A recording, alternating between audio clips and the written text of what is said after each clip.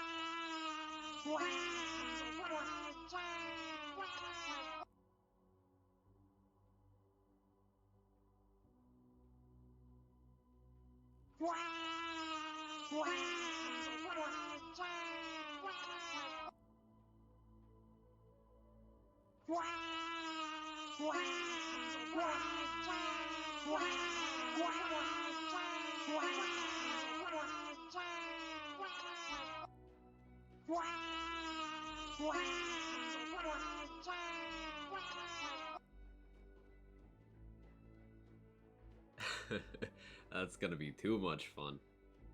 That's gonna be a little too much fun.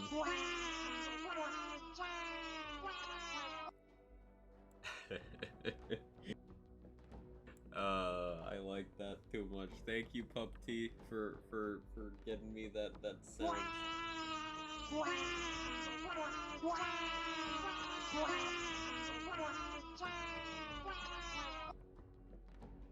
It's wonderful. It's amazing. It's perfect. I'm definitely gonna have to increase the cost or like add a cooldown or something on that, but for now.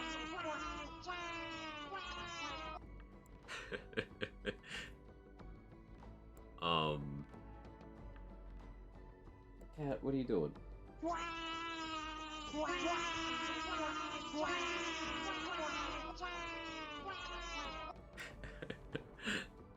That's the best.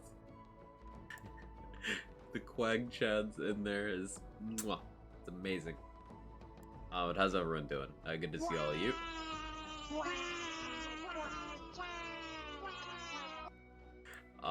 Diggs, how you doing?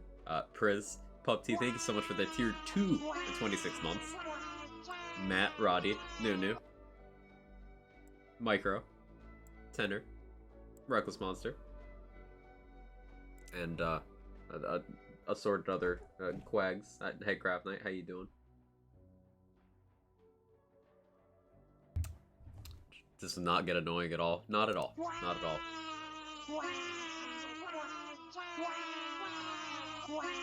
It'll never get annoying. Hey, Booface, how you doing? Oh,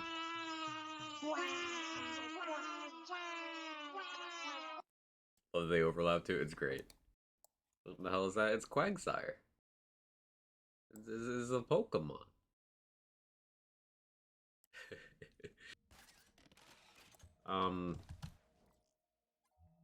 Echo Cast is gonna be hilariously useless here, but may as well. Hey, Wales. I always appreciate the streams. I always appreciate you. Raise your redemption limit. Oh yeah, I did. I think I set it to like 5 per person. I can uncap that probably, but I'm not gonna right now. I forgot I did set it to like 5 per person. Here, it's okay. I'll do another one for you.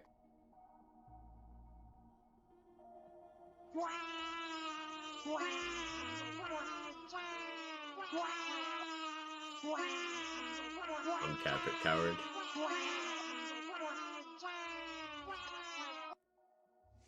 So, I want to mess around with Kensei stuff. Currently this is just my Kensei Hunter Seeker setup, where I was apparently doing some weird cryo thing.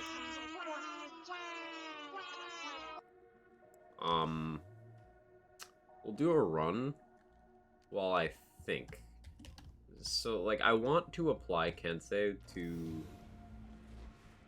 things outside of the box. Like, for example, yesterday, I spent some time with Stone Swan. We were messing around with Kensei Breath of the Dying. Like, Breath of the Dying applying to the on-kill orbs. And that was a fun time.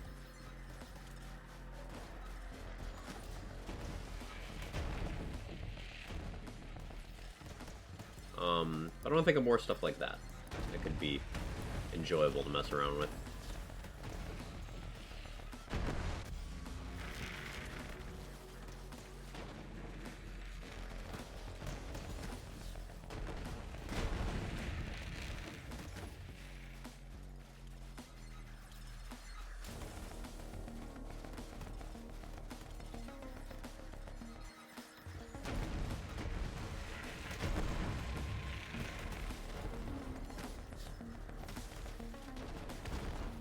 Sensei's dope, Light Show does good show with it.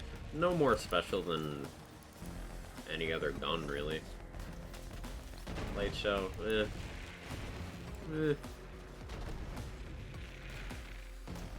But you're right, Kensei is dope.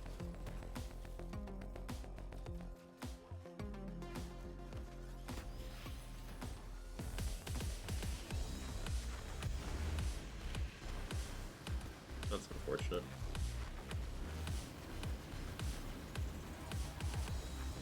Classic Amara fight for your life moment. What do I have in the setup to deal with that?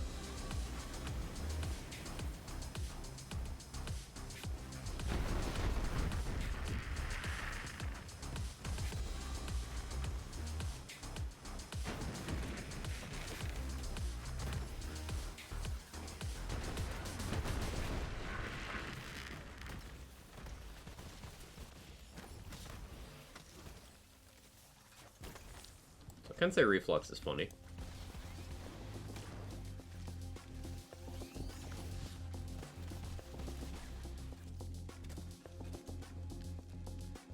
And send that Fire Paprika maybe? Yeah, I'm using that. Beskar? Yeah.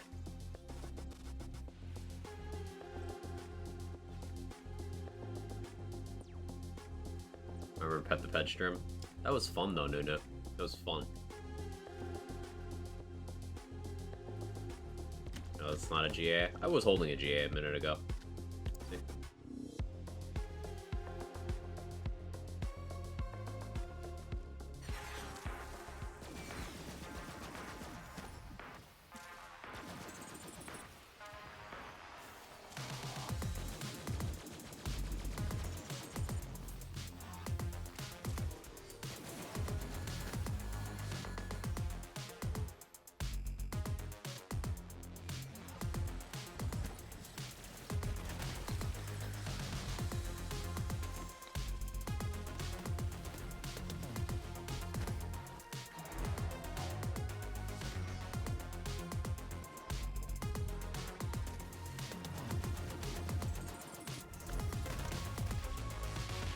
Ouchie.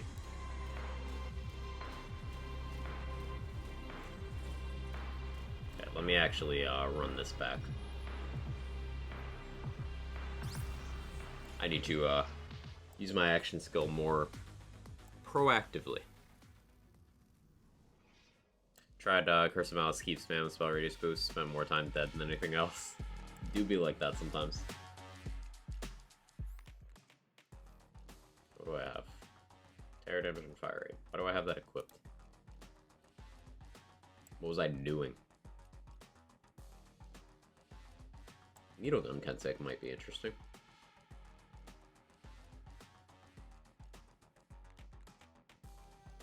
Kensei would apply to the chucks, right? Needle Gun chucks hit quite hard. Or just Kensei look for bullet. Oh, it should still work out.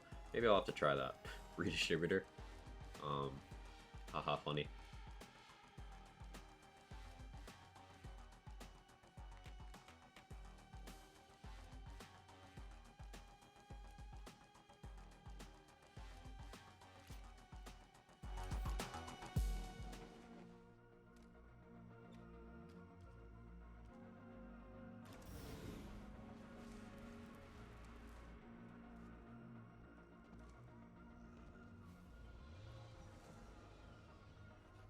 Basically, what makes Kensei interesting is it applies a melee bonus element to gun damage that you do.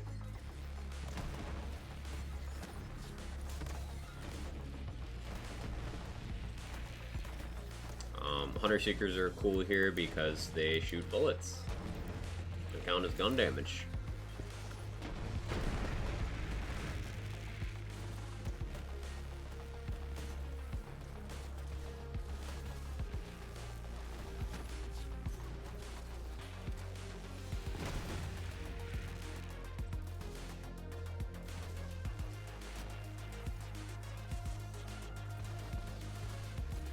Is this not a ×7?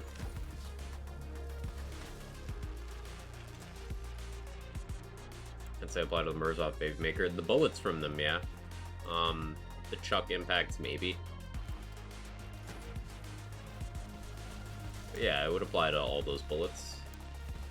That could be fun.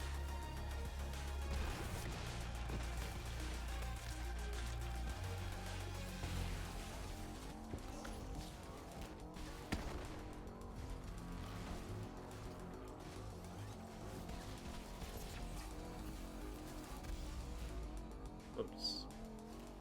I need to pay more attention to what I'm standing on here.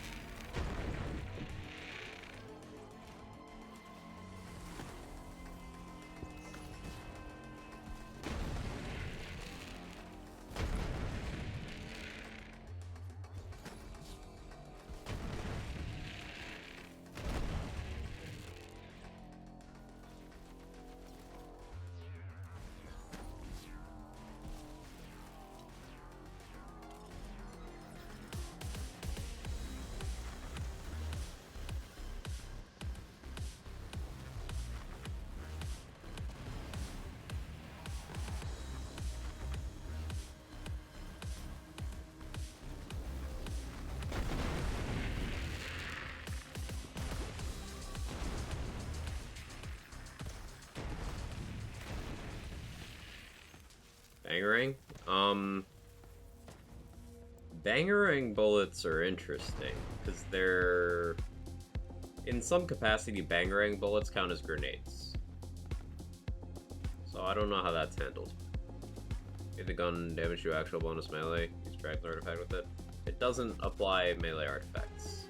But the bonus element from Kensei, this class mod here, it is melee damage. So it scales up with melee damage bonuses, it gets melee mayhem scaling, but since bonus elements do not trigger effects most of the time, it doesn't trigger things like melee artifacts. Now it will trigger certain other things, like if the Kensei bonus element gets a kill and I have Combo Breaker spec, which I don't currently, then that's on the table. It can trigger Ebb and Flow. It gets the bonus against frozen enemies. Bright side be same as Hunter Seekers, I guess. Bright side explosion, it's very easy to down yourself with as well. Be awkward to use.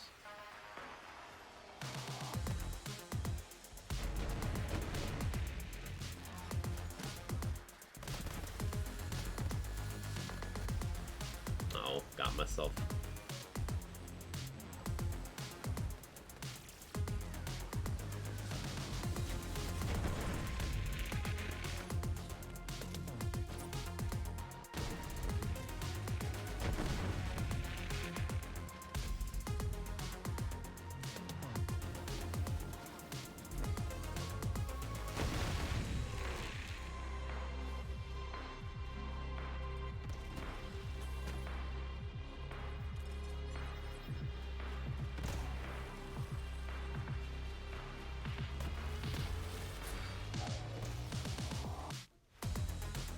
Dark Armor would be boring. Can't say Dark Armor is a lot of fun. What do you mean?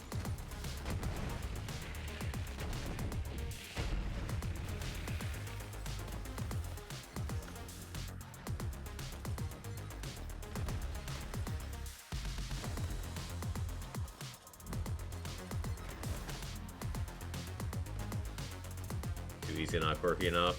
Fair. Gunnerang was so bad. Gunnerang is one of those things that used to be quite good, but because it's one of the few weapons that lost a significant amount of value to the TD or Chuckner. Basically, that's the short explanation.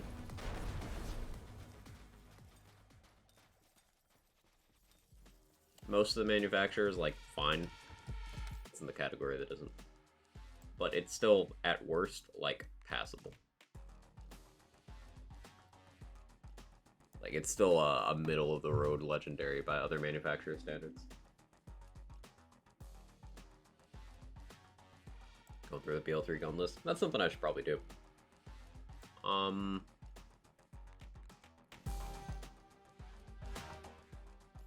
want to respec. And, not do the cryo weirdness that I'm doing right now. Icebergs. Burgers. I've never used laser weapons with Kensei. That could be fun. Provided it works. Like, SF Force is pretty good. The primary fire mode, anyway.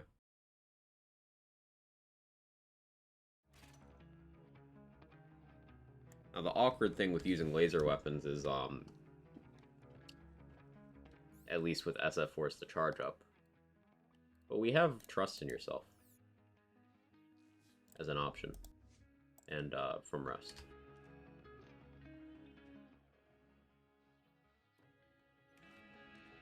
Let's go weird with this.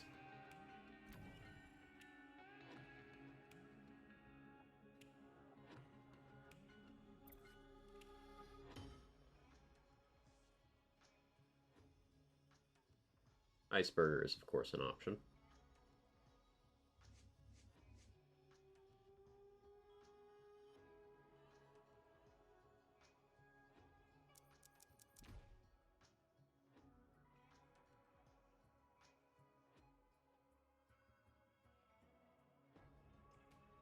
So if we go Trust in Yourself, that pretty much takes care of charge speed and reload speed for us, as long as we use an action skill start shield. Or something easily broken. Now, we've got a couple options here. We could do Frozen Heart to freeze enemies for the melee bonus. But I don't think mobbing's an area where we need help. Probably end up going with Revolter for single target. It's not a great Revolter, but it's one that exists. That was a Manic Pixie Dream gun. Cut gun, yeah.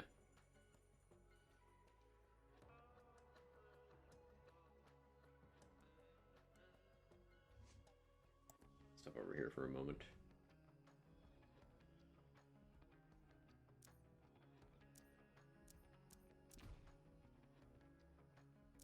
Definitely want to Transcend. Restless is such a feels bad man thing to take, but, you know, Amara, cooldown.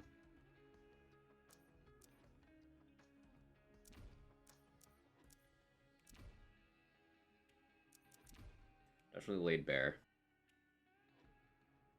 More fire rate lets you get more hits in within a Kensei window, so maybe fire rate stacking. Hey Leo Geo, how you doing? Welcome in. Oh, I forgot to mention to you guys earlier. I did upload the record run from yesterday. For GTD Flat Guardian Takedown to YouTube. And I submitted to both Endgame Rush and that category. So yeah, we set 2 world records in 1 run yesterday. That was pretty cool. Do indiscriminate projectiles do gun damage? I think I remember scale ability damage. So they have their own kind of thing, Craft Knight. They are neither. They're neither. There was a time where they were action skill damage, but they are currently neither. As they do have damage to make the operator funny. Not with the mechanics of how that gun functions, no. Maybe with some shield break amp stuff you could get it to do an amount, but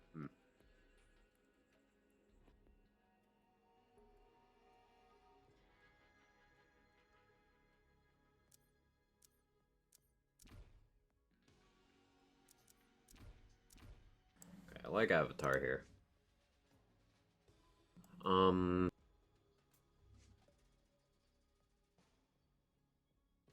Doing laser stuff. If I'm doing Iceberger, then Heavy Rain would maybe be advantageous. No mistakes in nature makes the most sense, though, of course.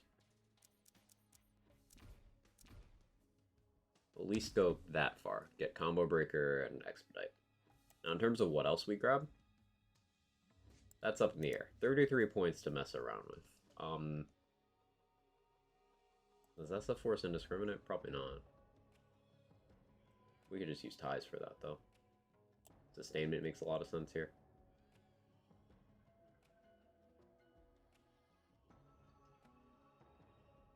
Probably want to avoid Infusion.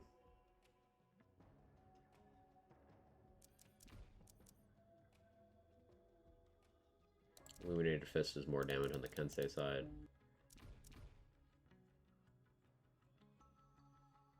Gonna be a lot of anima. It's gonna be weird. Guess I could like run a rad one.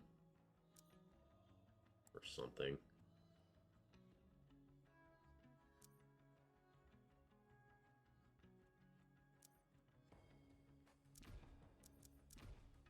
We're just trying weird stuff today, chat.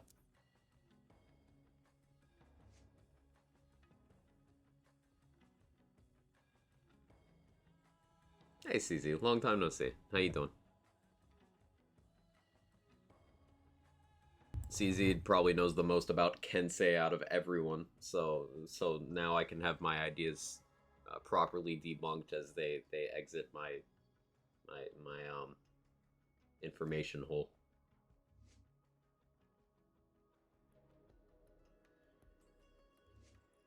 Well, how are you? Can't complain too much. Today's a little bit of a I'm not feeling great today, but I think it's because I stayed up too late. But other than that, can't complain. Kind of pumped to see you back in the tree. Hey, Beef. Yeah, this is one of those classic I'm having a thonk sort of days. I joked about it in my Go Live tweet, but basically, this is one of those days where I mess with the skill tree for a while thinking out loud, do a takedown, go back to staring at a skill tree. Morning, Chester. How you doing?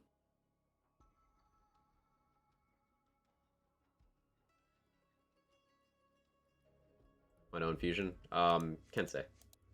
We don't want to lower our output for Kensei bonus element. What a cup of coffee can't fix. Amen. Replace every fluid in my body with coffee today.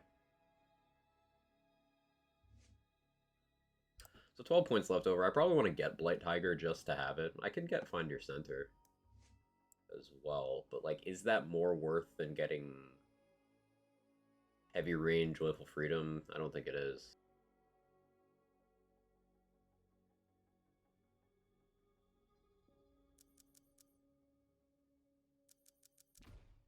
Like, that just makes a lot more sense to me. Still have personal space, I guess.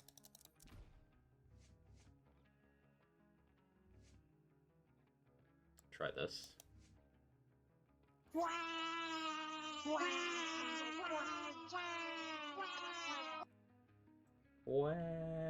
quack, quack, Jack, quack. She's just a girl and she's on fire.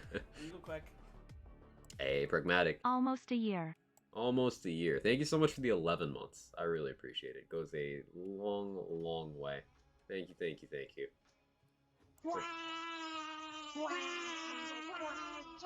Hope things are treating you well.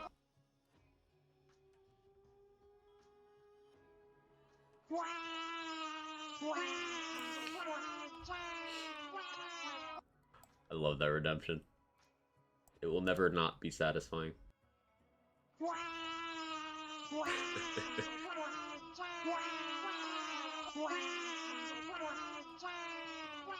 Thank you again, Pup T.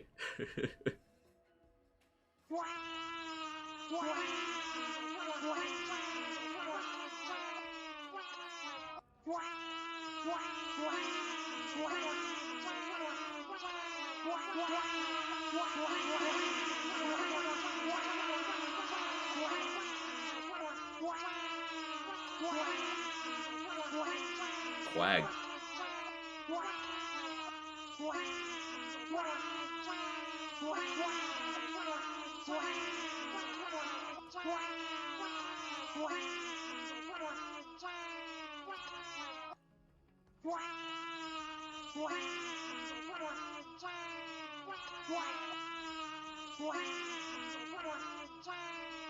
Hey, Urban Mech, what did I just join? We got a new channel point redemption. You know, you just quag, and then it quags. And then you quag all over the place.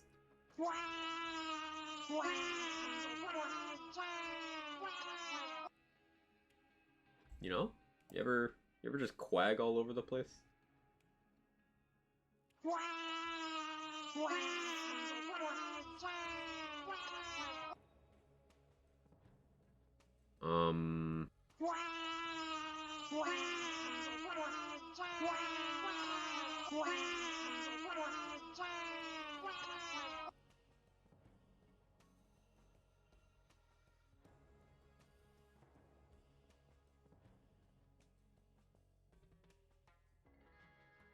Let's try with this one. Is this the right Kensei?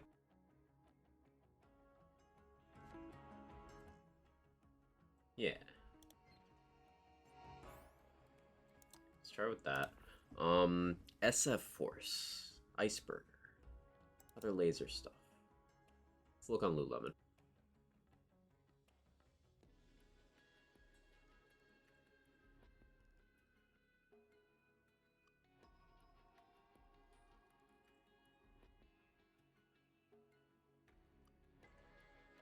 So SF Force base 34K.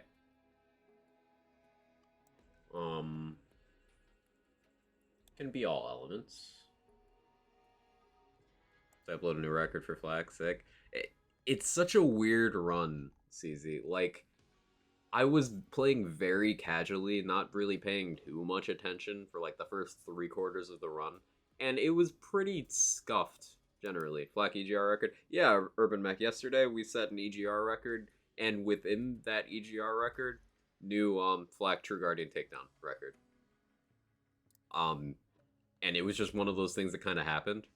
Like, the run wasn't particularly good until post Anathema. For some reason, I did that mobbing, like Necrobugs 2, really fast, and then from there just kept picking up speed. But, like, it was not noteworthy until that point.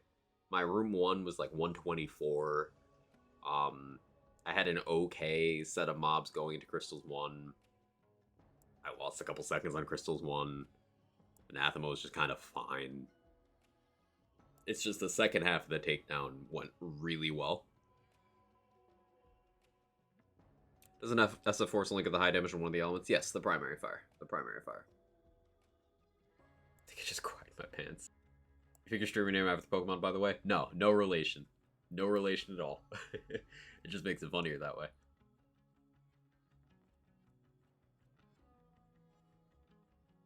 Other thing that might get Kensei bonus element and be funny. Soul Render? do you guys think about Soul Render, Kensei?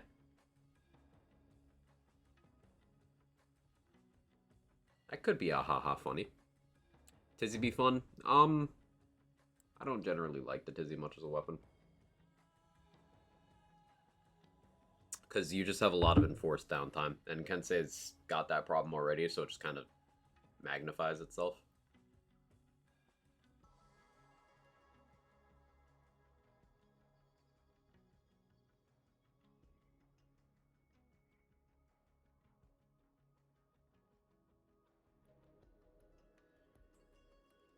We're looking on Loot Lemon at the weapons list. For inspiration.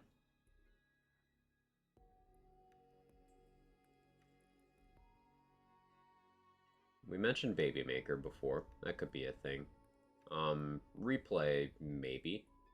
Replay can hit a lot of targets at once. Possible Bangarang. Beacon's a good gun. I don't know if I'd consider it for this. Becca seems too awkward for that. Kensei Blade Fury is just not as good as you would think it would be. Rebound? Rebound, maybe. I'm thinking some variety of Grasp. Either base Grasp or Ties of Bind.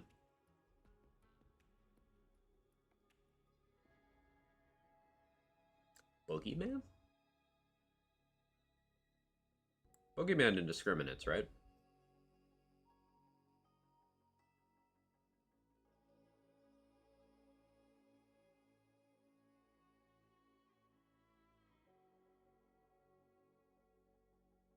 It was a bite size, just a incomplete weapon that was never officially available.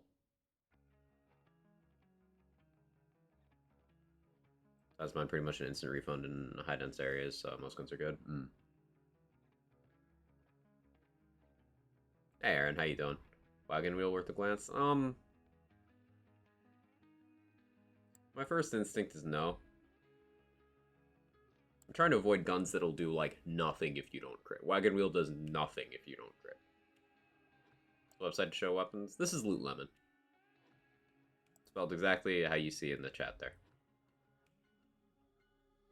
But this new redemption won't be around long. I'll raise the cost, but I do plan on keeping the redemption around. It's something I've wanted for a while. Kensei Carrier sounds funny.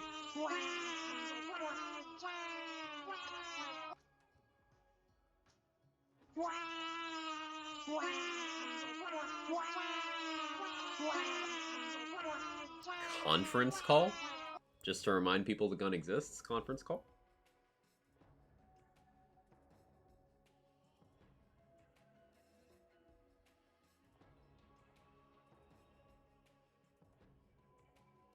At limit?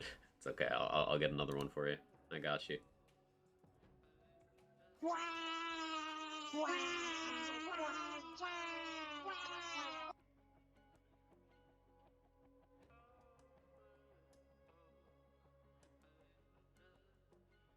Okay, how does Kensei interact with, Torg Stickies? So, like, could we do a bang stick? Is the question. Times 18 bang stick. Stone throw, I don't know if the damage is high enough. Yeah, I feel like it's not. And then it puts us back in the boat of, like, you got a crit to do anything useful. Thank you for testing. Damn it. I don't have a code for that handy, so we might have to farm a bang stick to try that.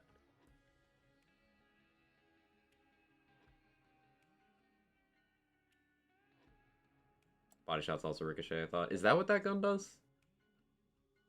Probably.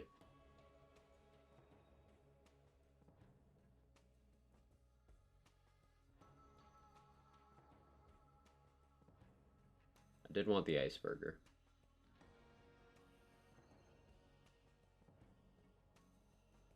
Kaisen is, of course, amazing. Sword explosion. Convergence come in 16. Think I have one? No, it's 4 and 8. Convergence is a good gun. It's just, sucks against moving targets. We have Grasp, so that's not necessarily a problem, but...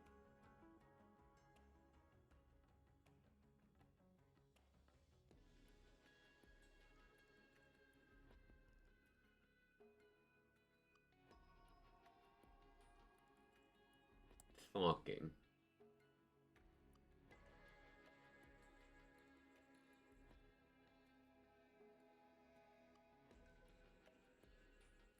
OPQ can say it could be funny.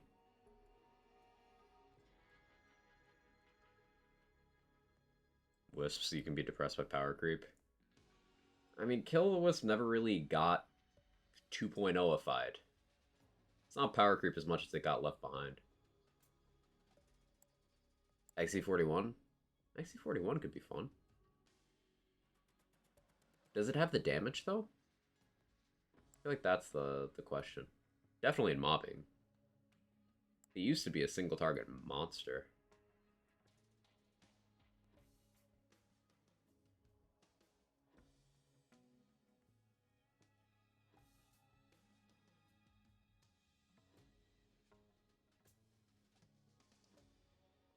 Prompt critical?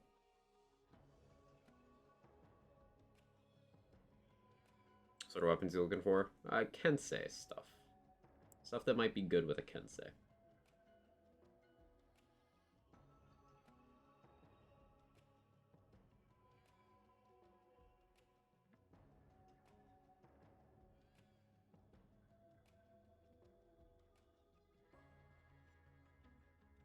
I already know Sandhawk is, but trying to avoid it and be creative.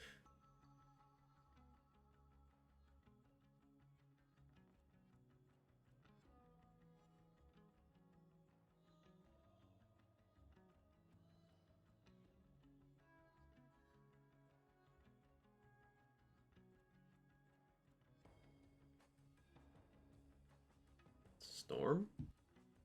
Are the orbs gun damage? Crossword use for once? No, that gun doesn't have any positive attributes. Light show's always an option, and it's boring and doesn't do anything better than any other gun. As I said before, I dislike the light show. Why use the light show when you could use anything else? That's how I feel about that gun. Herald? Boo.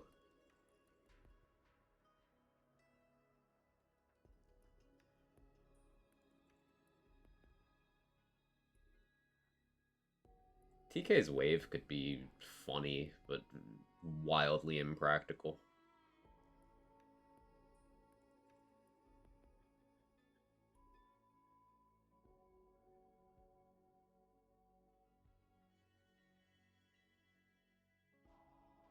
Trevinator? Trevinator is really good, yeah.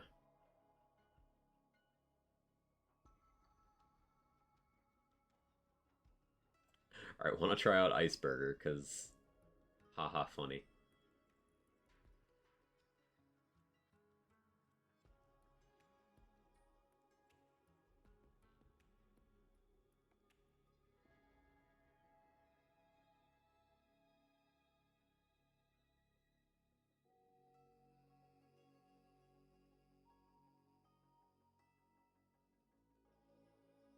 And put on this thing. Consec? Kill stack?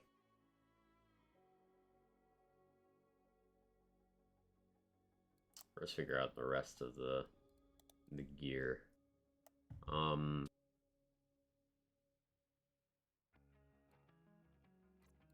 So we could go Terror here to give us Terror damage and fire rate. Which the V1 would be good, and we could also fit more shots Infinity. This is one of the rare setups where Infinity would be kind of amusing. Wouldn't be good, but it'd be amusing. The fire rate would let us fit more shots into a Kensei window, and the V1 would be good damage-wise.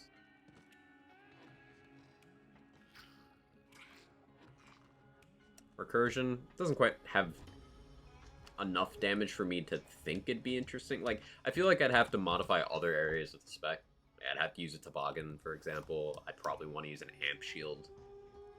And that would take me away from using other guns well.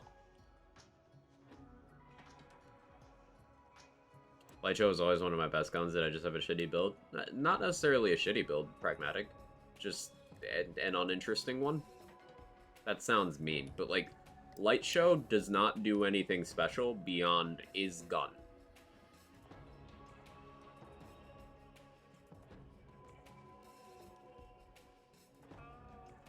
I'm trying to be weird here. I don't need a redistributor. Sorry, Micro.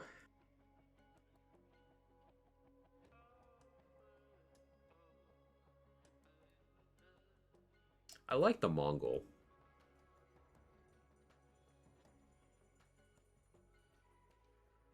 I do like the Mongol.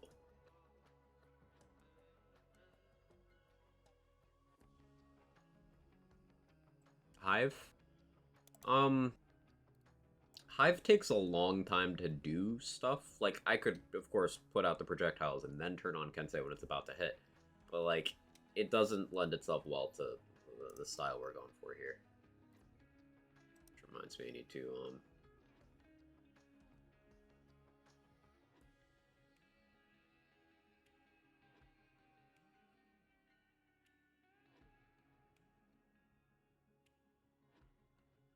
one second.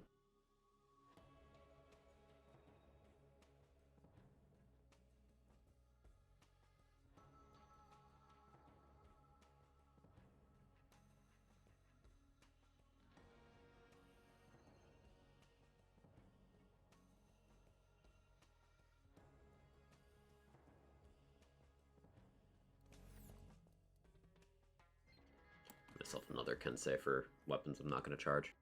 Multi-tap. Multi-tap. Quick delivery of damage. Indiscriminate friendly. Multi-tap's a good shout. Tig's Boom. Tig's Boom kind of sucks, and the meteors would probably kill me more than anything else. Tig's Boom, unfortunately, is the big poo-poo.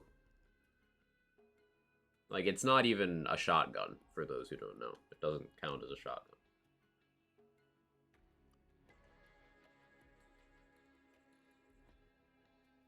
Found out I won a Gearbox giveaway. Ooh, what'd you win? Did you win that Skag plushie giveaway? Pragmatic? I'm trying to think of what they've been giving away recently.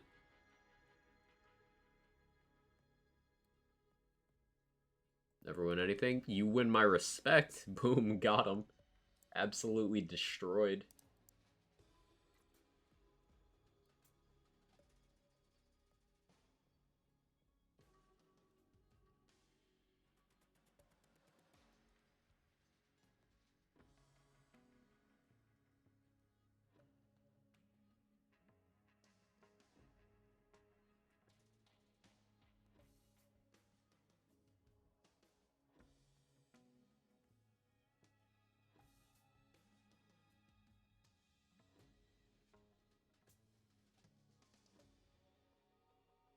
Soundtrack plus Buzz Stallion plushie for Wonderlands. Let's go.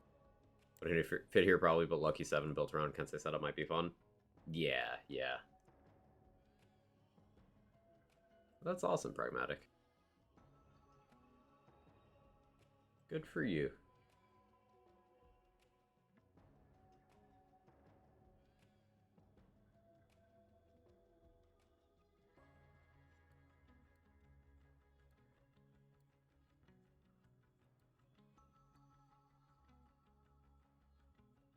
Like terror damage and fire rate here. Could use a lower level revolter, and then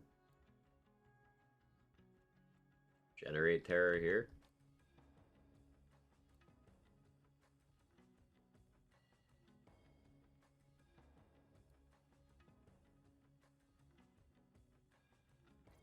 I kind of like that idea. That lets us get Terror Cryo on weapons, but do I need that? Because that's just another bonus element. That's not really helping Kensei necessarily.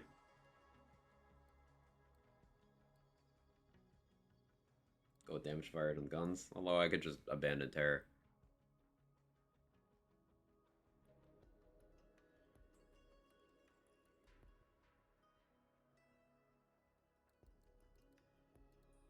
Maybe I'll stick with non-terror for now.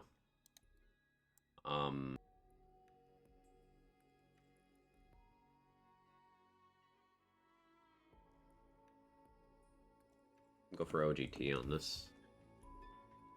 Reroll that manually so I have time to think. Oh, do I want a cryo one?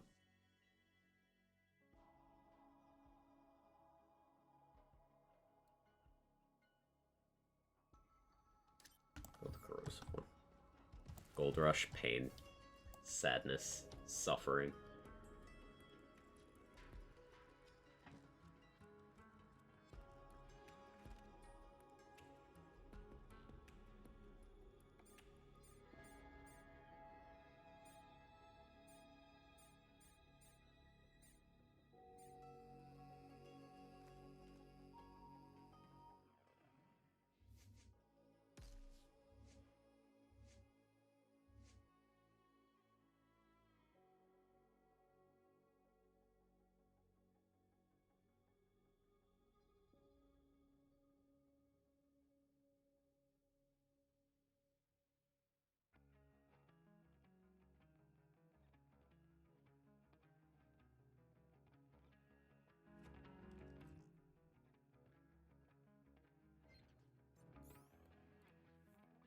Like to see how this goes.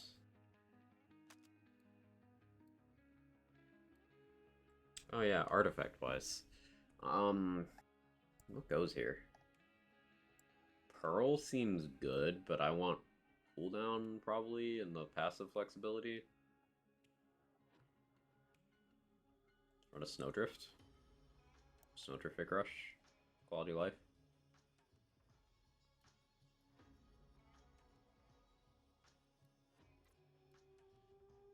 Cutsman maybe for multi-target stuff, or convergence for that matter. Yeah, convergence is good here. I like reflux with Kensei. Tis a good time. Maybe I want a time 7 though.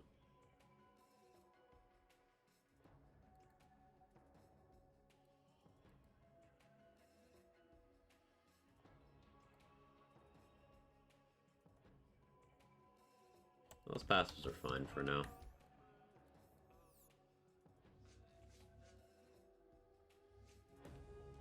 Vertebrae's bonus projectile, dude. Probably mediocre overall. Be my guess.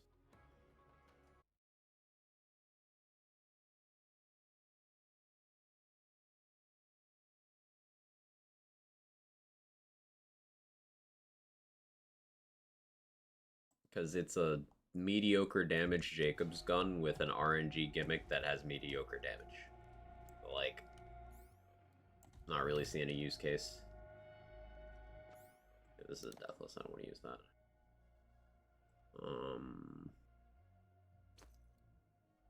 Boogeyman, thought about Boogeyman. Does Kensei bonus element proc body and mind? It does not. That'd be insane if it did.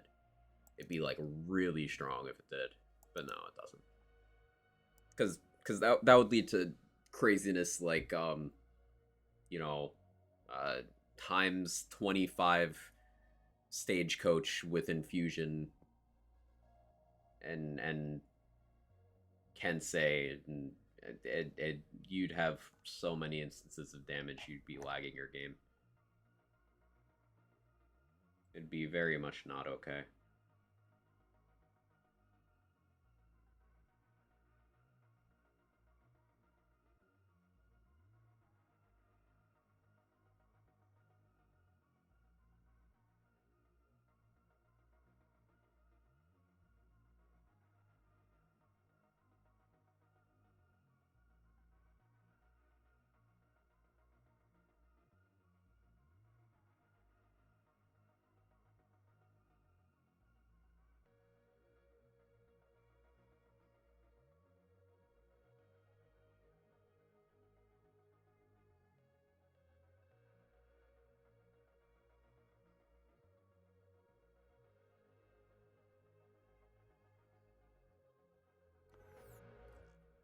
Times 40 anarchy with body and mind. Yeah, that'd be crazy butter.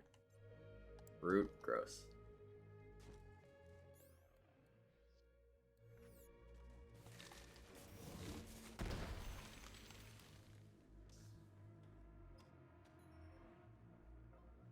I wonder if any Vlad up in some shotgun mode would be worthwhile for this. The tasers. They don't have enough damage to be noteworthy. Like, Tensei can put out some good damage, but it's not going to, like,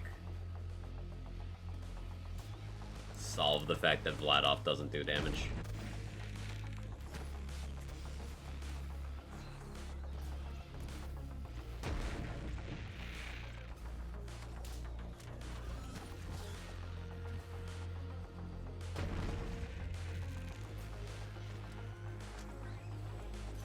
It's a haha funny.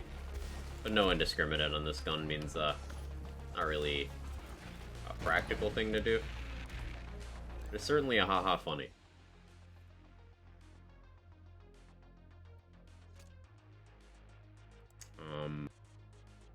Butcher? Butcher could be fun.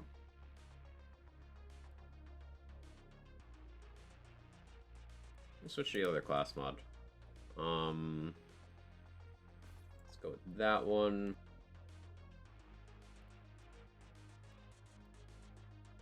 I'd try out a Butcher.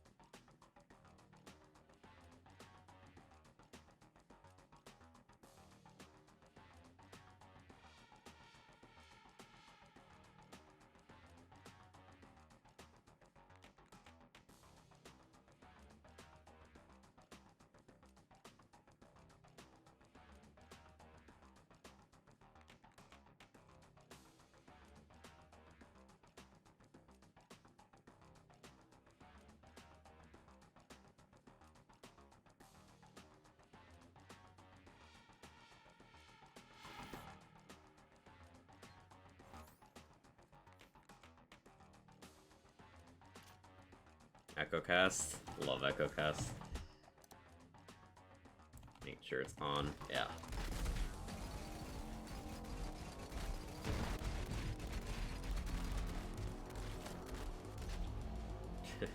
That guy had to work for it.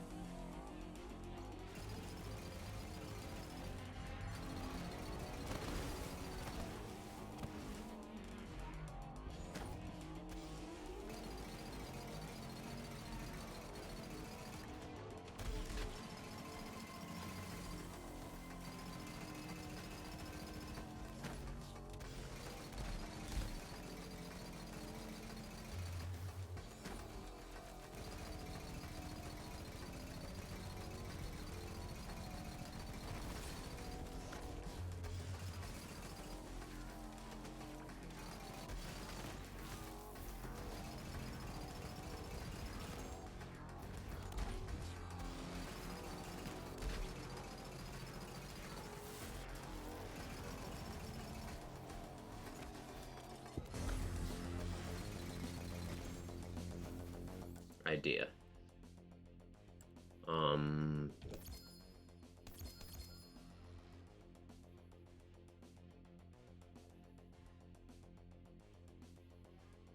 Yeah, idea.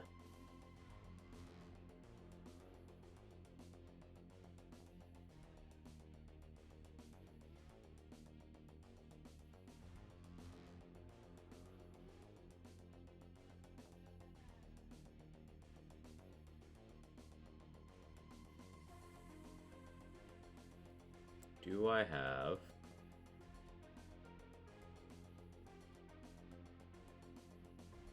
That'll do.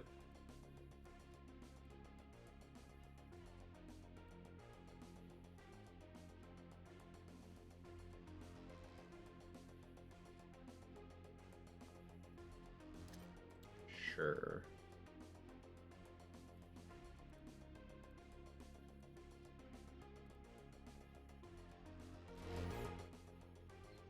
Oh, whoops.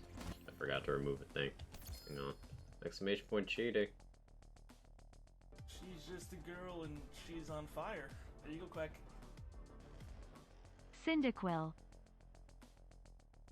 I know who that is. Glenny, thank you for the 28 months with the 18 streak. Cyndaquil to YouTube, man. Cyndaquil. Thank you so much, Glenny. With the tier 2 as well. I'd trust be fun to destroy ammo. Yeah. Phase Slam 200 melee boost Kensei? Yeah, it would. But it'd require me to use Phase Slam, which has a much worse cooldown in general. One more week? Yeah, I'm excited. Hey Kitty, how are you? My stomach's a little bleh today. I'm a little tired. But I got a cat, I got a chat, and I got Borderlands 3, so I'm good. We're doing a bit of a thonking stream today. Just messing around with build concepts.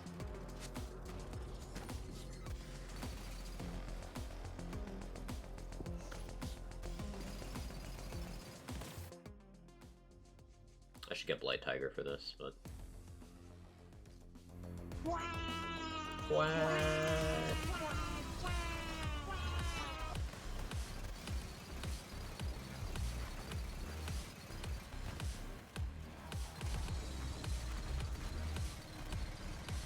Yeah, let me actually go respec.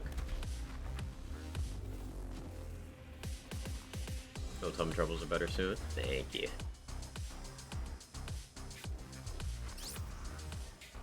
The game's amazing. It's so much fun.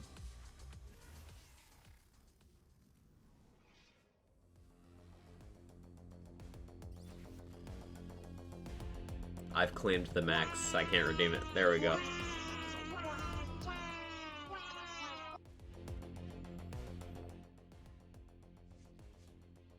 It's like, Blight Tiger would mean less joyful freedom. That's fine, I think.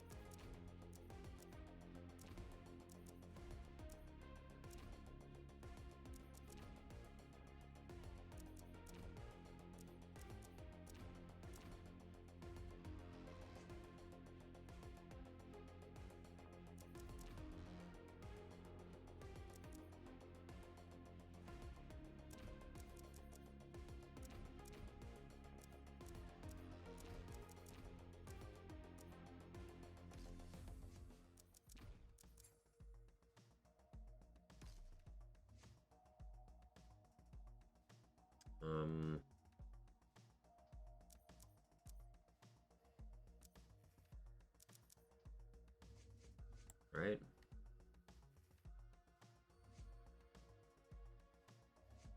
Or should I have gone for Find Your Center? No, this is fine. Oh, whoops. I think I accidentally get myself topped off bug. That's fine, I'm testing. I'm testing.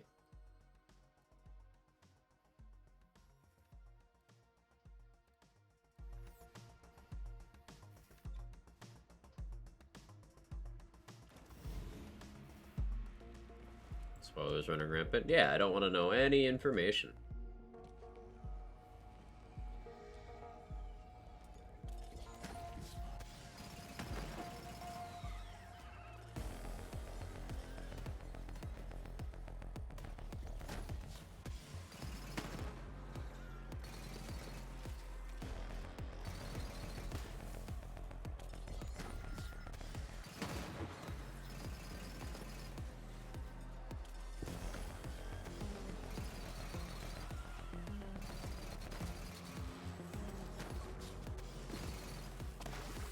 This is fun.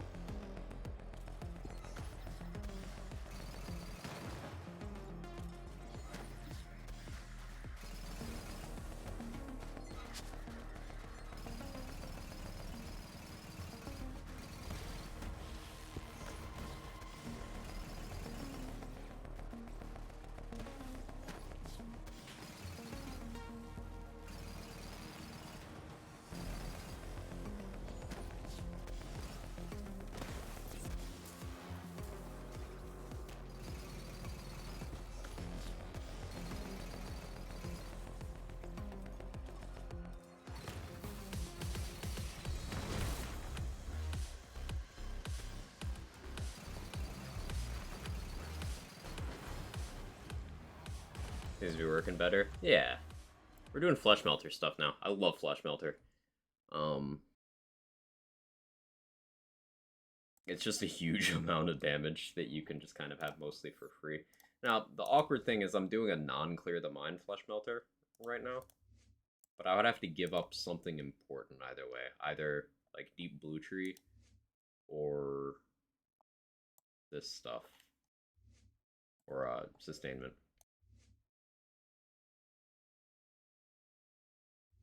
Because, like, I need these 5 points in green at least.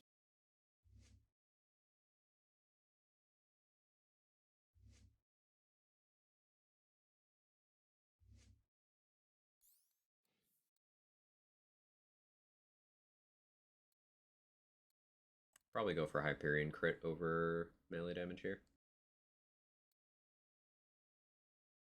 Mag size over melee damage here. This is fine for now. Just raise the level cap. Why are you like this?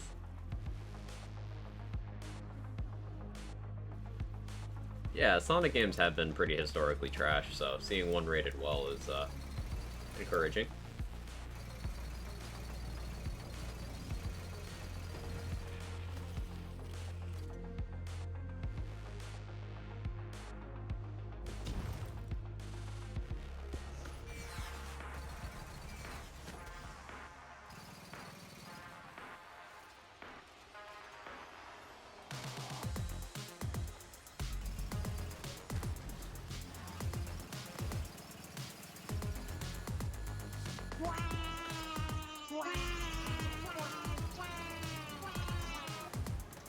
Quag! Hey Declan, how you doing?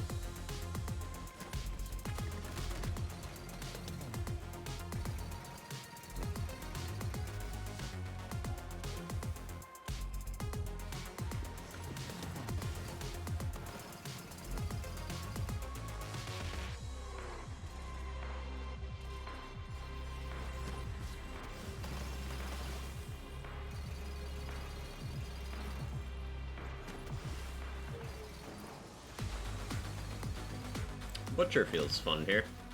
I feel like Boogeyman would be pretty similar in terms of you know, infrequent reloading. You guys think Boogeyman would out DBS a Butcher here? How are we feeling about that?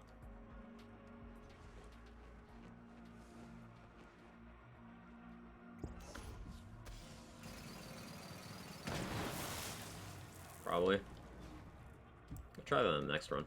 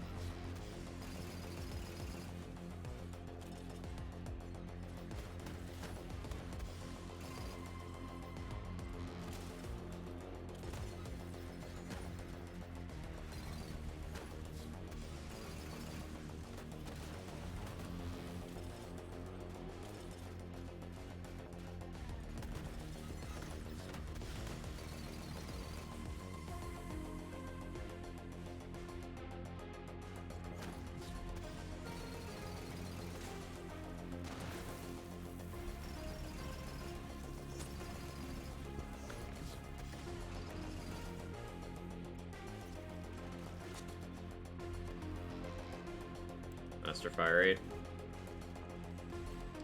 Does the Boogeyman fire faster than the Butcher? Here, let's look real quick.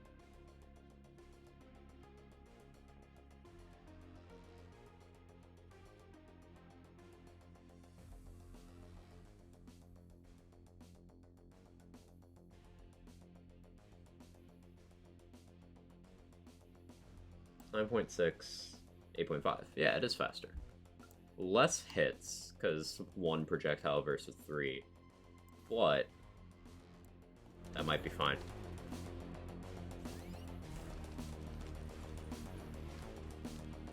Yeah, you might be onto something there, Beef. I like the idea. Boogeyman is also Splash, which means they'd have a slightly better formula to work with. Or at least the base damage.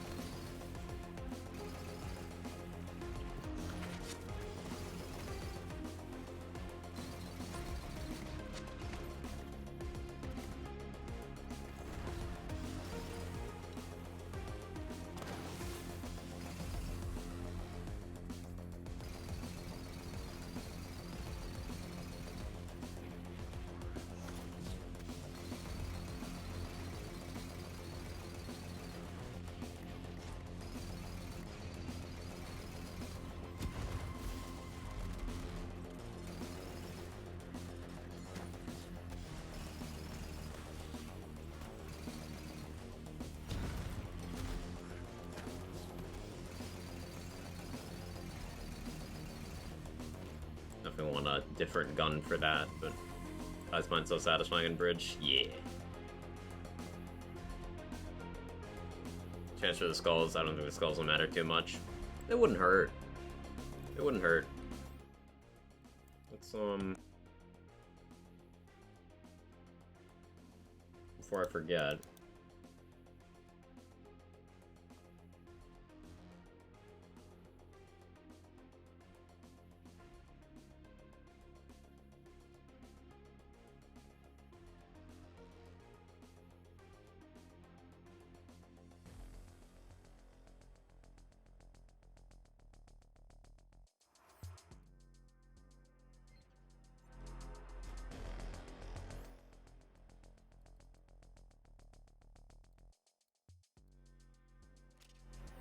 So now we have it.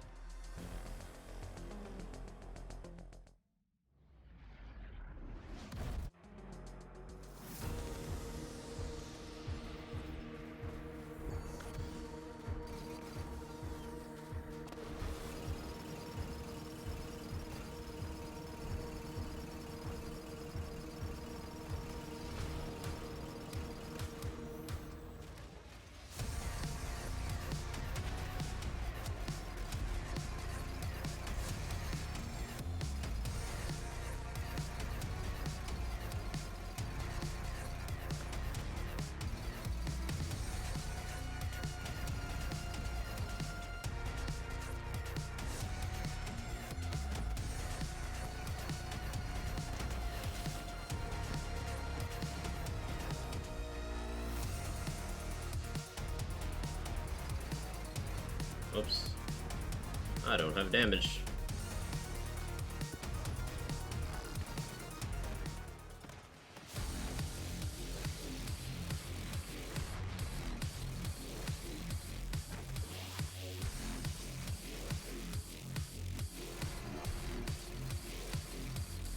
It's amusing.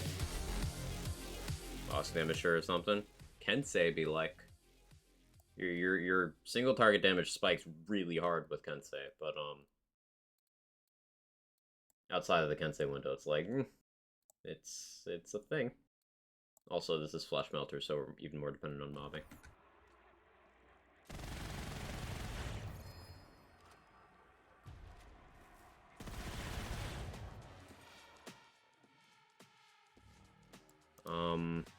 This would really help.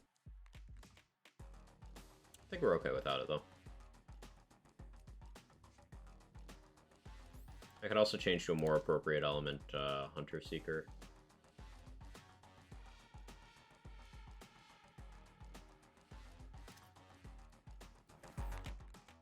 Let's try again. Weird fact, Soul Render actually fires out 2 skulls at a time instead of 1. They just overlap. Like, perfectly?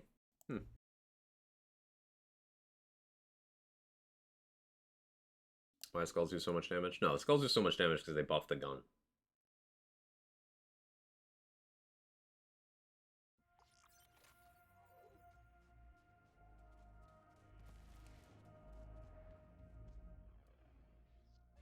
It's simply a big number.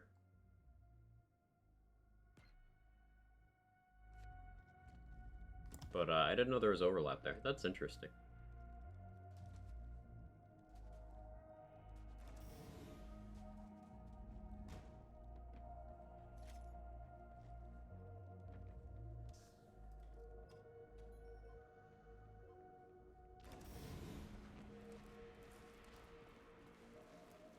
don't think I've used Boogeyman on Amara before, like, ever.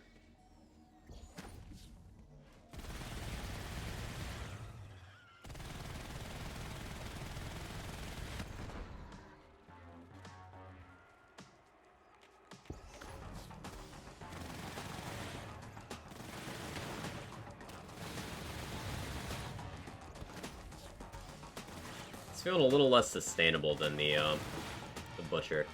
That's because, so, Boogeyman turns off consumption, but Butcher refunds. So I think I would need some ammo regen for Boogeyman to feel real good here. I do like having the range, though.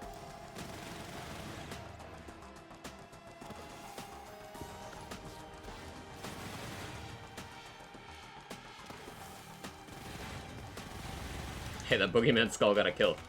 That's sick.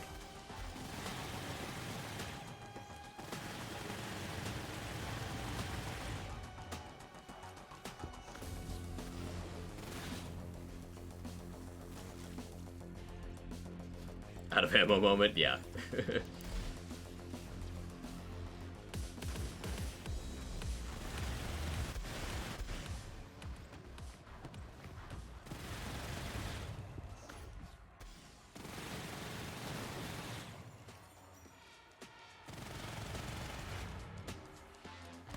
Awkward.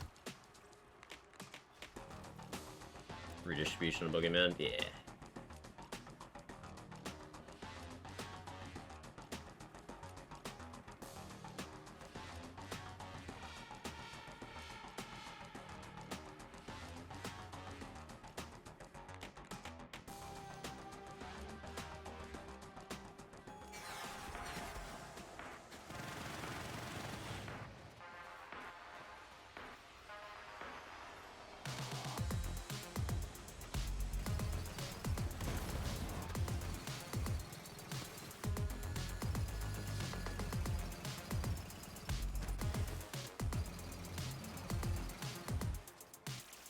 Space repair armor regen.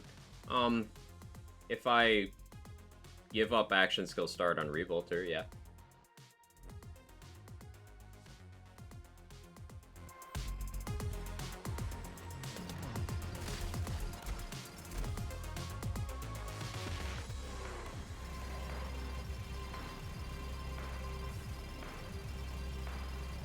But like what you're seeing right now is me not having Revolter.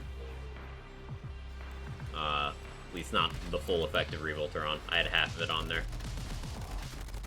Damage does fall off a bit.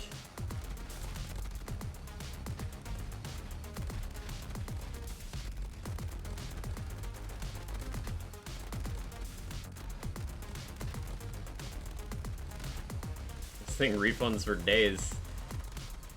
Just a classic Amara no damage moment.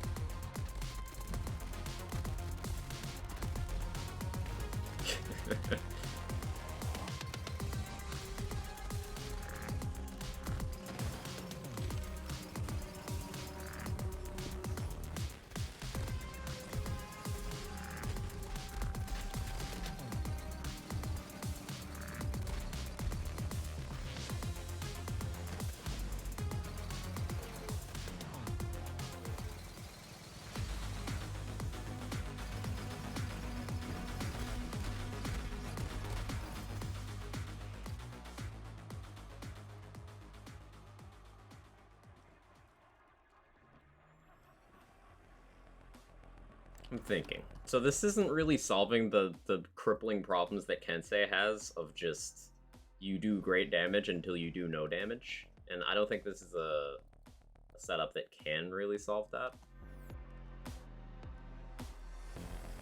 But it's certainly fun when it's on. It still makes me sad that they never increased Kensei's duration, because it could have been, like, really, really awesome.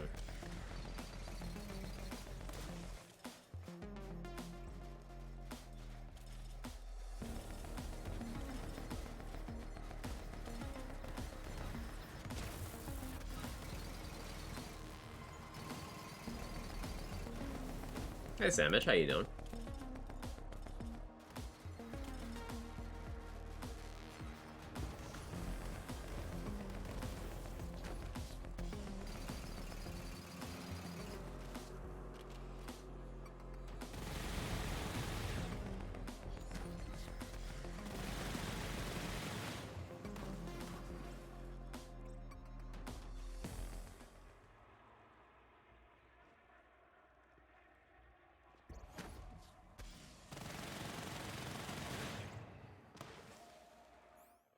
grab a couple other guns for this. What a Soul Render and a Breath of the Dying.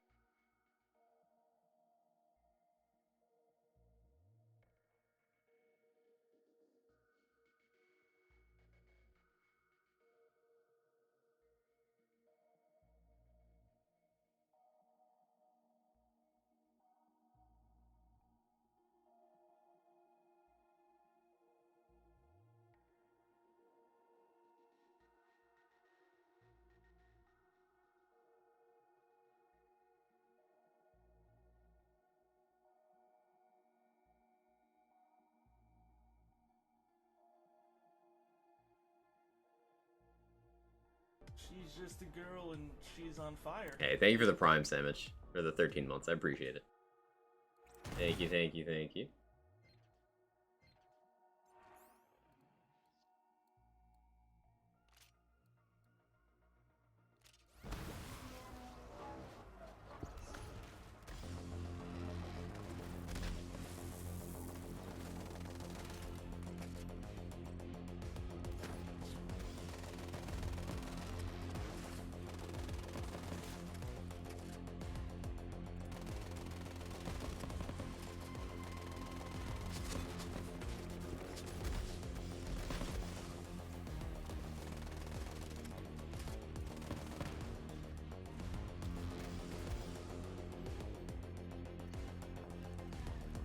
Living on a shit in Texas too. Ugh.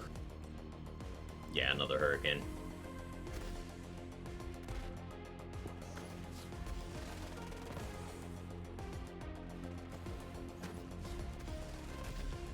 Ow. Okay, I suppose that's the Soul Render problem.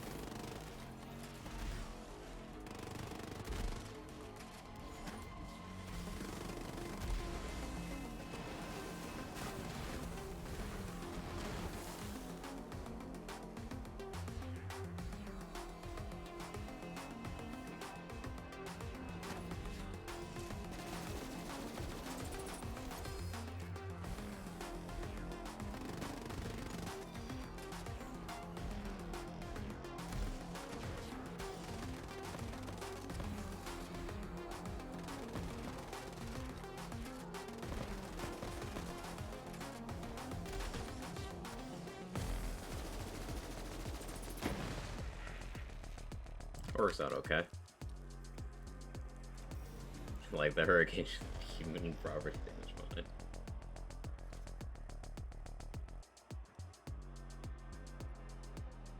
This is nostalgia. You playing BO3 again, so remember first year videos I saw. Your entry in Moxie's Malone Takedown Challenge, Fade Fly. Good times. Good times for sure. Yeah, I've been enjoying playing BO3 this week. Still have lots of other games on my to-play list, but this has been fun.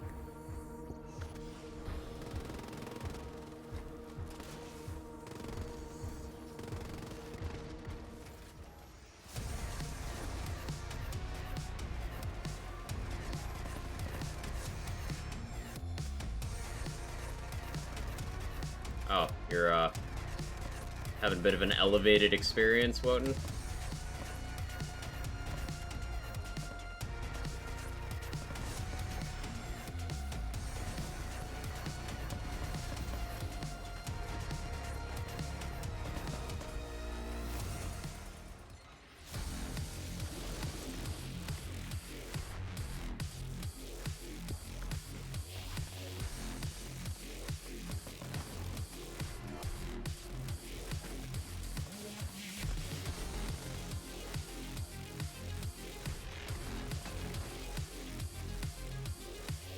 like Soul Render here.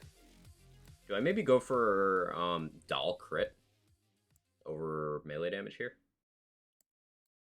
For my outside of Kensei damage? Or weapon crit, so it applies to like the Radical too. Those Radicals don't even have a useful anoint right now. So I could use that one.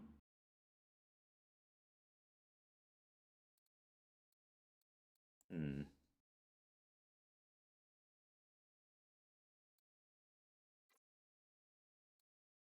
3-Volter doesn't have parts that really help me either. And Purple Com? Yeah, I'm using Kensei. Slam my head against the wall trying to make a good build with Flax, Purple Tree, and Com? Well, that's because you can't.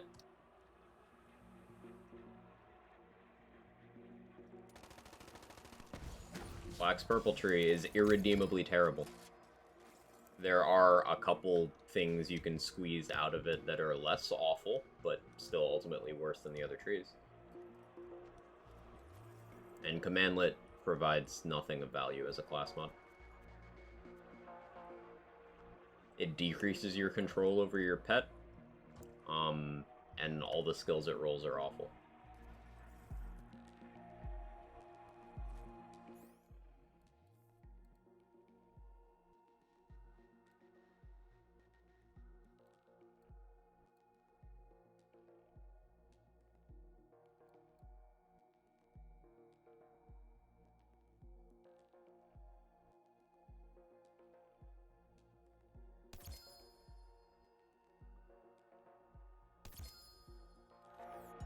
I always forget DLC 6 had comms too. Role Reversal is a good class mod. So yeah, that's the other Purple Tree class mod. Role Reversal is actually a pretty good one. Not possible. Why isn't it possible? Why not? It's just not. Why not, you stupid bastard?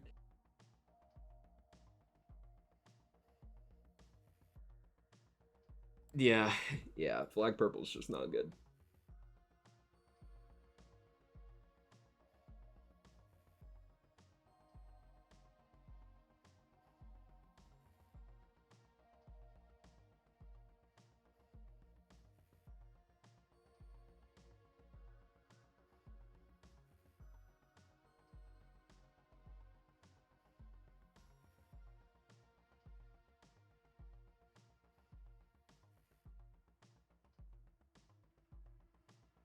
Maybe try that.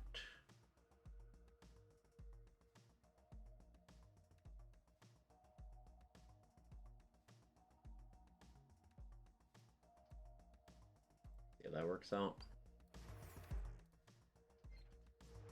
And in terms of Revolters,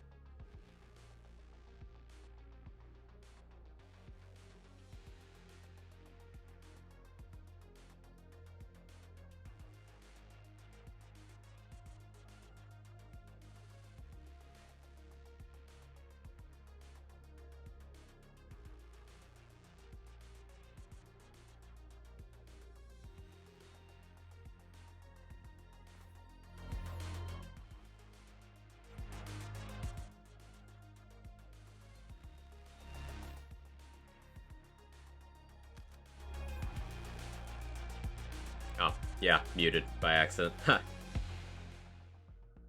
Thank you, newbie. I don't know how long I've been muted, but yeah, thanks for the congrats, Don, and Morning Sun, how you doing?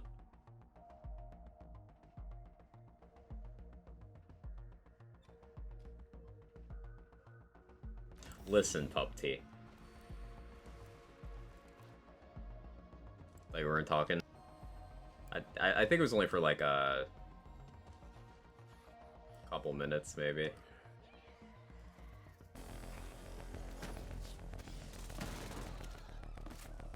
I don't know. Now I'm wondering how long I was muted.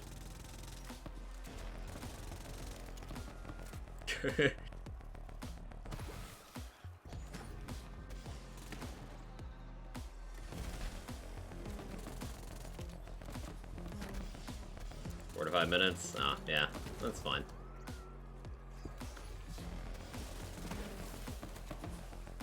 It's kind of sort of next to what I hit to tab out, so I probably hit it accidentally last time I used the limit. Muted for my entire multiverses game. Beautiful. Wonderful.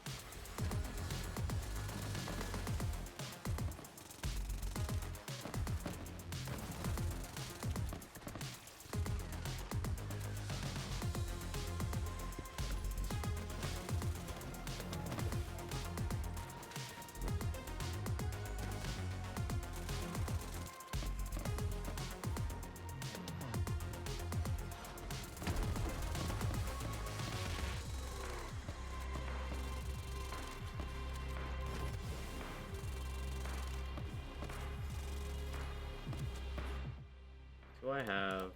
Okay, I do. I only have 4 heavy rain. Why do I only have 4 heavy rain? Oh yeah, I wasn't using splash stuff before. Okay.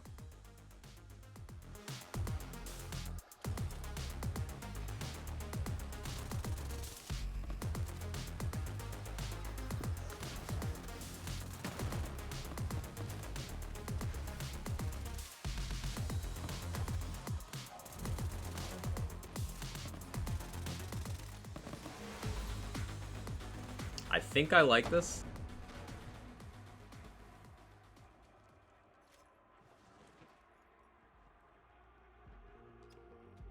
But the damage outside of the Kensei window still feels pretty awful. I don't know if there's a way to really reconcile that without just becoming Hellzerker with Kensei.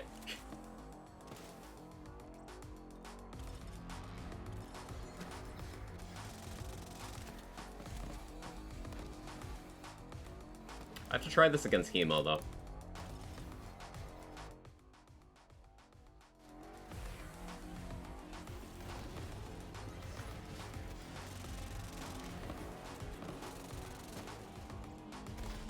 Morning, Snuffy. How you doing?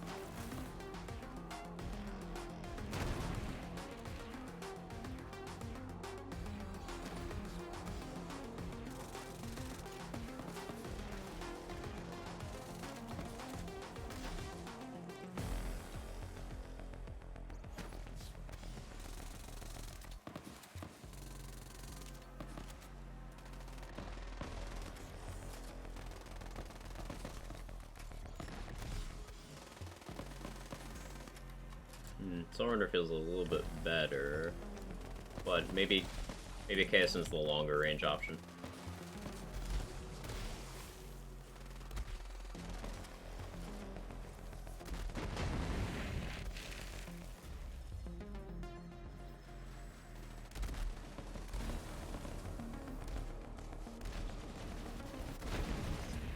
I just want to use my doll guns.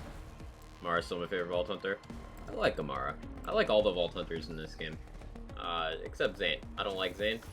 But even on Zane, there's build tech that I do enjoy. So character design in this game is just very well done overall.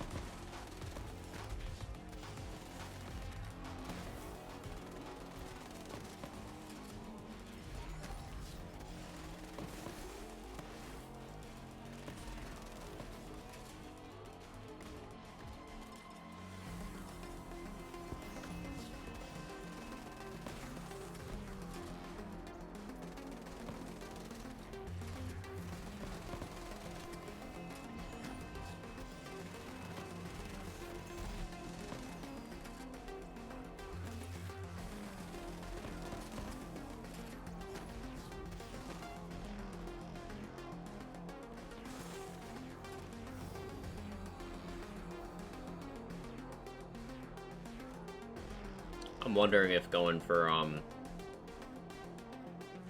Consec and an ASE 50 here is the play. Like an ASE 50 corrosive down here.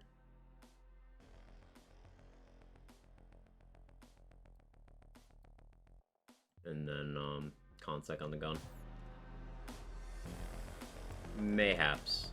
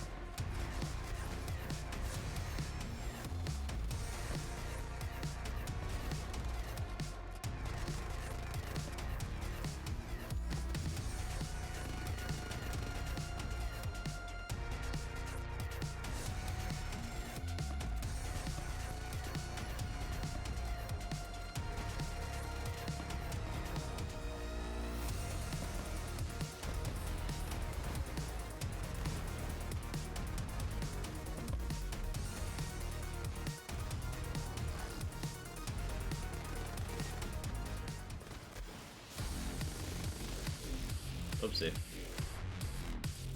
It's calculated.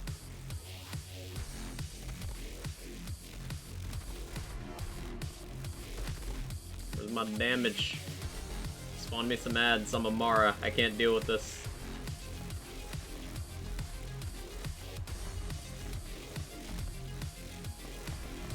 I really just said no ads. Okay, let me show what I'm trying to get out of Breath of the Dying here. I'll pop over to Flak real quick. Now, Flak, of course, has some formula stuff that allows us to be, like, pretty, silly. We can't quite replicate that with Amara, but I want to. I want to.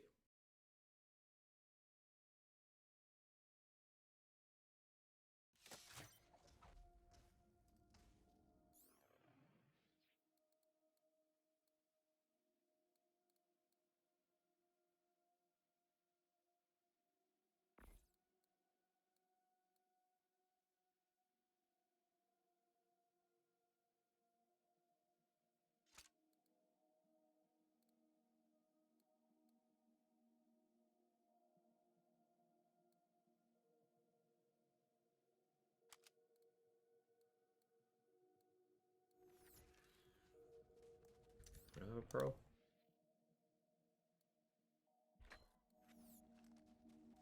Give me that.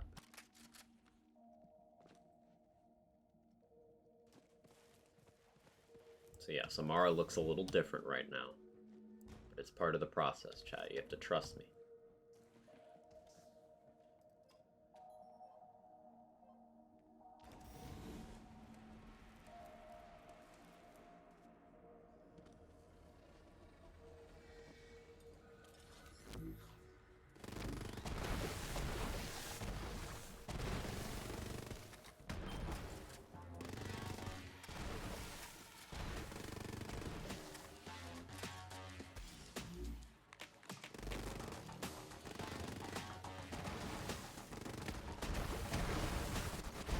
This is what we want, but in Kensei flavor.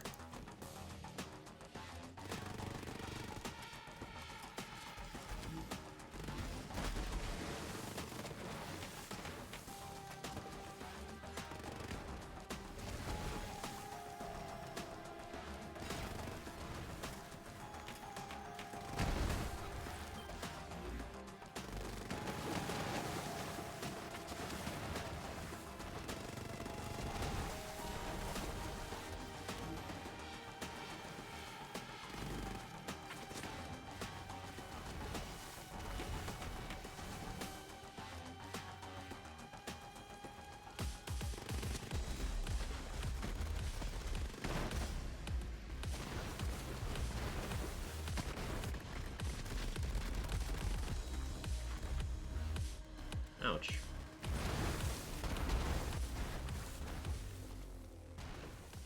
Love this gun.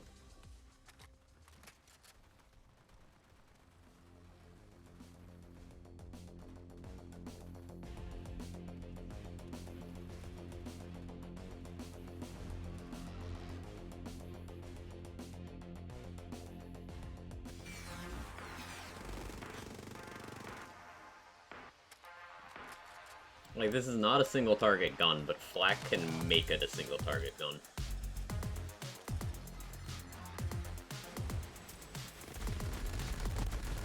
Wonder if we can reasonably do that on Moe's.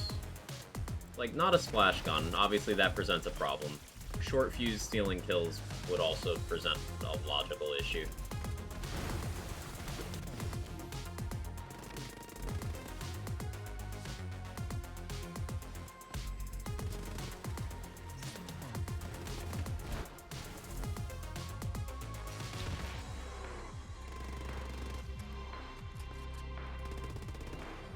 I think Big Surplus would steal. Green Monster wouldn't. We went that route.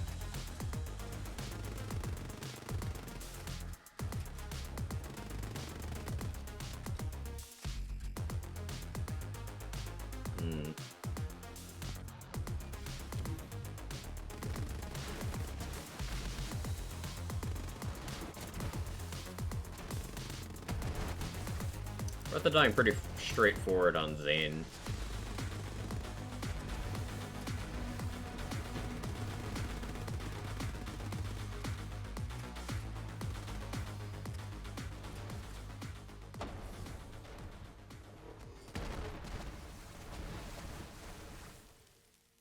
Hey TSG, how you doing?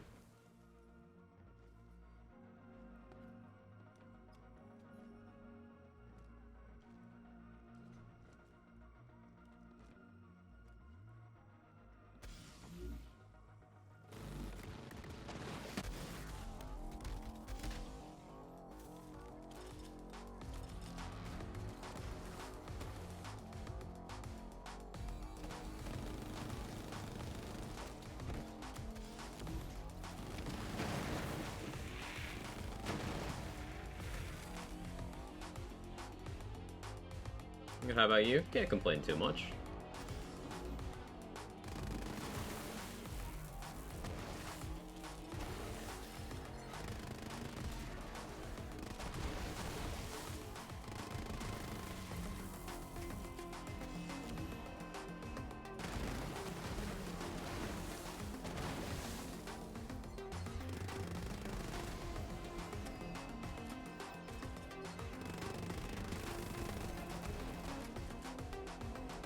Why is that such a good boxes when I'm not even doing anything resembling speedrunning?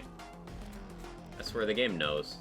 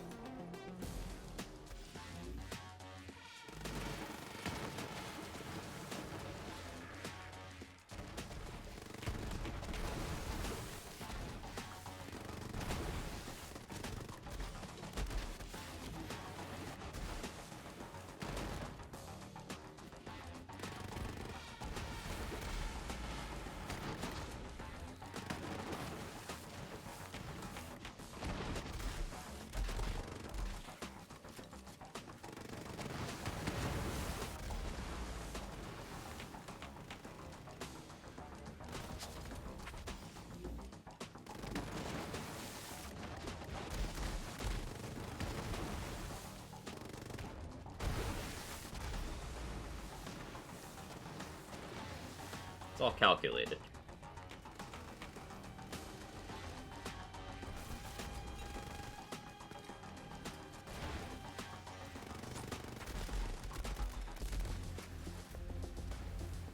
It's all part of the plan.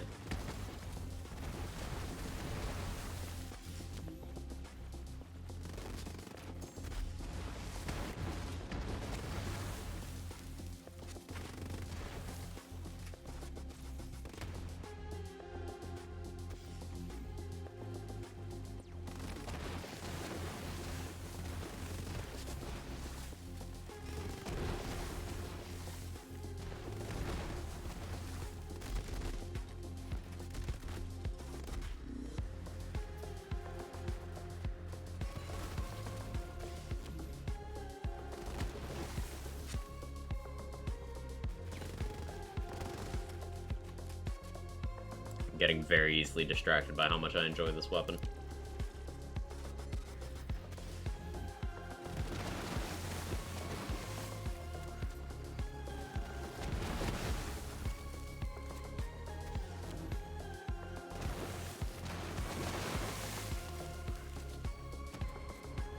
Tried to use gun on Amara, couldn't make it work. We were using it on Amara a bit earlier. There's some potential, it's just Amara's got a lot of stuff that steals kills that aren't the gun itself. Like, in a gun Amara build, what is most often killing is not the gun. It's stuff piggybacking on the gun.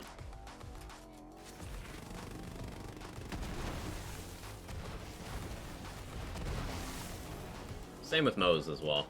Flak and Zane work well with this weapon because the gun is what's doing the killing.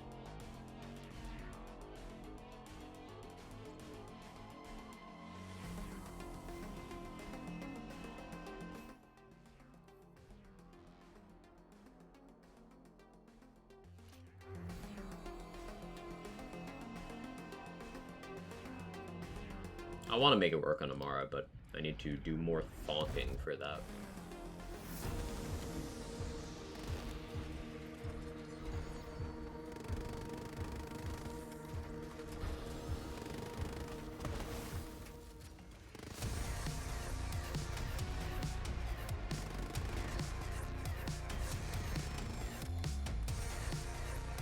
Like, Amara could never do that much single target damage with this gun. Just not happening.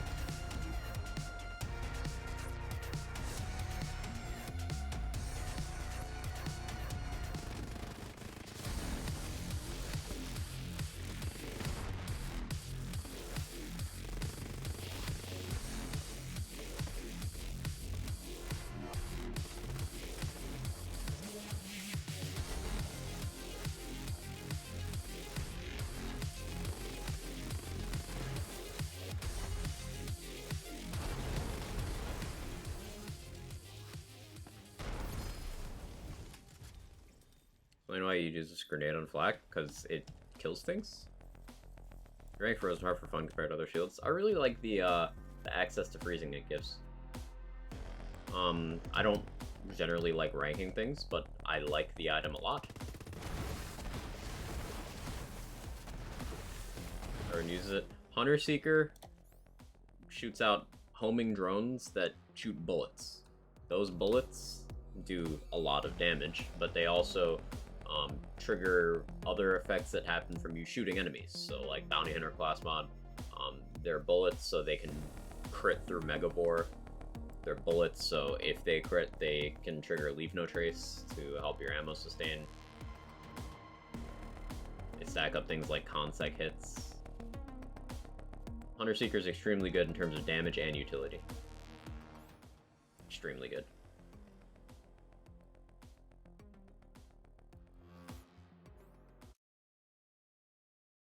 Gun and clone hands the monster? Yeah.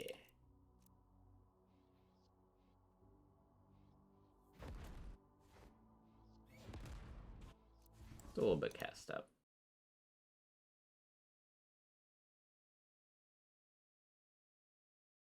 Top 5 grenades in general. Is that a question or a statement?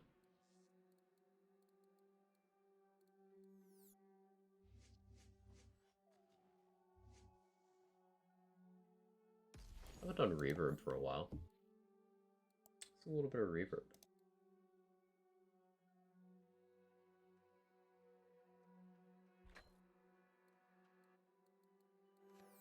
Question. It's really not that clear cut, is the answer.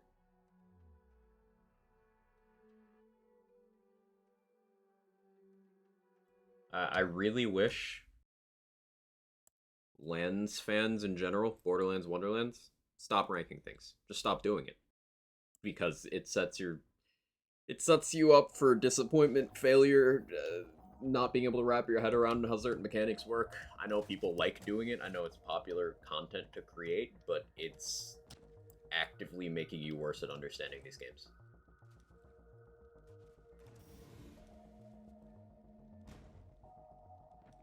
Because, like, for example, this is an easy way of wrapping your head around that. Its Piss is a debuff grenade. It is extremely good for making other things do damage. It is one of the worst grenades at directly dealing damage.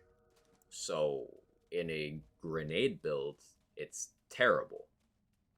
But in any other build, it's amazing. So it's simultaneously one of the best and one of the worst grenades, but if you leave out context, you can't express that. Hey, Striving Skate, how you doing? Hey, Root, welcome back, good to see you. Lance fan who's like an orc from Warhammer, is it a gun? Yes. Is it Godaka? Yes, I happy. And how you doing? Can't complain too much. A Borderlands sense, what is a debuff, please? So, debuff is, generally when people talk about debuffs in Borderlands, they're referring to items or effects that place a status that causes the enemy hit to take more damage from other things. So, like, its Piss explains it here. Damaged enemies take 20% increased damage for 6 seconds. So, the grenade itself doesn't do much, but anything I hit with after that is going to do a lot more. Join your server? Welcome.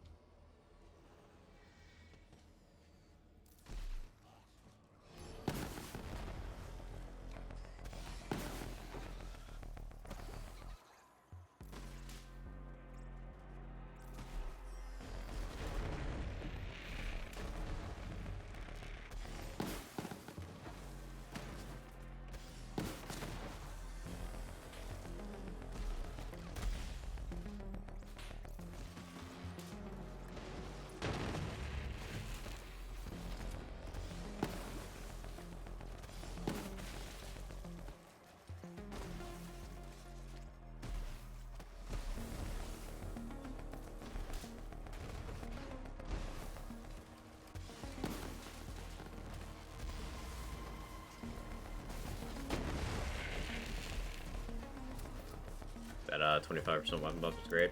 The Enoid, on grenade throw one, yeah, popular combo.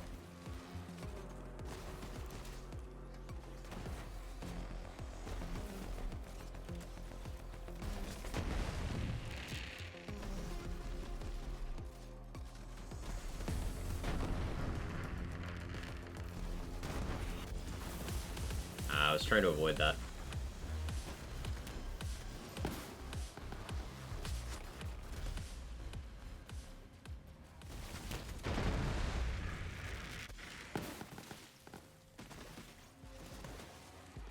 kill True Trial Boss with Amara without the freaking Remnant Orb. I hate that thing. With more damage.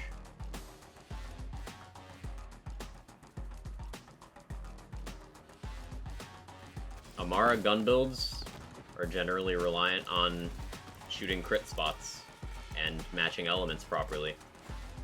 Its Piss, that we just talked about, is a great example of a way to get more damage onto other things, and Amara is most notably lacking single target damage for her bossing.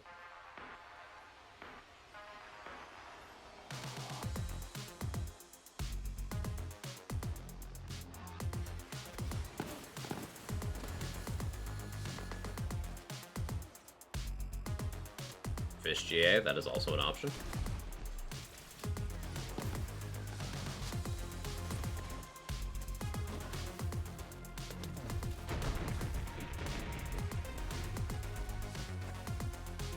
Phase Flare also does pretty well against True Trials bosses.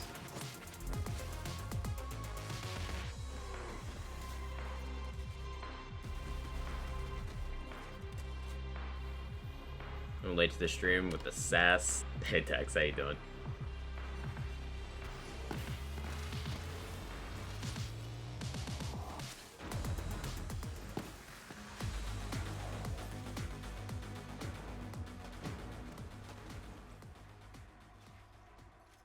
I'll talk about dots also. I couldn't make that work. It requires a lot of know-how, a lot of specific gear, and a little bit of luck.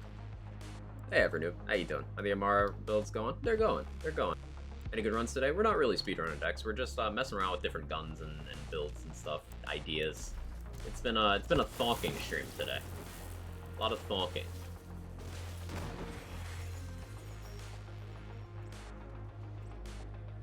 UTD, yeah, that's an option as well.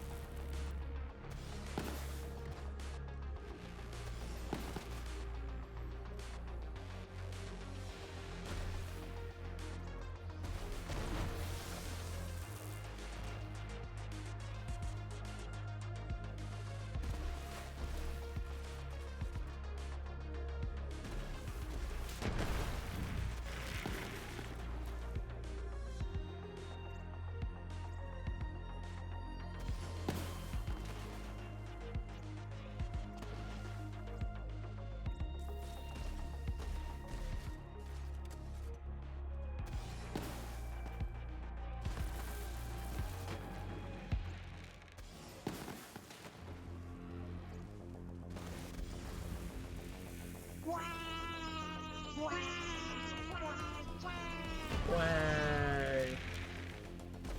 I goes the Hyperion Shotgun Variety Day. It goes. I used some Dahl assault rifles for a while, so we're 50-50 on those dependency issues.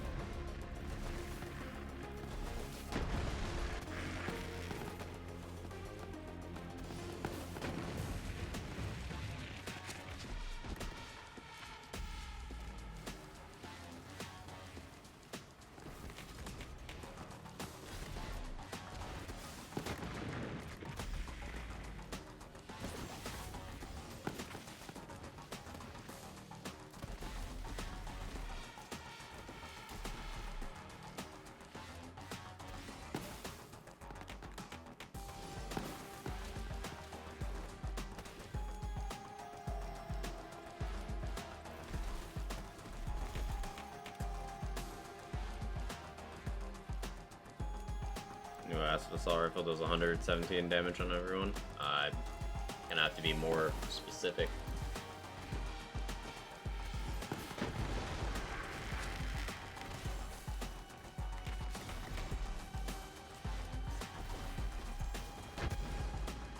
Ooh. Unfortunate.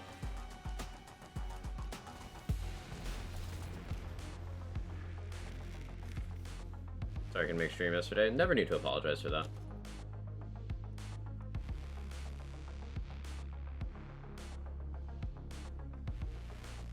Imagine if Amara had alchemical agent. That'd be insane. Yeah. That'd be wild.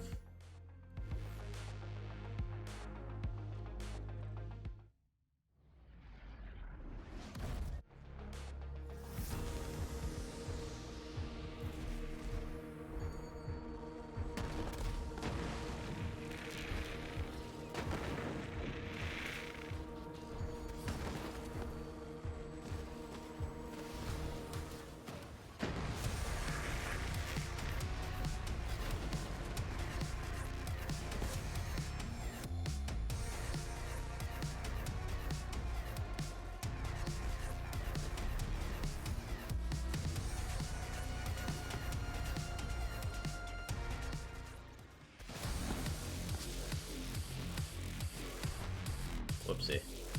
I forgot I don't have Tendab on. I was supposed to switch. I forgot.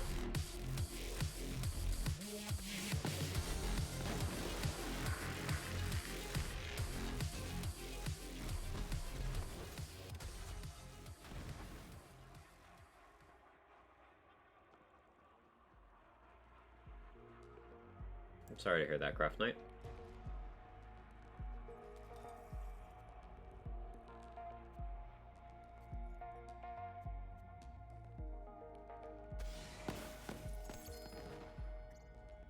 Reverb's such fun.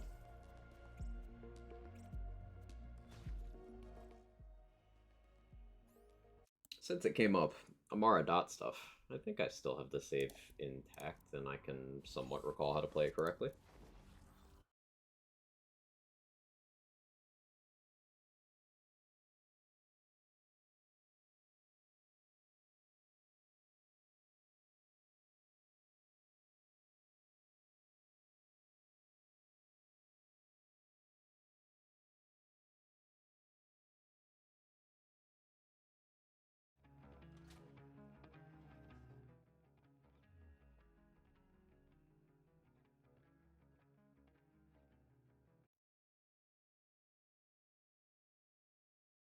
But basically Amara's got the most status effect chance, damage, and duration of all Vault Hunters. You just need to like spec for it.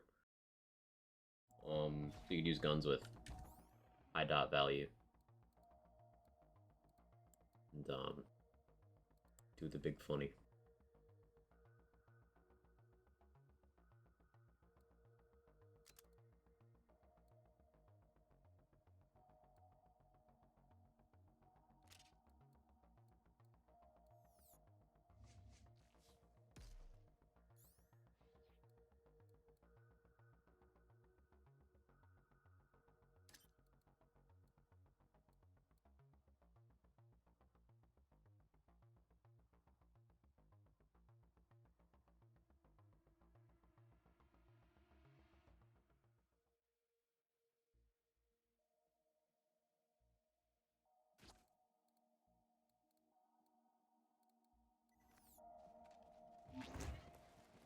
About to ask Kick Charger over a Kong. Kick Charger is more consistent for when you just want to single out one enemy and pew pew. I have both equipped. You didn't notice. And they have different use cases. For example, you're not going to use a Kong to snipe a flying enemy out of the sky for 1 ammo. You're just not going to do that.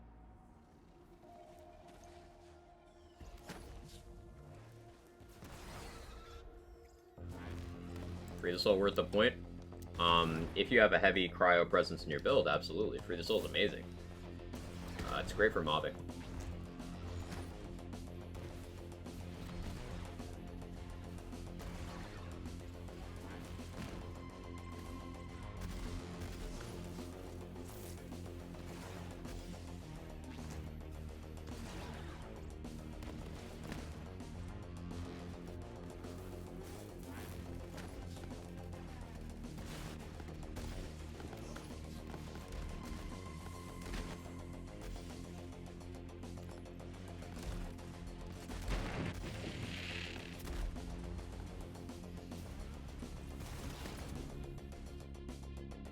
Anything that this kick charger doesn't one-shot, they're just dying to dots.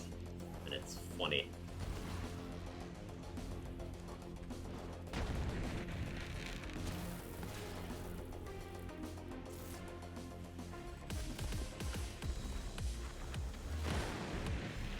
Like that.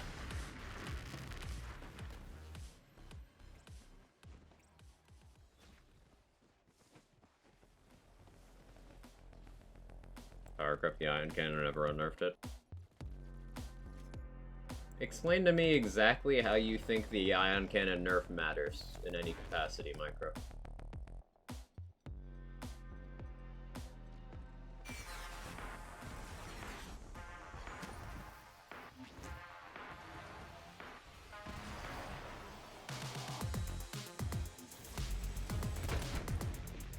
Because people always bring it up, and I'm curious to hear what they think about it.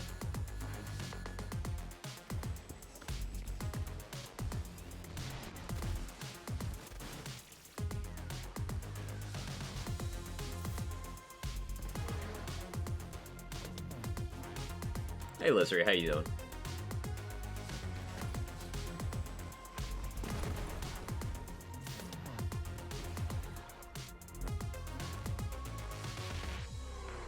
Use mob effectively? You can, though.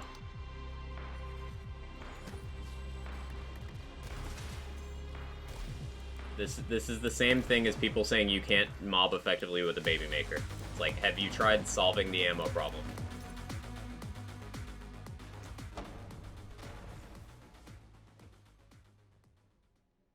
If you have kick charger, doesn't matter anyway. Ignore kick charger.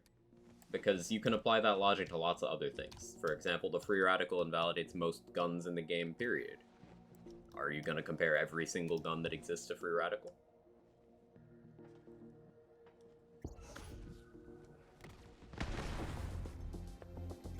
Zero ammo rocket Mo's sure mob great with ion. Yeah. Mo's and flak can eliminate the ammo costs of the ion cannon entirely for a single skill point.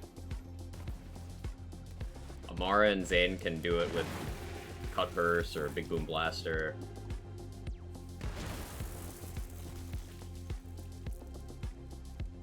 Like, it's not a difficult thing to do. Only thing I remember being nerfed about the ion cannon's ammo consumption. These rocket launches generalists, Plague Bear, I don't want to mob lazily. Yeah, so with ion cannon, what they did was they made it consume more ammo, charge slower, reload slower. The damage was not touched.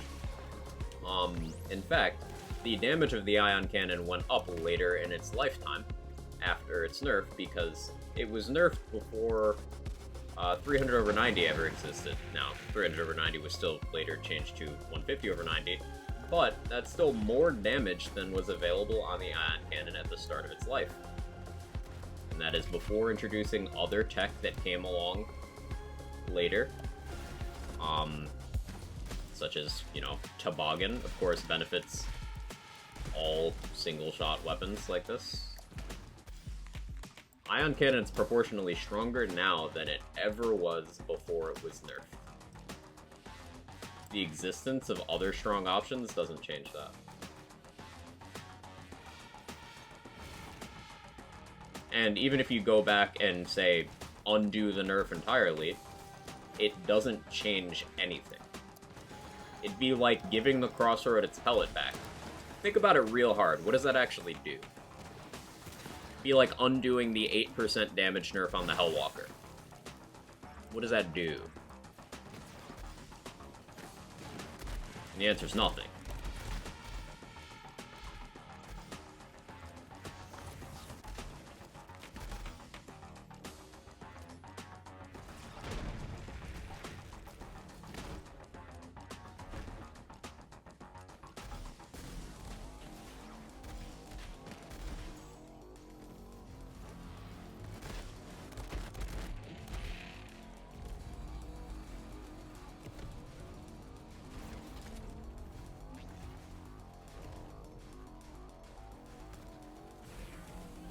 Personally like Amara. Amara's cool. All the Vault Hunters have some fun stuff going for them.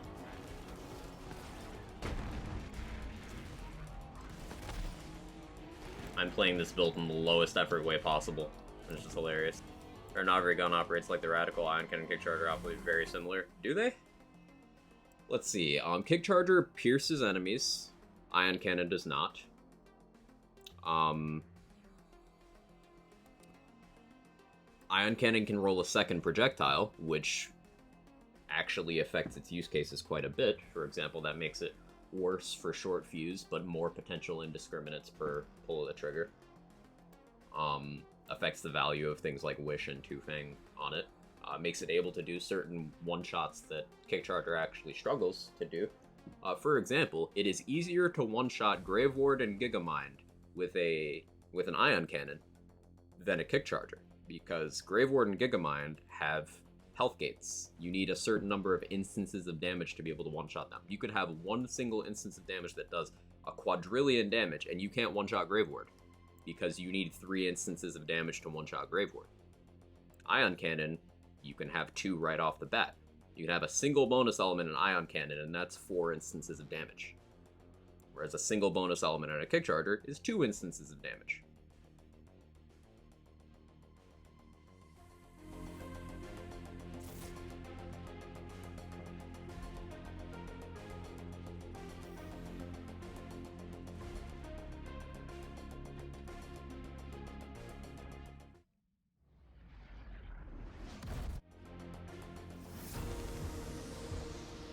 So the idea that, Free Radical is different than other guns and Ion Cannon Kick Charger don't have differences, yeah, that's pure copium.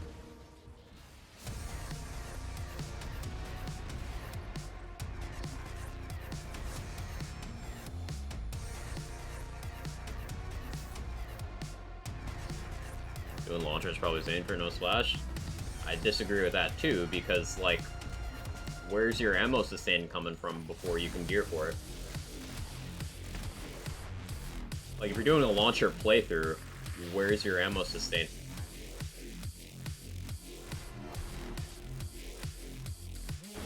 Stop.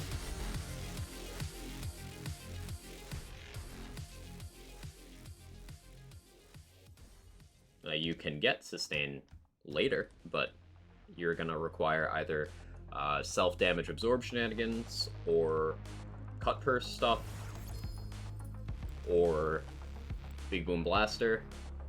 That's not something you can get easily early. Big Boom Blaster you can get as soon as you get to Eden 6, but Eden 6 is halfway through the playthrough. Like 40%, but you get the point.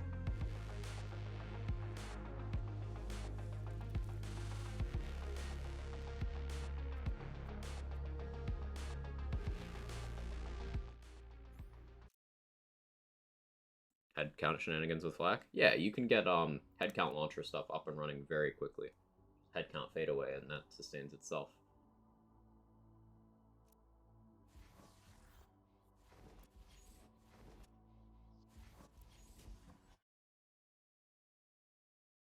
Leave no trace, rather. Yeah, thank you, son. Head count's the cooldown one, leave no trace the ammo one.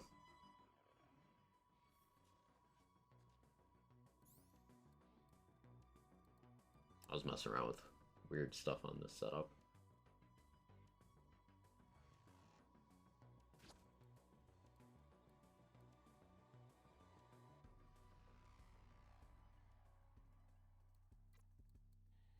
That's right.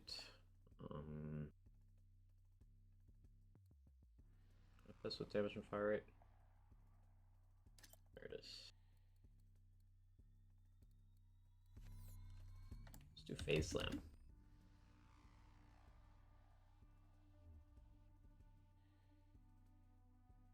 Phase Slam versus Guardian?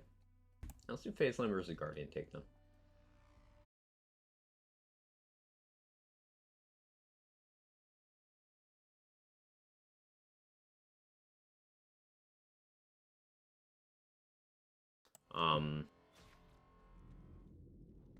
But yeah, I like highlighting the perception people have of nerfs in these games, and how they give those nerfs far too much credit for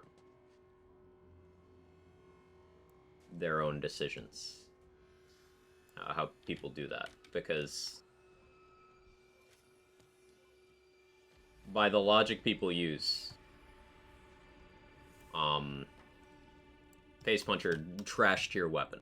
Absolutely useless. Because it was nerfed. Fish Slap, absolute trash. It took a 25% nerf. Unusable. Ever streamed Outriders? Yes.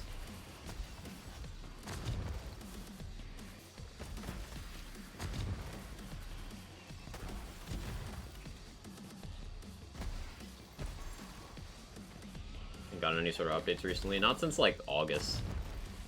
It's a fun game, though. I do like it.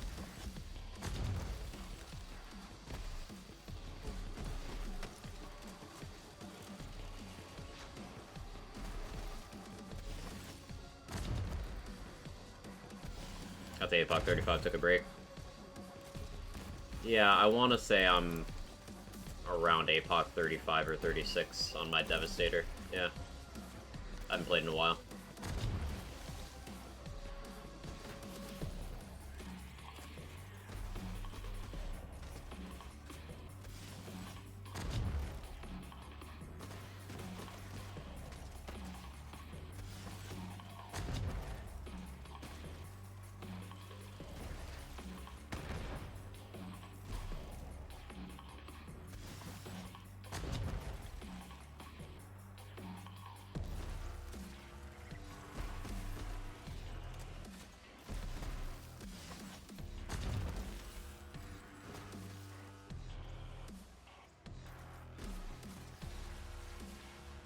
It's ridiculous when more content was available to play.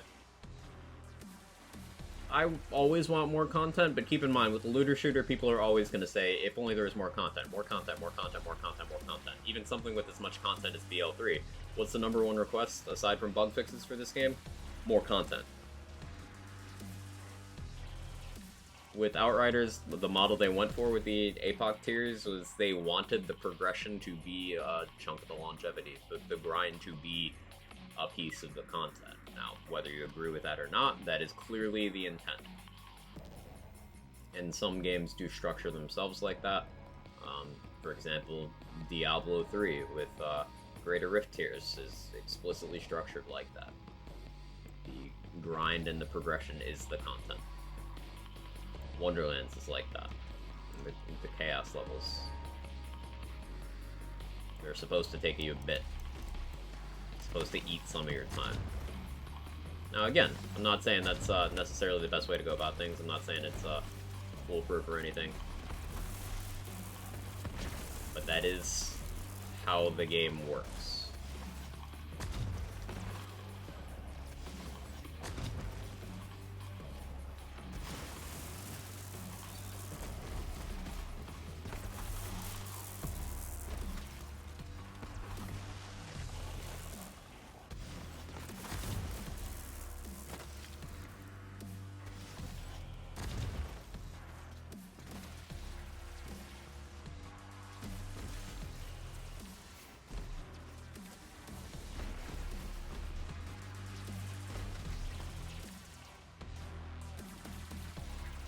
I'd argue Outriders content was problems just not balanced reward-wise. Yeah, the weighting of, like, resources you get per activity done is basically renders some of the activities rewardless. Functionally.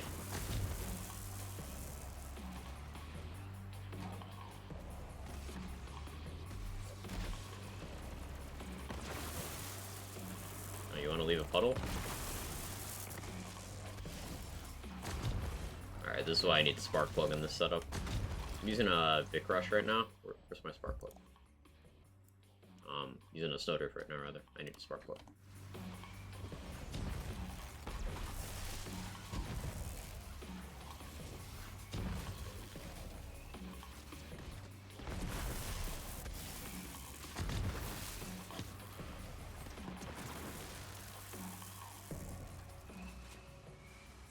APOC 4 just feels so far out of reach. Well, here's the thing, Lizri. What does getting APOC 40 do for you in terms of your gameplay? This is the same problem people have with chaos levels. With, they don't put it in perspective for themselves. Certain fandoms get it, but looter shooter players don't seem to. What does Chaos APOC 40 do for you?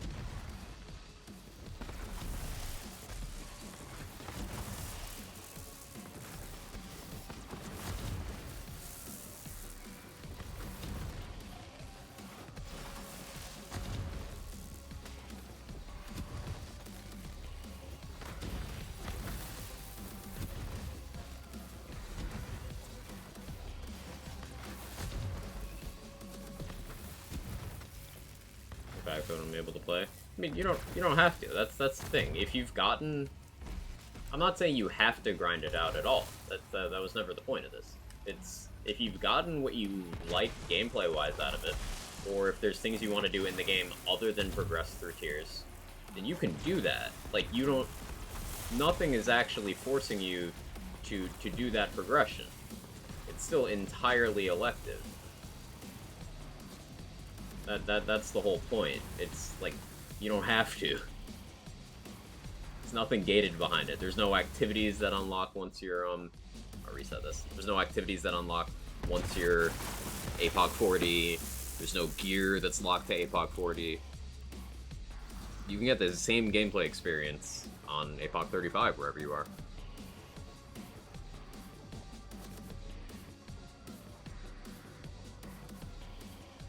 FP Pyro is getting incredibly boring. FP Pyro is something that I wanted to build and never got around to.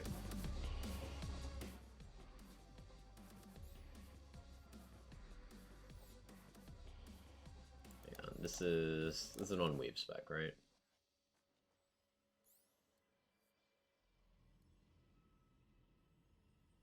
I have a Terra Cryo GA. Why don't I have a Terra Cryo GA? It's weird of me.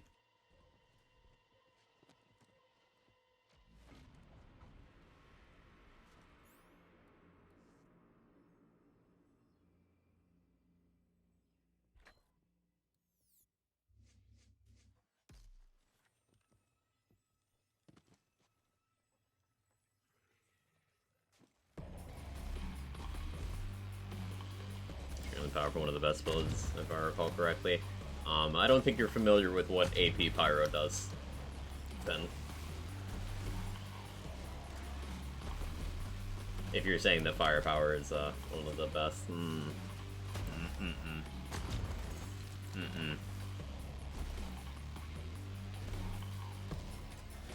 AP Pyro is infamously busted.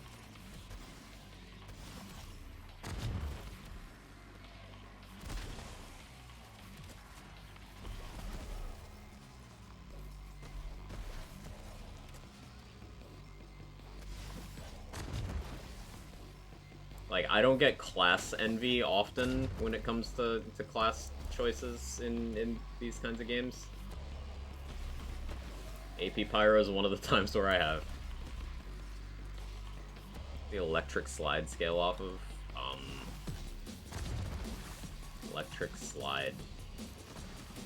Which one is that? It's an artifact, right? What does it do?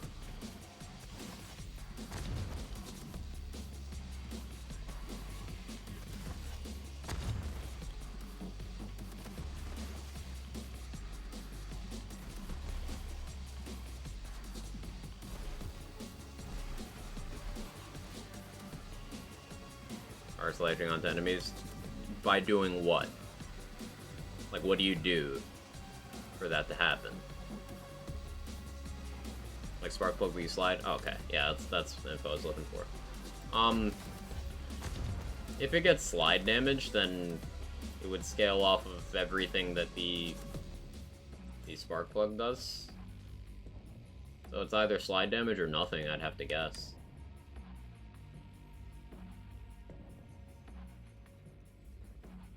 FP Pyro is all about building up damage and cycling correctly. Yeah, AP Pyro is all about hitting one button, clearing the entire map, disrespecting line of sight and range, and then moving on to the next map. They're not comparable. Like, imagine if my Frozen Heart Nova had triple the range, ignored line of sight. That's AP Pyro.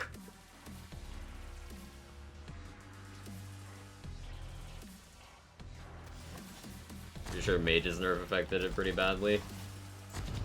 It's still one of those things that, like, it was good before people discovered Mage's Rage. So, even if you remove Mage's Rage from the equation, I'm pretty sure Eruption got hit pretty hard. But it's one of those things where I'm absolutely 100% certain that if people are running around calling the build concept dead, it's just exaggeration.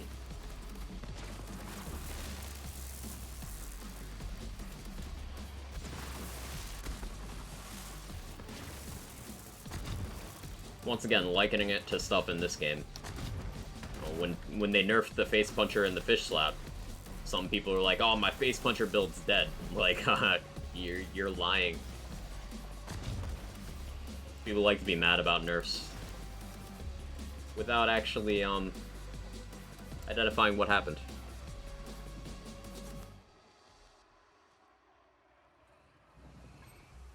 It's poor business to entirely kill an interaction or build in this kind of game, where build crafting is the longevity. Devs are smarter than that.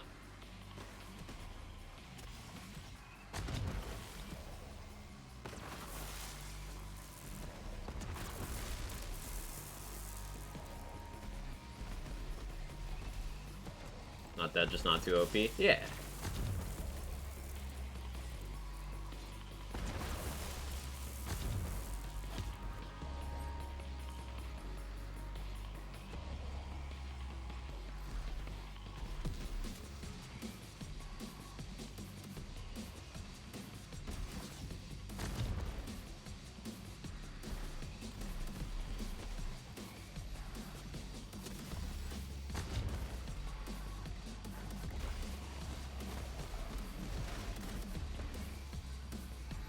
This is awkward.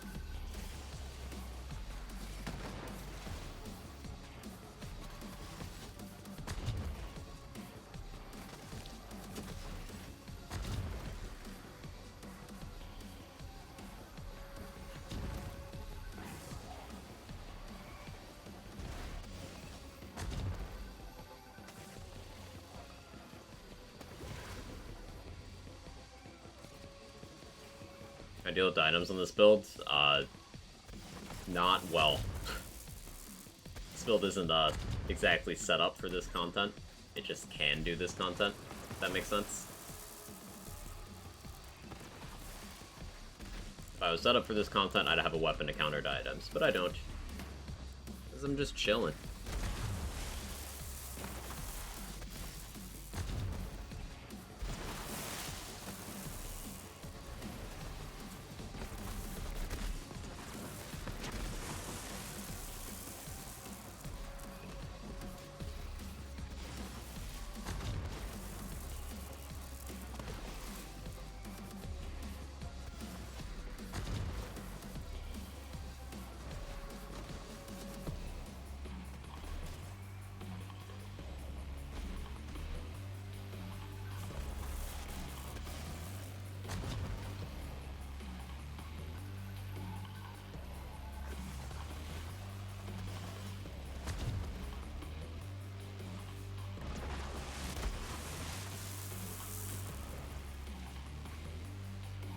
Having fun's all that matters? Exactly.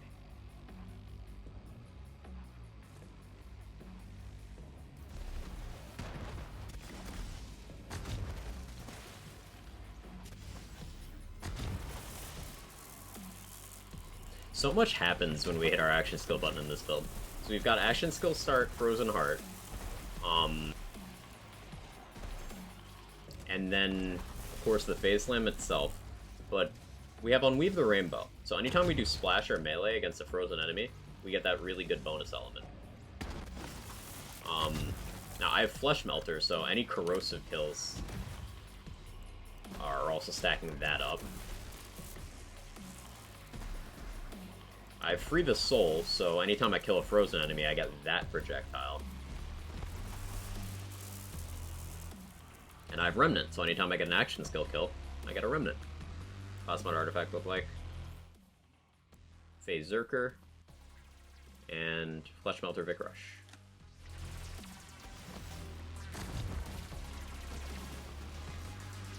So Phase Zerker is a really frustrating item, because most of Amara's class mods are terrible.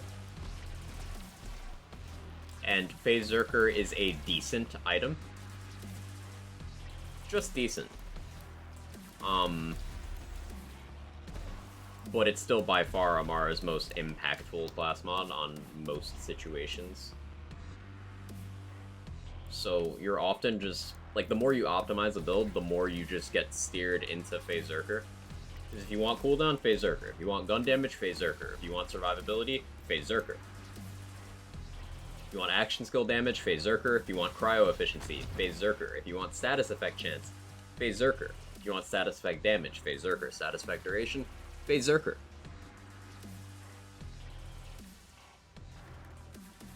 Reload speed, yeah, you go with Phase Zerker. It's like, if you want any of those things.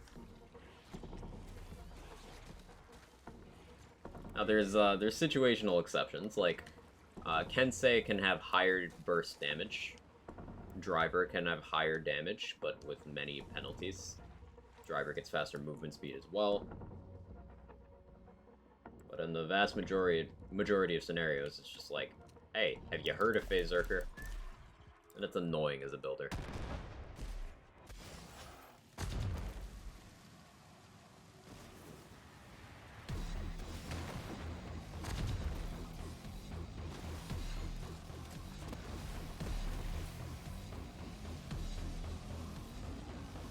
So leave soon. Gotta go volunteer, be here for a bit longer.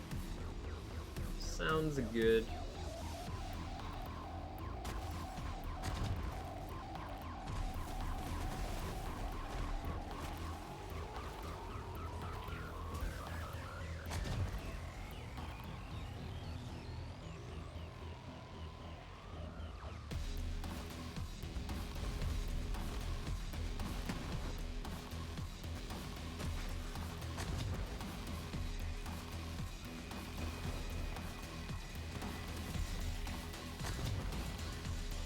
They fixed Zane's comm issue and never got around to Amara's comms. And I actually blame the community on that one. Because every time a new Amara class mod came out, people downplayed Amara's class mod issue. Like, people downplayed Phase Zerker for about a full year of the game's life. And it was like, but why though? People talked up Driver for every build, even builds that it didn't make sense to use. People talked up Death's Blessings when it came out, and that thing has always been a tragedy of design.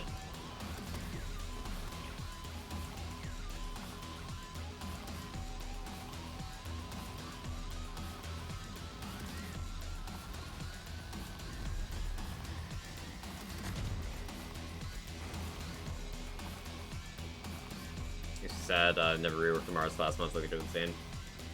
Yeah. Yeah.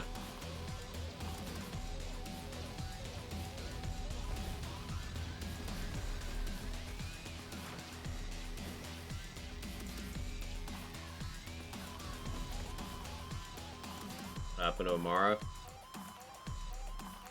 I think you're having the wrong takeaway there. So, like, Amara is still strong. Like, you can still do some crazy stuff on Amara. Her having some problems, and her being generally the weakest of the Vault Hunters, doesn't mean much. Because she's still way stronger than content in this game requires, and ultimately Amara is a Borderlands 3 Vault Hunter, meaning she's got access to all of BL3's powerful tools for solving your character's shortcomings. Like, we're using Phase Slam right now. Phase Slam is not a particularly well-balanced action skill. but because of gear support and Purple Tree, we're able to make it do relevant amounts of damage in True Guardian Takedown. Amara's like being the slowest of the Justice League. Like, you know, still very much more powerful than any situation requires.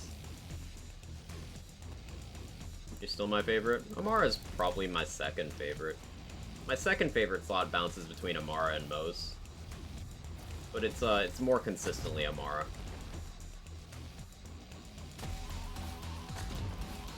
That's for listening community. They should know how to balance things in their own about listening to grind babies, but not so humble opinion. I mean, it's a tough place to be in, Dank, because on the one hand, it's good from a business perspective to have a reputation for listening to your fans and delivering on things that they want. And I absolutely love that Gearbox fundamentally just, they want to please their fans. They pride themselves on it, and they do a pretty good job of it, generally. But on the other hand, when your fan base is fundamentally unpleasable, how much should you bother? And there's some requests you shouldn't give into that are just bad ideas. For example, I saw the, hey, Borderlands should be online only discourse pop up again, and I'm like, why? What positivity does that bring? That you can't just do through means that don't lock people out if they don't have an internet connection. There's people running around to this day who are like, Amara should be nerfed. Yes, nerfed. Like,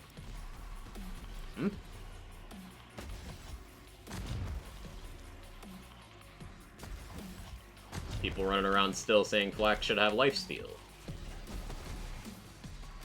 Like, there's some things you cannot listen to.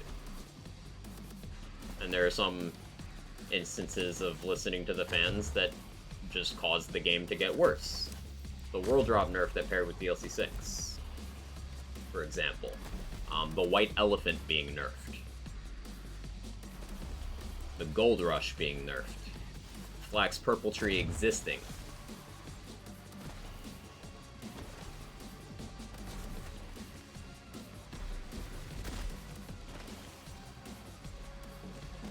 It's a tough place to be in. Like,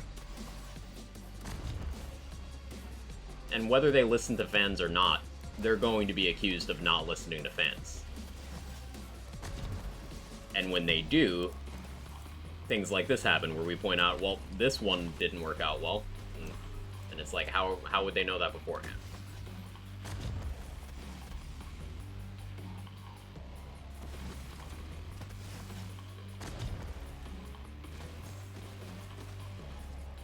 So it's a no-win scenario on their end.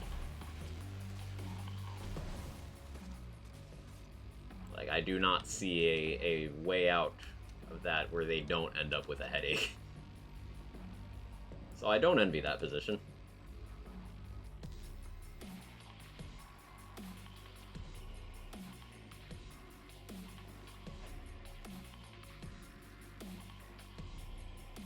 Boy, how do you feel like balance of a file for you?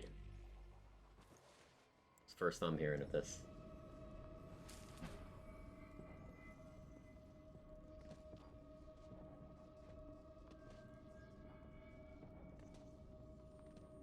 Cat, what are you doing?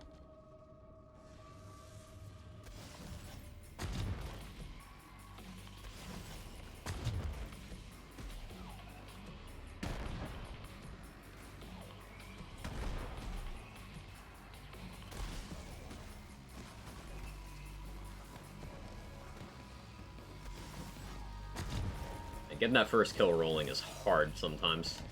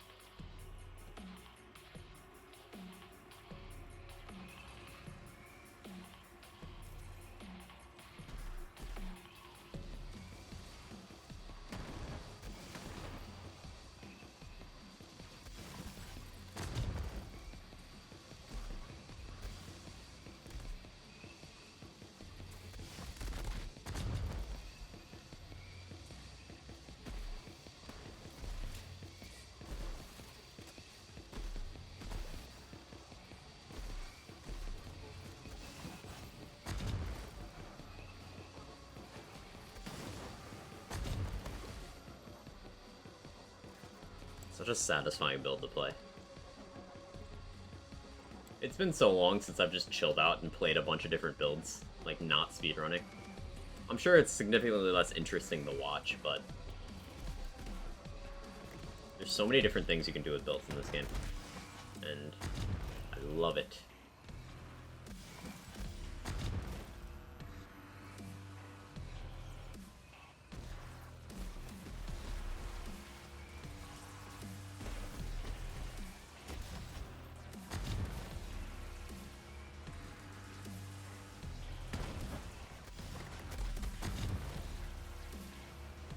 Like, we're hitting phase slams for $500,000 right now. I think that's pretty... or $500 million, excuse me. I think that's pretty noteworthy. Like, phase slam. $500 million. That's pretty good. Downfall weeps in the pity corner. We don't talk about Downfall.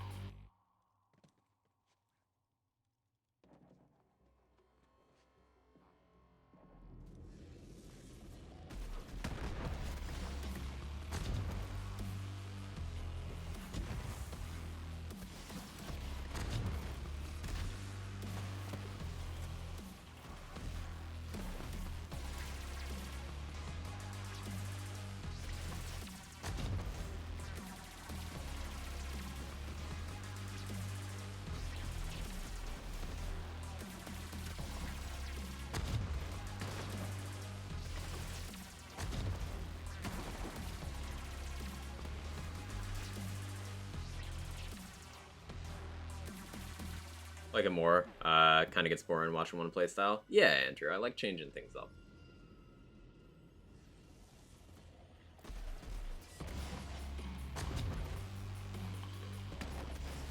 And BL3 definitely has an abundance of playstyles you can just kind of rotate through.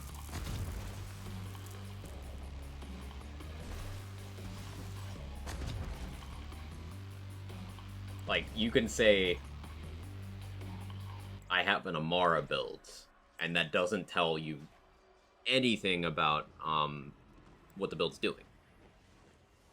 A lot of people will say, oh, Zane build, and then they'll be like, yeah, you use a light show, you got Mantis and Digiclone, you got a Revolter, like, they'll put all these things in. It's like, no, that is your Zane build, that is not the Zane build, and that's even on Zane, it's even accounting for Zane being the character with generally the least build diversity, because he's just the most inflexible in terms of how his skill trees and action skills and stuff work. He's still got way more options than people really acknowledge. Feel about the skill jab cross on Amara. It's it'd be good if it was lower in the tree. Like, for a tier 5, it's terrible. But for what it gives, it's not bad. Like, 15% action skill damage for one skill point is not bad at all. That's really good, honestly. It happens to be on Amara, who has an abundance of action skill damage. 3% gun damage per point, depending on the context, is sometimes good, sometimes not. 3% gun damage on Amara is significant because she doesn't have much in her skill tree or just in her kit in general. But again, 3% gun damage for a tier 5 skill, and it's also tier 5 in her worst skill tree. So you need to just put in a bunch of points that don't do anything significant of value to even get here, and you'd get bigger benefits from putting similar investment in any of the other trees. So, like, Jab Cross is bad because of where it is in the tree, not because the skill itself is bad. It'd be like if you put Clarity as a capstone. Clarity is a great skill to just take and forget about in any build that isn't doing, URAD stuff. But if you put Clarity down here, it's like, why would you ever?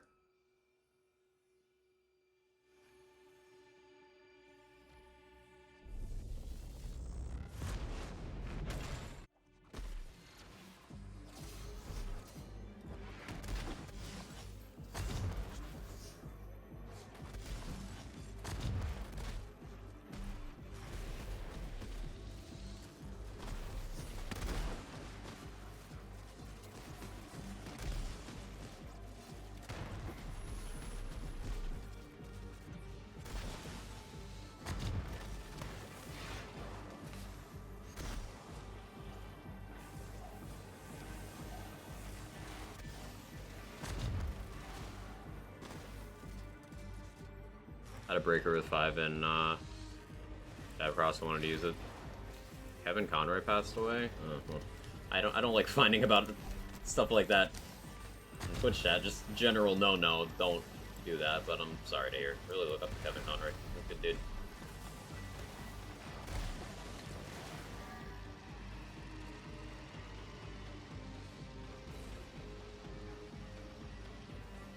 Damn, that sucks.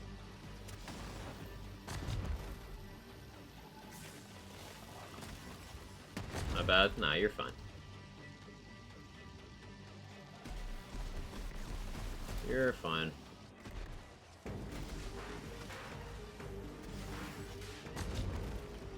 Just a PSA. That's one of those things that, like, a lot of streamers don't talk about because they just don't want to give people a hard time. And I'm not giving you a hard time. But, like, think about it from the perspective of, like, let's say you're just chilling at work, and then someone walks in and gives you some bad news, and you just have to continue with your workday like nothing happened. Like,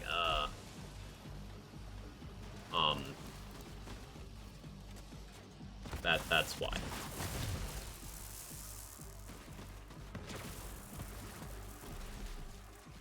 But, yeah, rest in peace, Kevin Conroy. That's sad.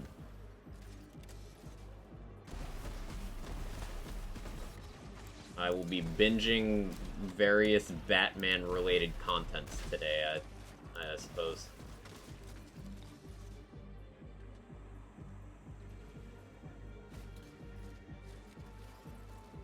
If you're a newbie to Borderlands in general, like watching you go through the process, trying stuff out, see what works, what doesn't, etc.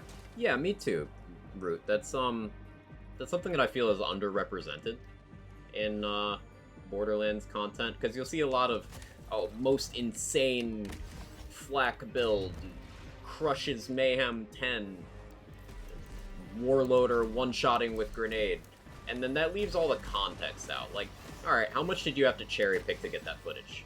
How many iterations of the setup did you go through that didn't work?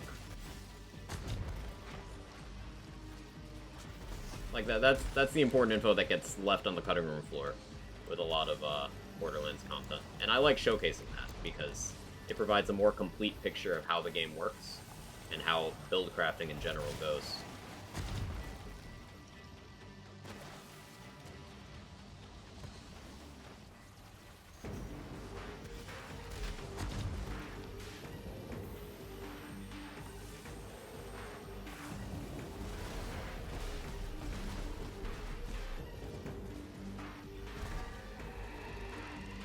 A video that says best anything is ignored by me? Same.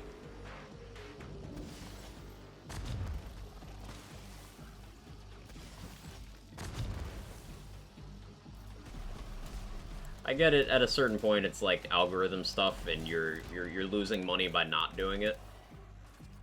But that's also why I don't have a YouTube channel with any significant presence, because I won't do that stuff.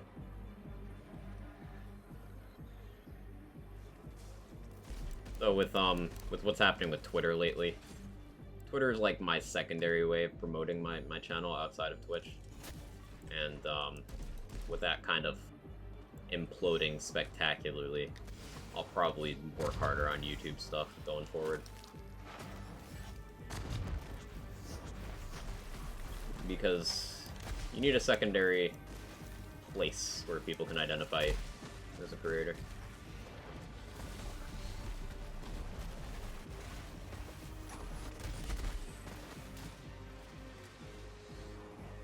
We're trying to speedrun the downfall of a company. Man lost about 35 billion in 2 weeks.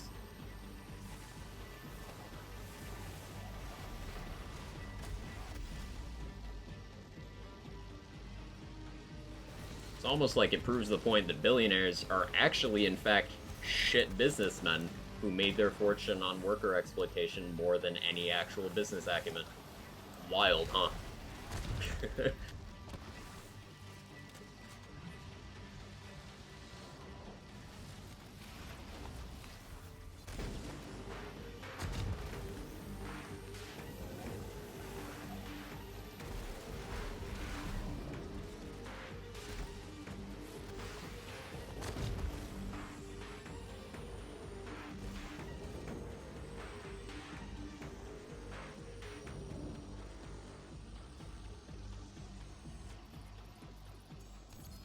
That's fun. Nice chill Guardian takedown. Didn't struggle too much. Crystals, I needed to be a little patient, but... Base slam.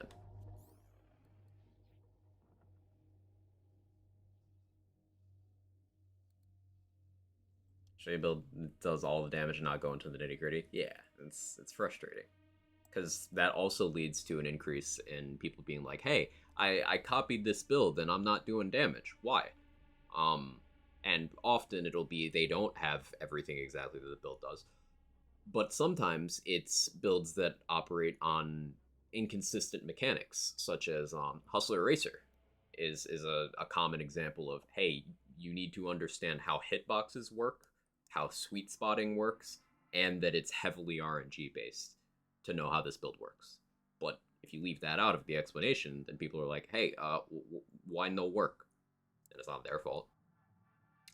Things like those Warloader grenade one-shots that I mentioned.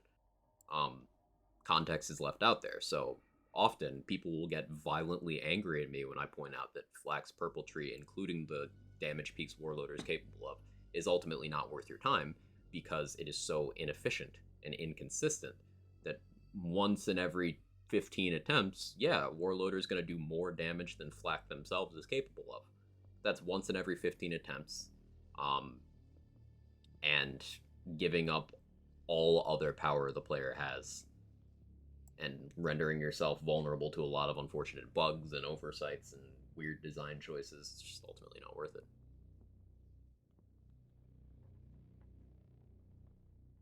Built this trap exactly my first build. Learned a lot from that mistake, however. Learning experiences are invaluable in this genre of game. And you don't learn stuff until you try it.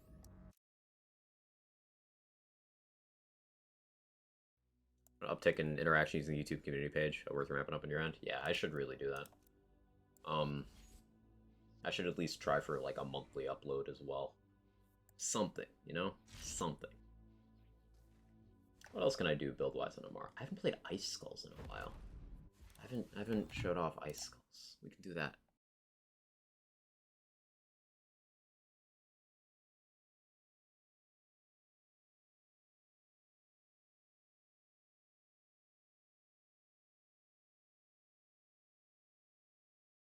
Yeah, Craft Knight.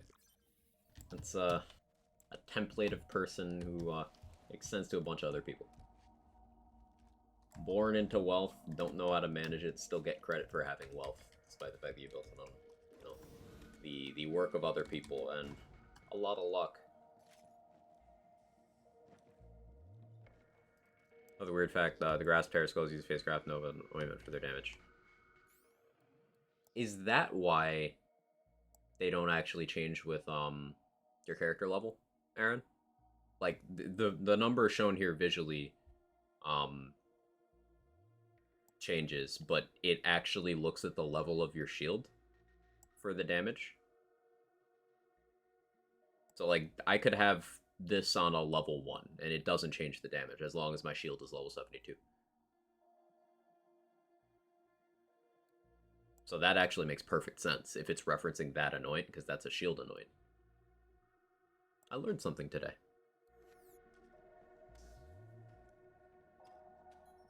Made the mistake of just trying to jump ahead, started Mayhem 10 with some standard purple Mayhem 10 guns, just went, why am I doing no damage? Silly me. I always recommend, and this is another thing that people have gotten mad at me about, even after I've explained it, but I never recommend jumping to Mayhem 10 and then just bypassing the progression, because it puts you in that scenario.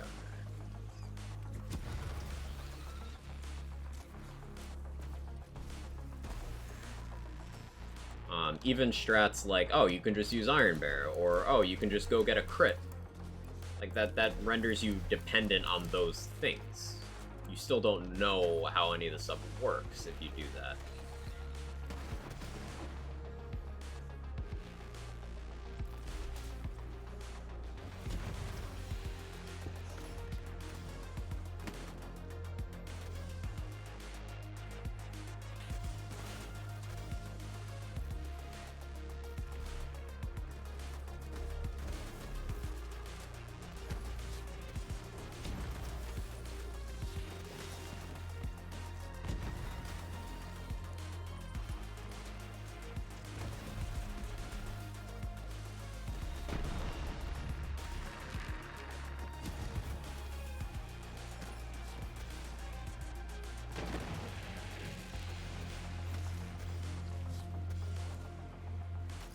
This is one of my weirder builds, but it's such a good time.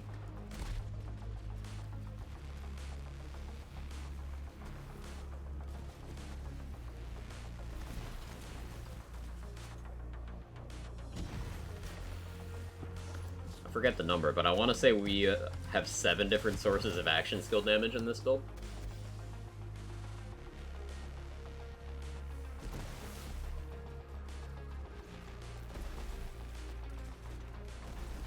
It's like, yo dog, I heard you like action skills.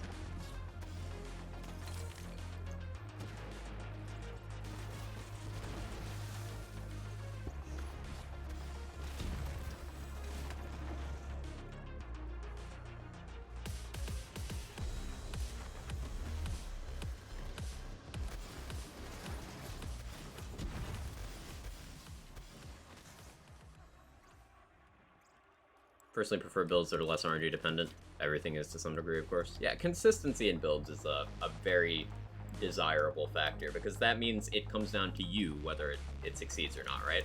Rather than the game deciding whether it's going to allow you to play. Bounce off the shield. Nice.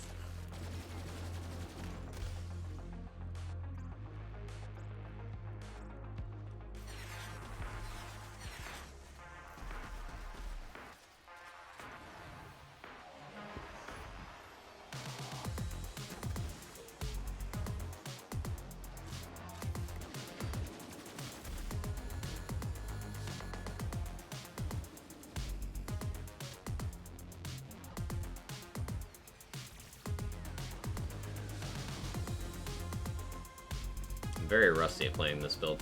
This is one of the ones that's difficult to handle, to manage a lot of stuff.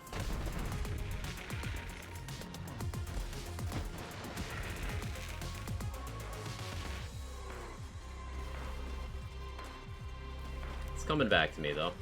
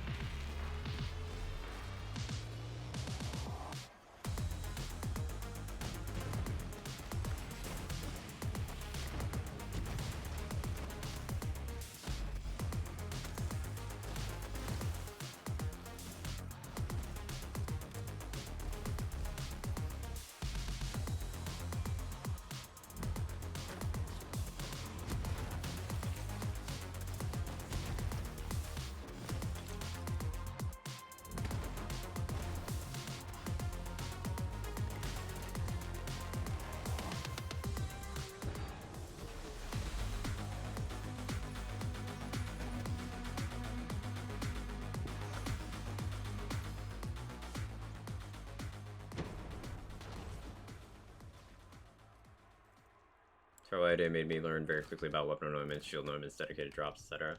Yeah, I always recommend the progression when you're first getting into endgame. I tend to, even though I've done it a ton of times, I still tend to follow the pattern there myself. Like, as soon as I unlock Mayhem, I'll throw it on Mayhem 1. At a con with +5. Where? Hey Mukro, how you doing?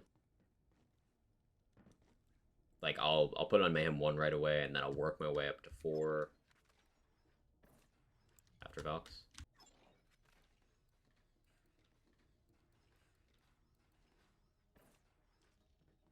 Oh, you mean, like, actually there? I'll look.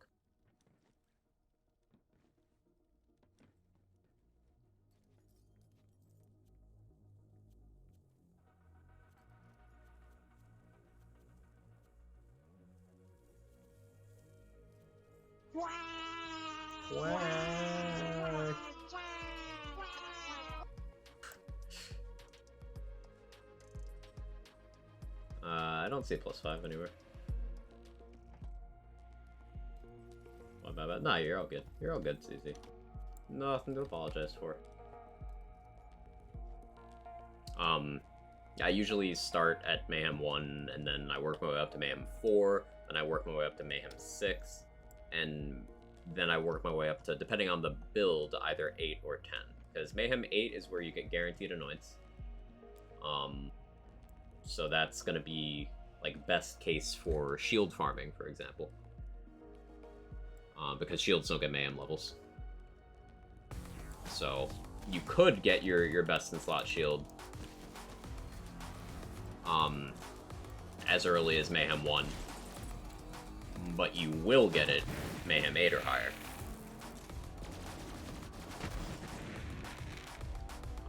4 is where some gear unlocks.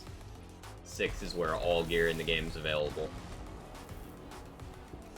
And going up several levels at a time stops all of your gear from being invalidated at once, and it also teaches you good habits. Because as things get tankier and tankier, you adjust as you go rather than being thrown directly into the deep end. And people having too much hubris to recognize that that's a good approach is why we got things like the Guardian Takedown 50% enemy HP nerf. Because Mayhem 10 was new at the time, and people refused to learn what was good on the new Mayhem 10.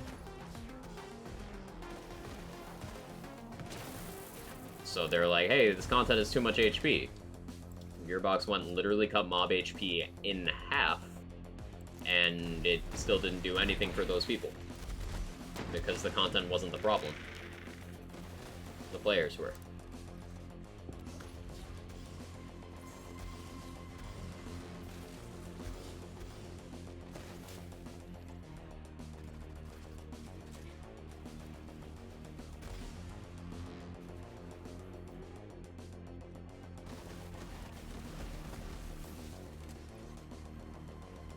Fuck being thrown to the wolves, I have a bear every Moe's player ever at some point. Remember when people were saying Moe's was trash when Iron Bear didn't do damage at M10? And then Newtmad went and took this Sandhawk through True Guardian Takedown solo, pre-nerf, on the day that the Sandhawk was nerfed. And then people still moved the goalposts. Remember that? I enjoyed that.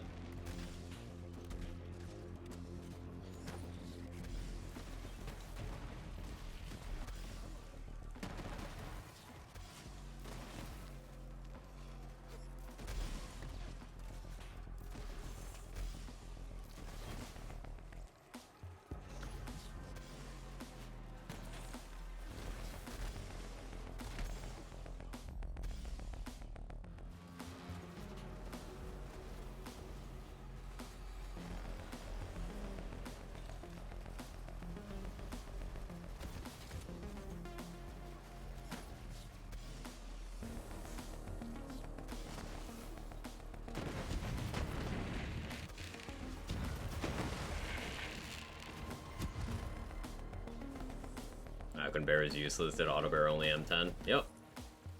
Still very, very good.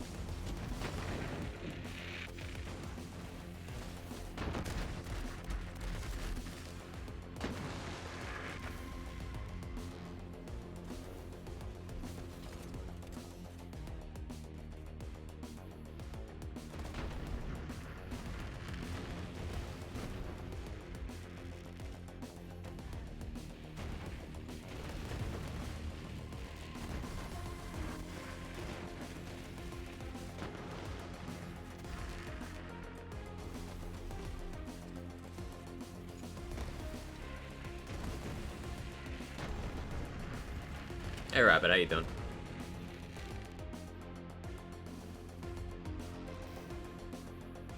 You suspect should be an oxymoron. Start a new Fallout 4 playthrough since I'm not a noob anymore. I wasted so many skill points last playthrough, not this time. Fallout 4 is one of those games that's a lot more complex under the hood in terms of like player power than people give it credit for. It's still way simpler than other Fallout games from an RPG perspective, but it's fun to gear up and get strong in that game, I must say.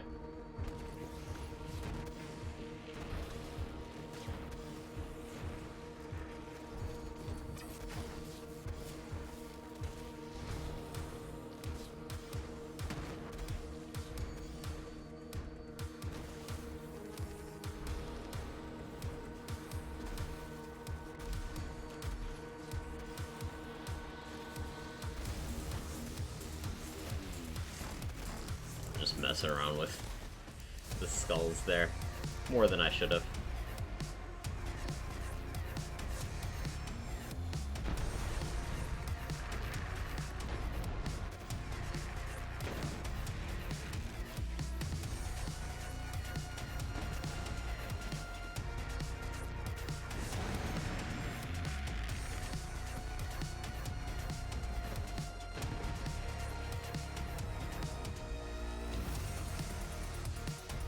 Forgot that's a thing.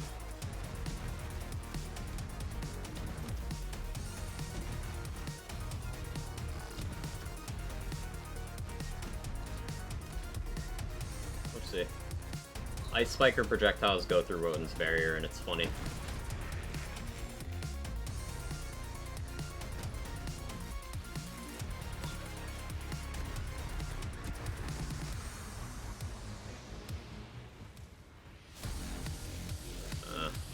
It's fine. It's fine. We're okay. We're okay. Everything's fine.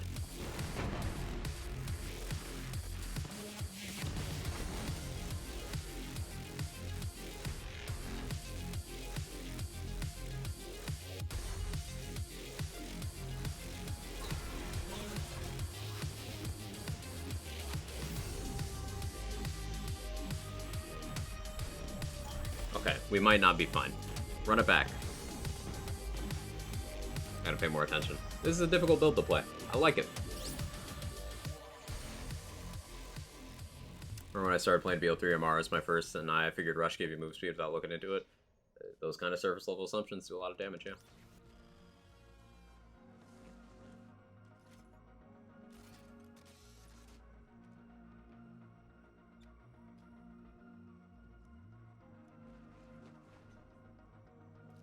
We have to play Fallout London. I wonder when Fallout fans will learn to stop attaching sky-high expectations to fan projects. 'Cause they've never learned. And it's never gone well. Literally ever.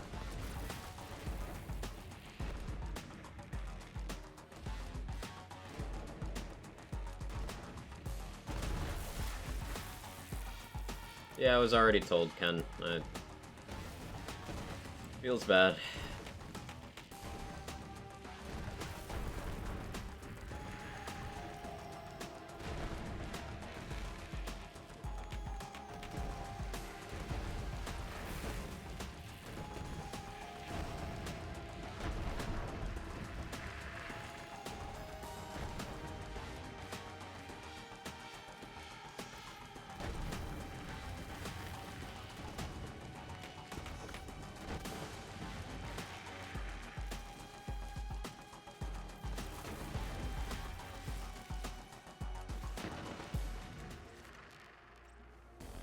Got a much better boxes that time.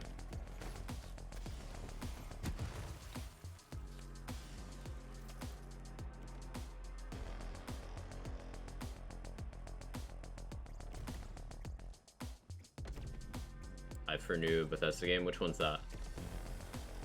You're talking about Starfield? I find myself like I don't care about Starfield at all, one way or the other. Just oh yeah, that's a thing that exists. That's pretty much how it registers for me. Borderlands 3, it's the scam. Hey Asa, how you doing? I've been playing a lot of BL3 lately. I missed some of my builds. And speedrunning. Not speedrunning right now, but getting reacquainted with some builds.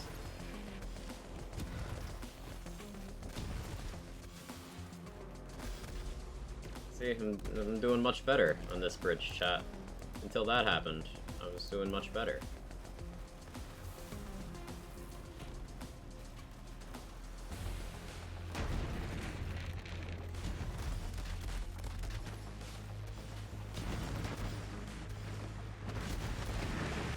There we go. That's what I wanted.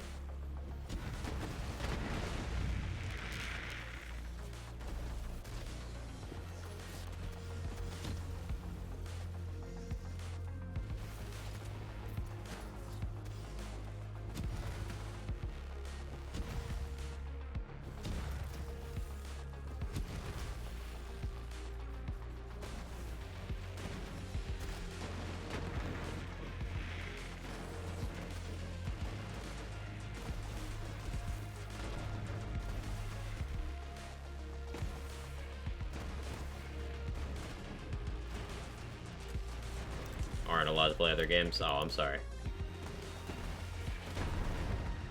I'm not sorry. Can't help but not be excited for future Bethesda games as long as they remain in the same jank engine after the past few decades. Yeah. Yeah. I can't disagree with that.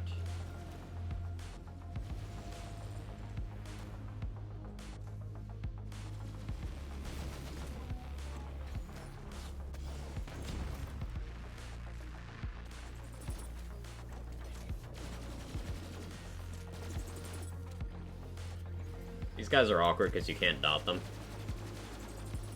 So my embers doesn't work.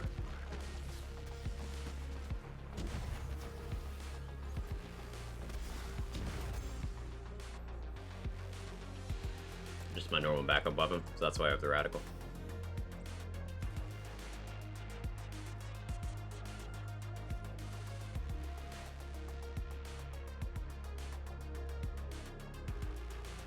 Shotgun with exploding. Any SMG with exploding too.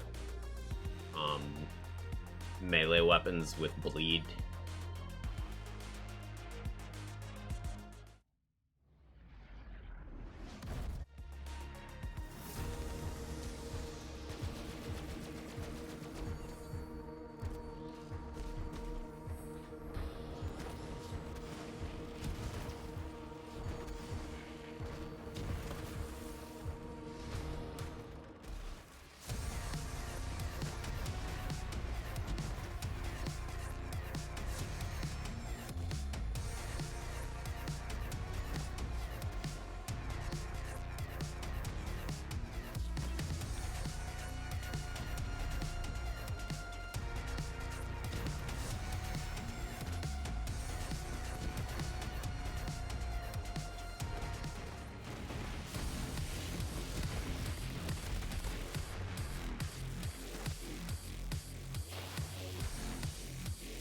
Easy.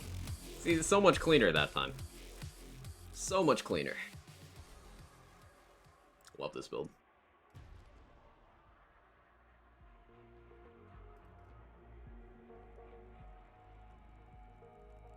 Hey Tinker Axiom, how you doing?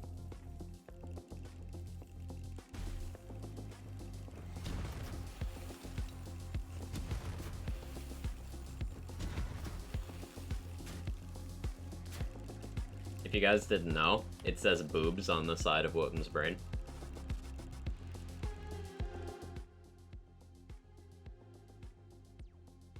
So you can stare at some boobs while I run to the bathroom real quick.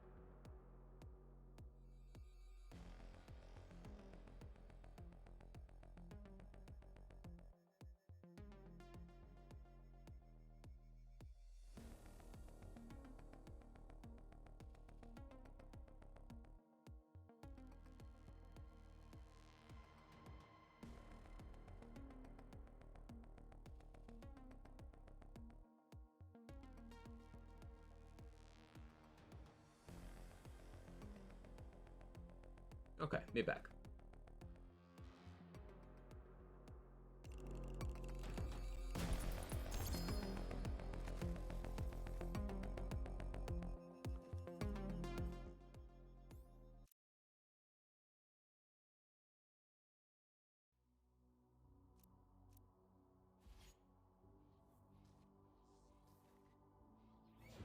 Looking through my saves folder to see what other Amara stuff I have, because I want to make a new Amara build, but I need inspiration. The Kensei stuff isn't working out as well as I hoped. All right, let's play this out mentally.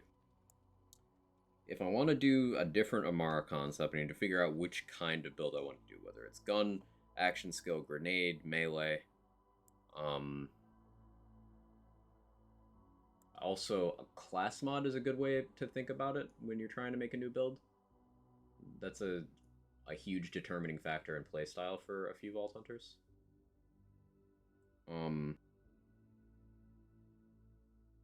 But once again, we're Amara, so more likely than not, Phase Zerker is going to be relevant to whatever we try to do.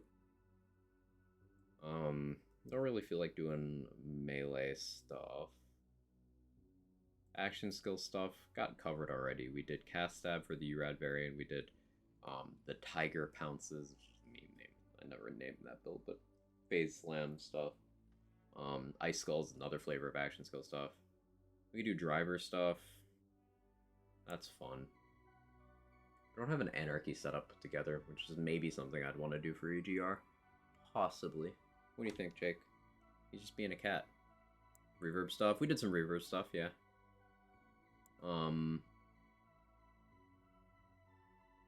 Phase Flare being the meme that it is. Do that. Didn't do Pestilence stuff yet today, so I apologize to your eyes in advance. Ball stuff. Yes, Nightbot, ball stuff. Someone did say ball. It's a cat being a cat and doing cat things. Right, cat?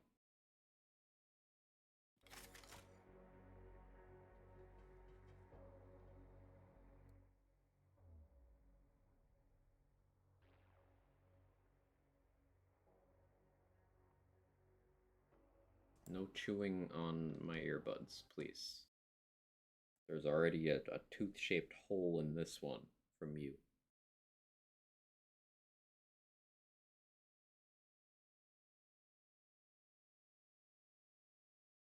Anarchy EGR.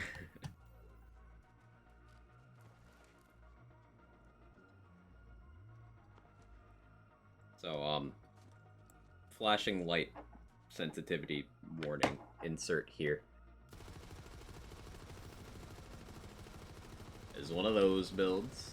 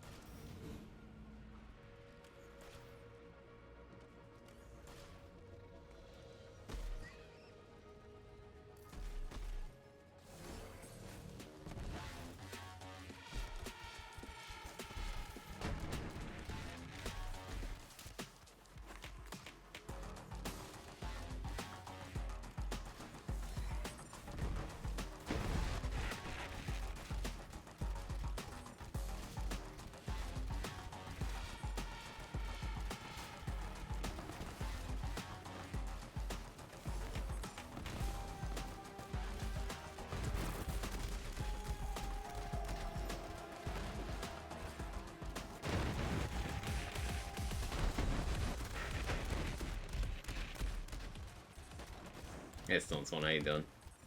I tried a bunch of Kensei stuff and couldn't quite get something I was satisfied with. Had some fun doing Boogeyman and Butcher Kensei, but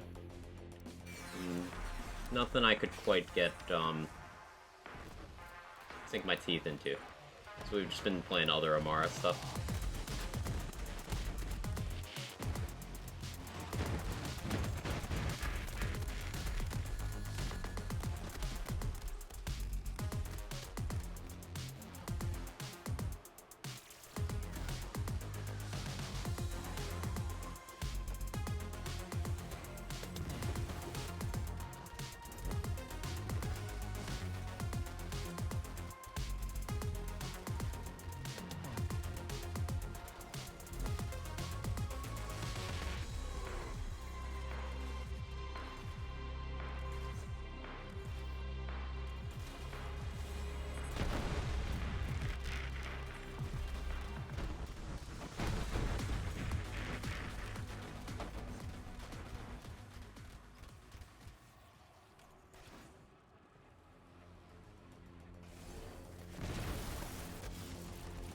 Maybe we could find something weird to do with other class mods.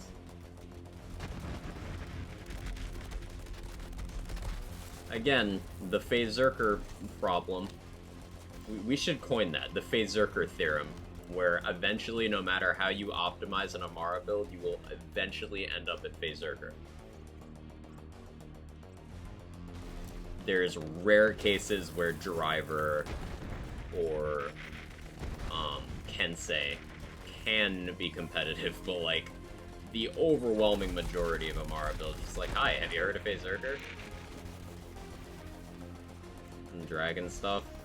I really like the concept behind Dragon, but it's one of the biggest cases of eventually you end up at Phazerker. Because Phazerker gives you more rush stacks. It gives you more access to your rush stacks, which is as potent as getting more points and do harm from Dragon. Phazerker gives you cooldown. Gives you cryo efficiency. Like, it just, ugh. +4 Wrath, Death's Blessing.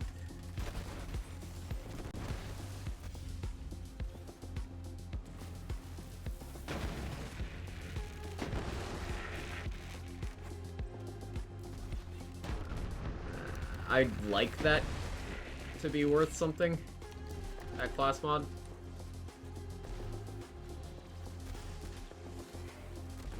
Where would the use case be, though? Like, when does that win over just Phazerker?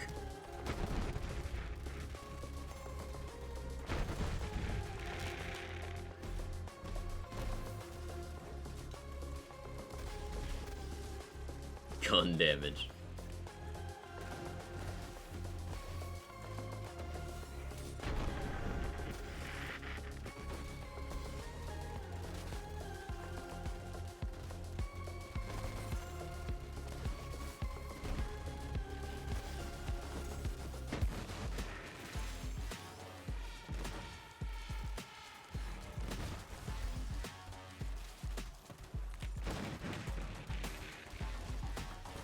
This was double bridge, but I'm not speedrunning, so I don't care.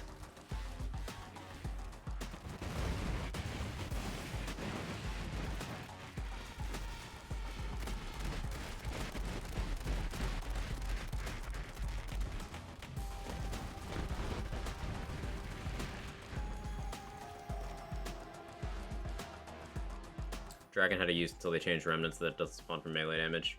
Erasing a damage in class mod option for true melee. I enjoyed Dragon with Stinger. That was fun, but yeah, now there's no reason to do that. And of course, there is a true melee application to that.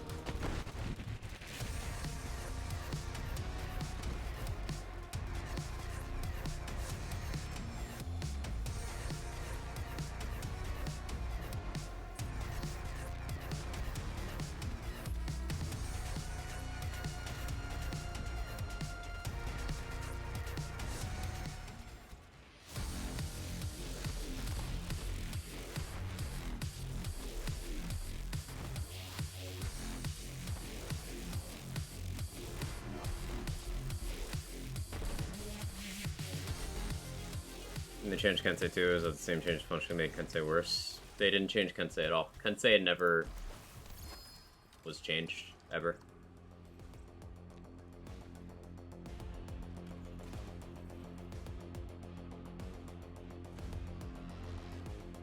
Just the Remnant change then? Yeah. Remnant used to spawn from melee or gun or action skill, and they removed the melee bit. Why was Remnant change to not spawn from melee? Because people talked it up too much in a build where it wasn't responsible for the huge damage. I remember this vividly because it was joked about in the notes at the time. A Moxie build was referenced because, you know, joking around. But of course, that caused half of the fandom to start shitting on Moxie when it wasn't his fault.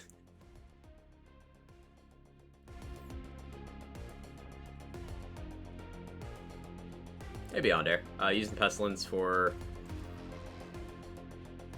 SD speed and damage boost. I don't know what you mean by SD, but I'm using Pestilence for damage, among other things. Pestilence Nova is action skill damage. I also have Clear the Mind, so I can make the radiation damage always relevant. Using a red suit so that it doesn't kill me, but it is giving me mindfulness. Spiritual driver, it's part of it, yeah. This is an action skill build. And Pestilence Nova is action skill damage, so it's one of my primary outlets of applying that.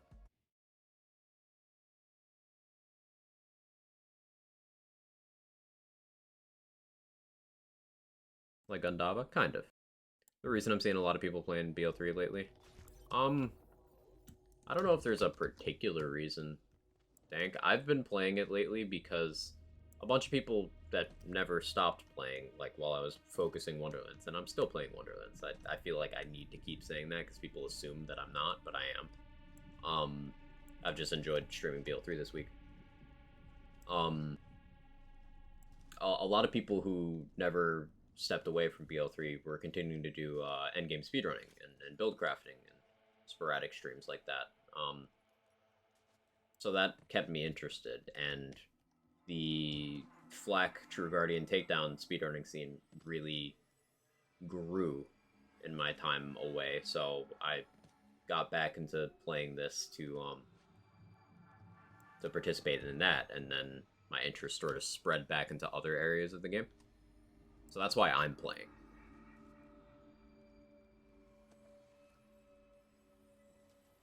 I think people are seeing other people playing and just missed it. Yeah, I think that's the primary thing. Question, what's up, Jacqueline? 3rd and 4th slot weapons to show why earlier in Ascension. Yeah, EchoCast doesn't handle DLC 5 and 6 stuff. But I have a Guardian Angel with Terror damage and fire rate here, and a Plasma Coil with Terror damage and fire rate here.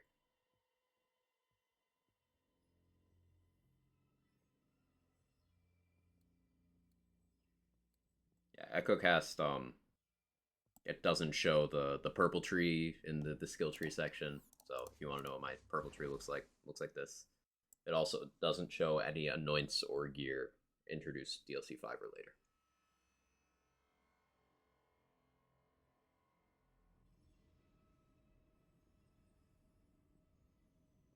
The hunt is recent, so coming back in people's minds can also be a factor. Maybe, yeah. Random idea, T.U. Amara using Artisan Com with Eternal Fist always grants +1 Dread, +1 Deep Well, and +3 Fast Hands. All nice for chucking. That is a good time. I've wanted to do some needle gun chucking stuff because needle gun chuck is like omega cracked, if you guys don't know. People play it up as a shooting gun because it's good at that, but like if you chuck a needle gun, that hits so hard, and it's homing, and it's one of the safer chucks because the splash radius is small, so you're unlikely to hit yourself. So I really want to do some needle gun chuck stuff.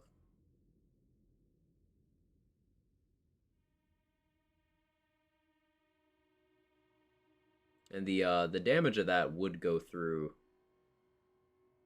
ties because it's gun damage. So it would home in and just... Needle gun ever get nerfed? No. Needle gun has received exactly one balance change ever, and that was a buff. A buff when the second cartel event happened. It's the only time needle gun's ever been touched. And it didn't need as much of a buff as it got. Honestly, just it being on level would have been good enough. But instead, they also gave it a large buff.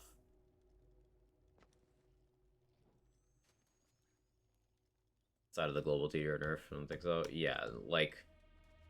The needle gun and anarchy chucks are so strong that even with the nerf, you can still damage cap with chucks. It's crazy.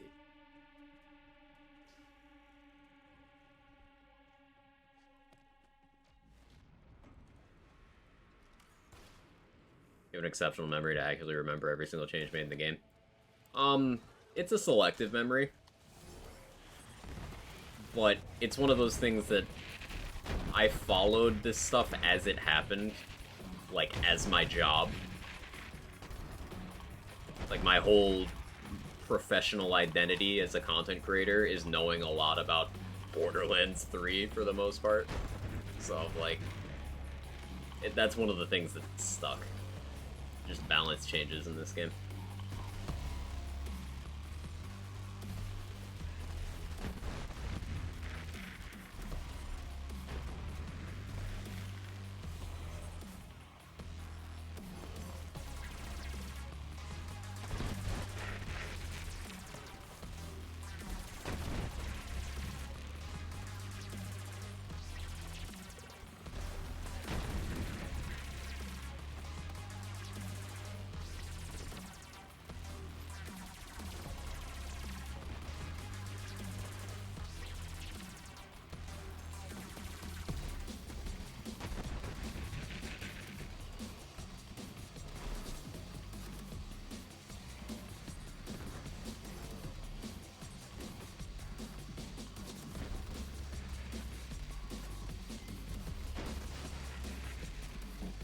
Don't underplay your memory. Remember some of the weirdest things you read in general.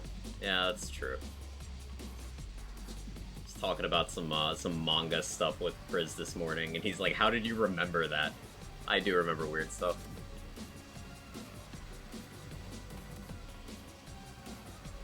Now, I can't remember useful things like what I went into the kitchen for. But ask me to remember a balance change to Borderlands 3 2 years ago, I can do that.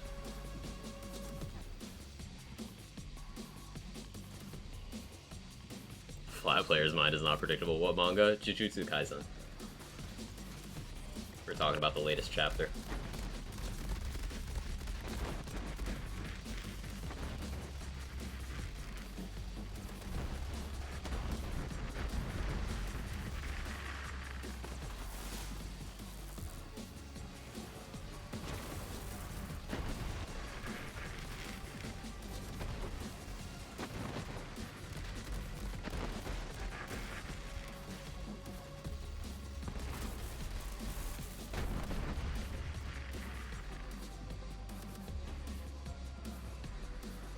All weapons are just tear damage, fire rate? Yes.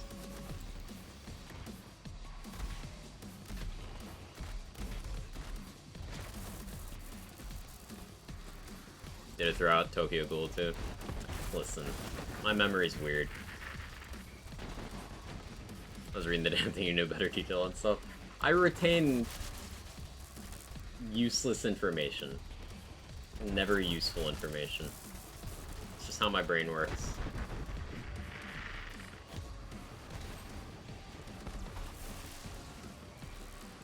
Remember I put the TV remote 10 seconds ago? Check to your left. That safe place, check there. Never put something in a place for safekeeping, because that's the best place to lose it. That's my unsolicited advice of the day. The number of times I have misplaced my wallet by placing my wallet somewhere where I won't lose it.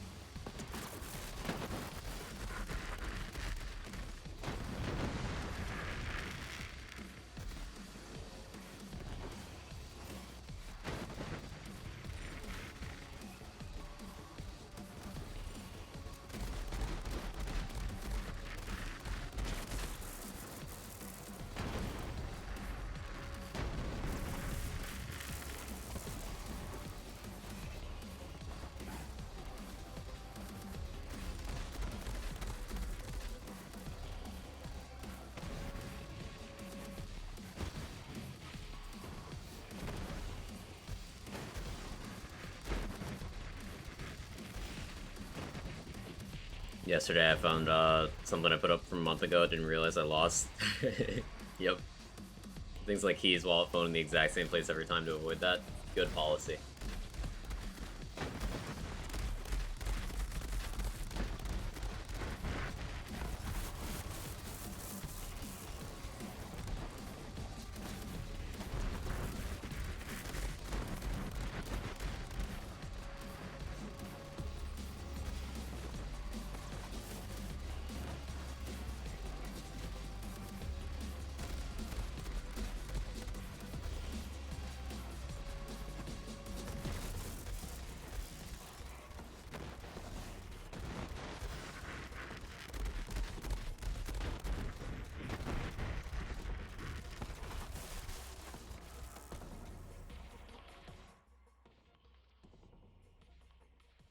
Quag if you're Kensei ties a bind build.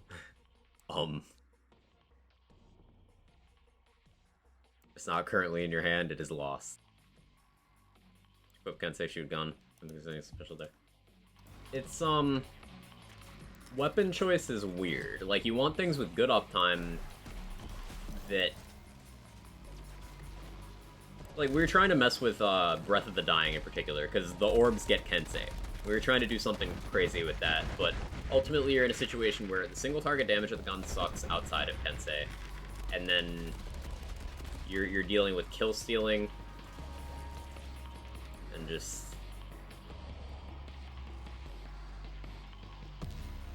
a lot of stuff. I was messing around with Butcher and Boogeyman today. We know Sandhawk's Kensei friendly, Lucky 7, of course.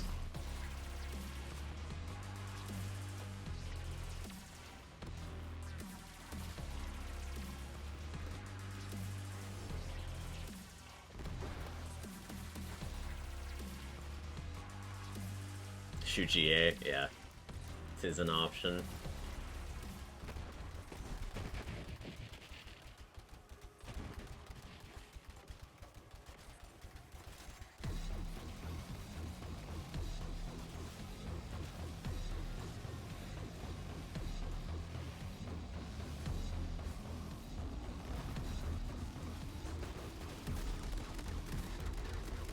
That's such an awkward series of inputs to do, but I'm taking your advice on the potential Hemo strat on just sliding in.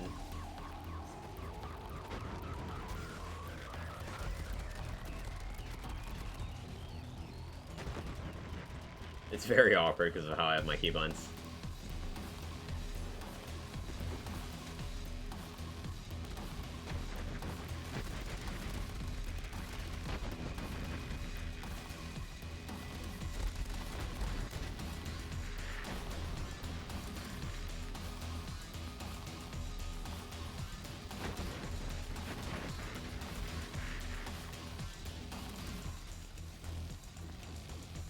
Gun game, Quack only shoots in melee games. It's true.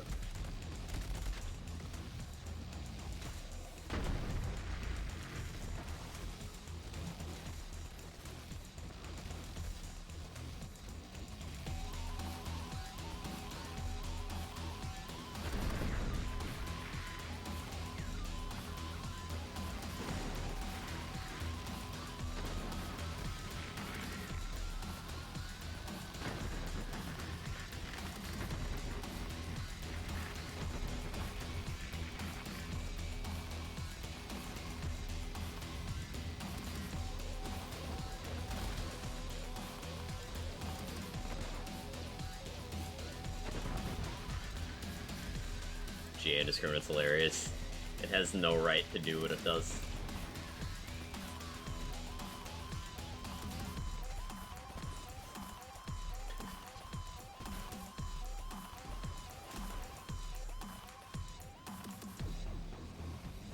GA really is a siren in gun form, because it just tells all the other enemies in the room to die while the first one barely knows anything is happening.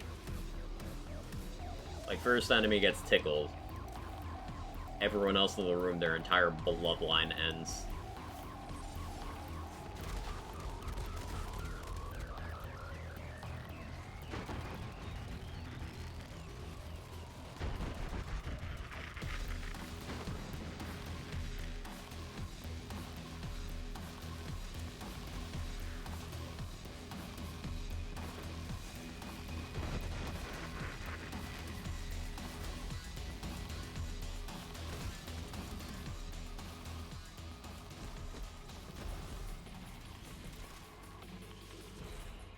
Indiscriminate off Scourge pillars? Yes.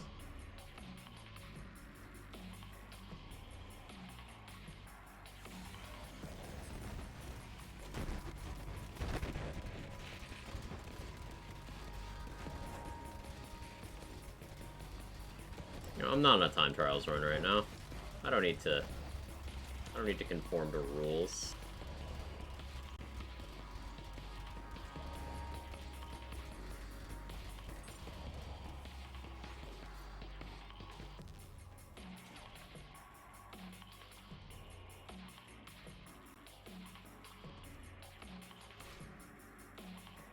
He's cheating.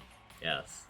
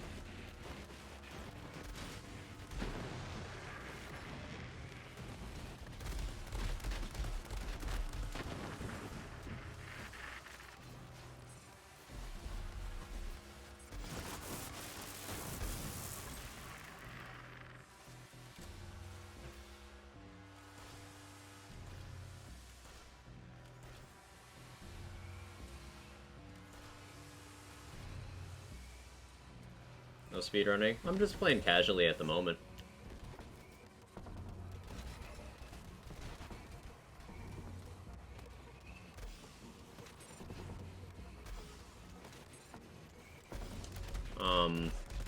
Playing somewhat casually today while we have deep thonking about Amara builds.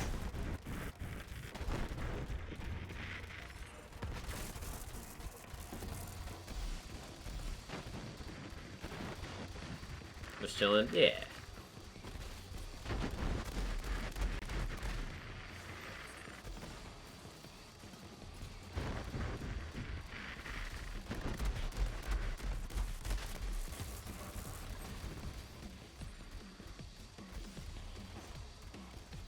Just a light workout for Amara. It is.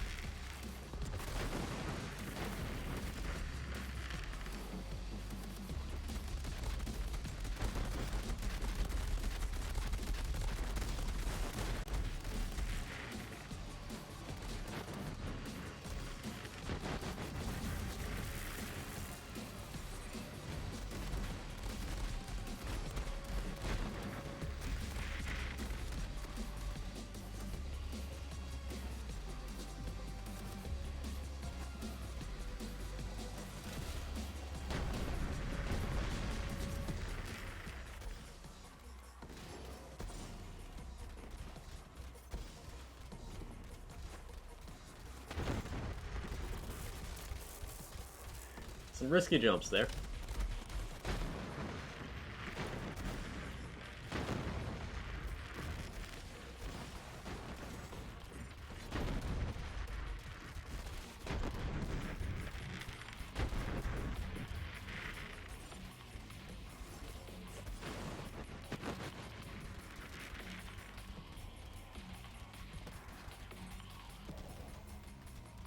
It's like the most deadly weapon used on a boss. A fish? A fish.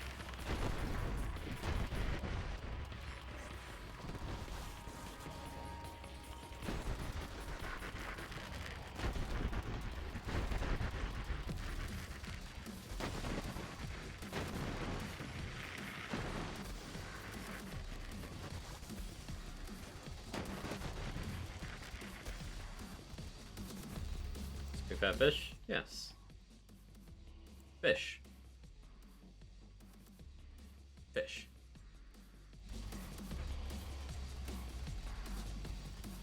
What happens to the spawns to make this order plates more faster and consistent? So this build, it's not relevant tech to this build days, but the reason why I do the middle one last is because if you have enough movement speed, when you go through that door, if you got in there fast enough, then the trigger that kills the leftover enemies from crystals will kill the pack in the front right when you walk in the room.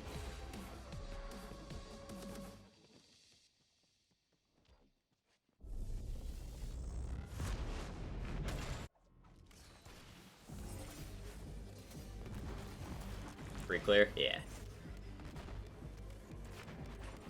It is also, if you're in any builds that get movement speed or something on kill, you're able to take advantage of it more easily that way, rather than it being wasted on using a jump pad.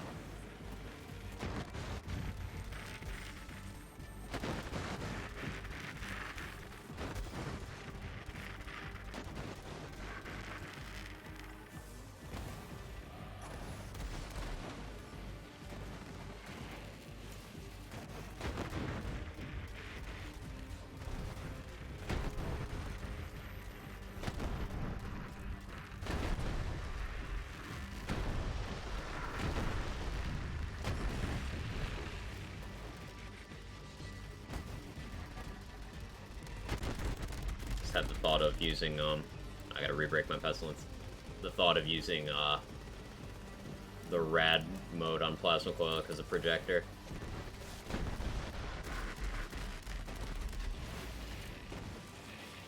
I don't know if that beats out the element match of, shock on shields, but...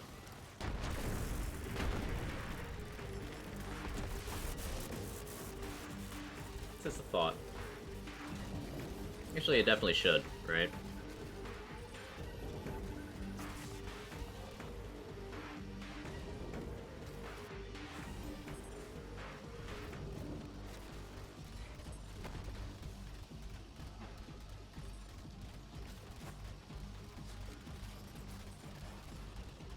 Like, to expand on what Daze was saying about weapons by themselves rarely the reasons builds can melt bosses.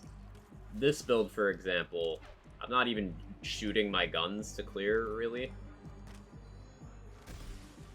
Nice one, Vonda. Nice one. Like, I'm reloading my Pestilence to deal damage with it that way. This Face Puncher, those green Novas aren't from the gun at all. It's from a skill triggered by doing melee damage. I'm holding this Guardian Angel to boost my fish and my action skills, and I'm not shooting it. The only one I'm really shooting with any degree of consistency is the Plasma Coil, and that's only for dealing with the items.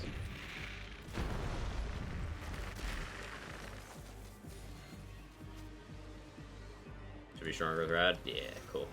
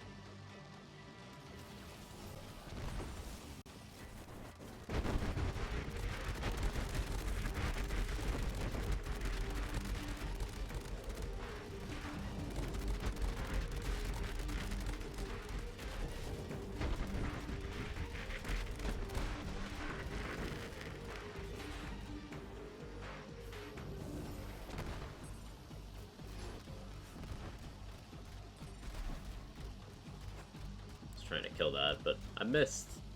Poor placement.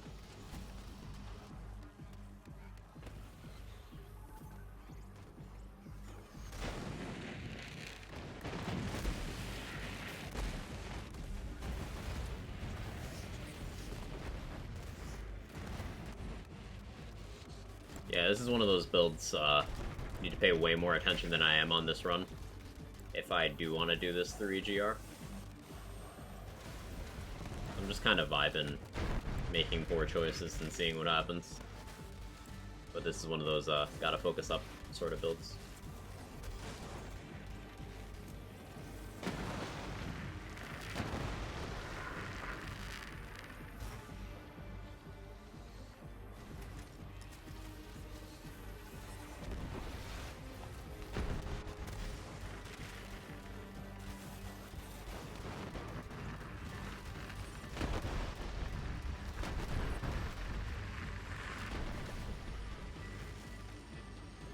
Radiver's shield, plus 50%, Chakra's shield plus 150%. Yeah, and LE projector is 129%. So, yeah.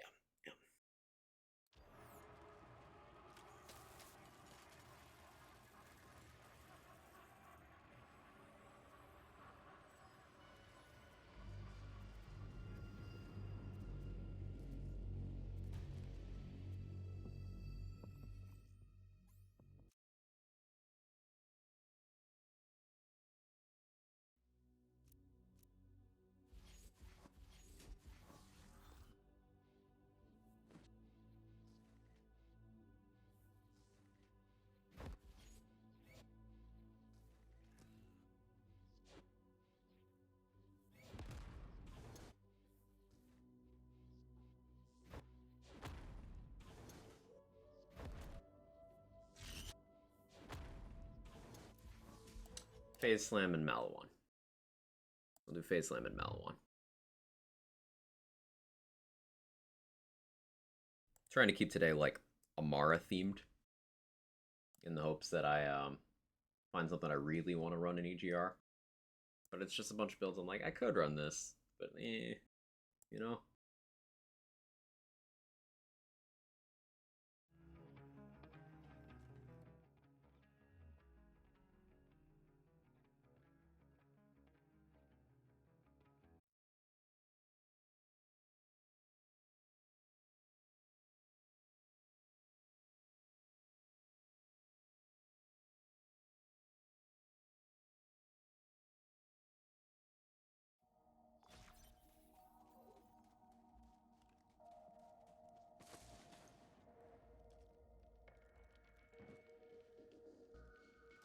Instead of the slow, low damage character, you play Flat instead.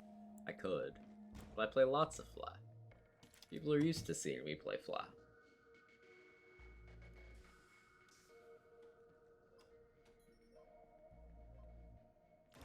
And I set 2 records with Fly yesterday. So I don't want to burn out on Fly. Because pushing past either of those records is going to be, like, tough. Probably not exactly fun, either.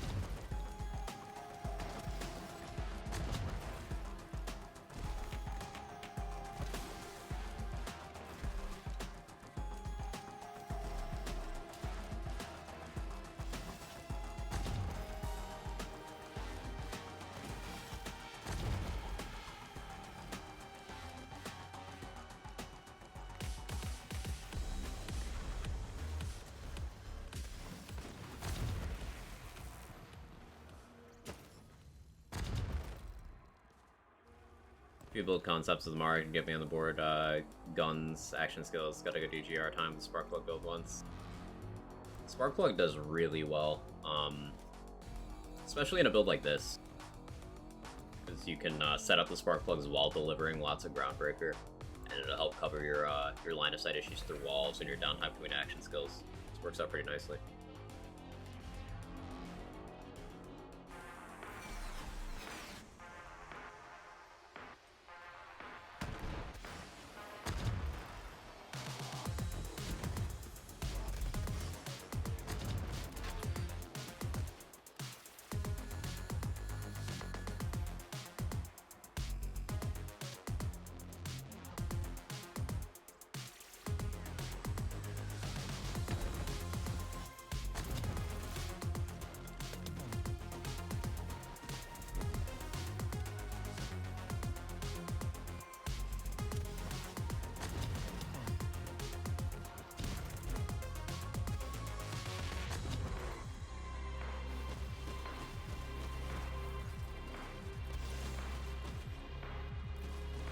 It's a bit rude of that guy to not die when I told him to.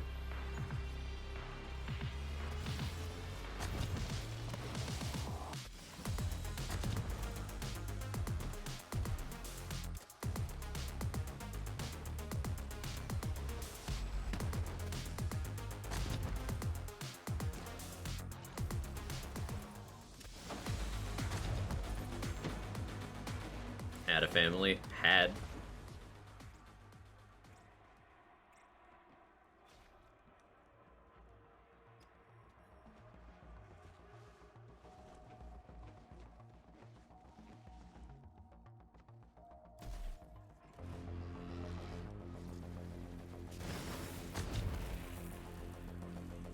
Huh, I didn't know you could stand up here. Wonder if this is useful. It's like, you could probably spark plug right here. And it'll be closer to up there. We learned something interesting.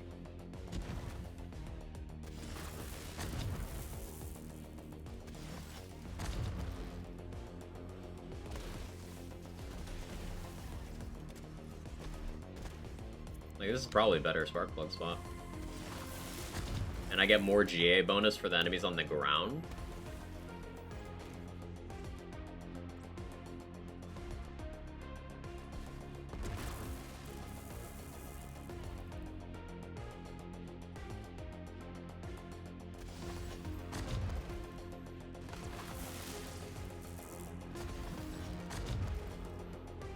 Get up there consistently. Yeah, just mantle from there.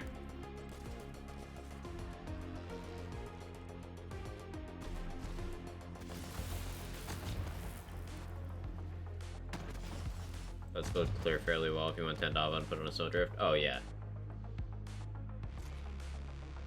I'm just doing Flesh Melter because I'm an addict to corrosive stuff.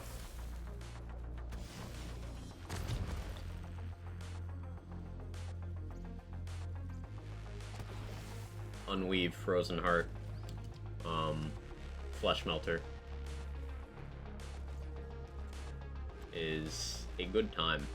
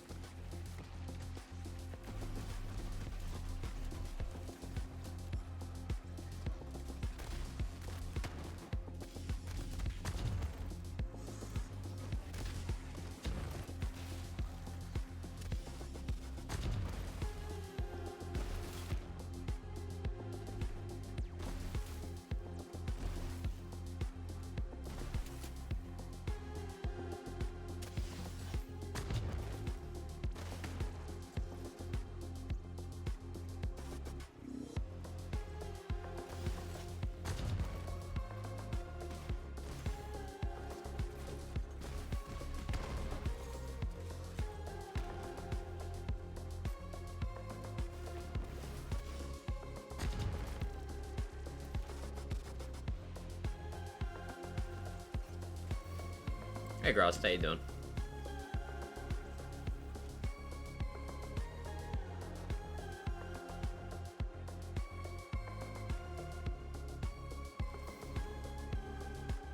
I shouldn't go into this with no rush stacks, but I'm gonna.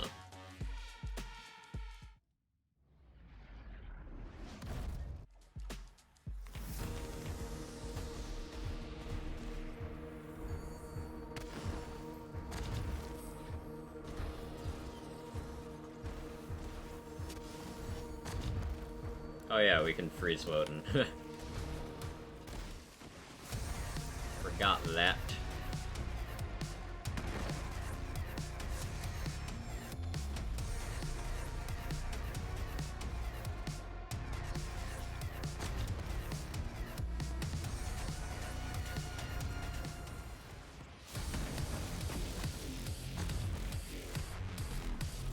Weird damage. Oh well.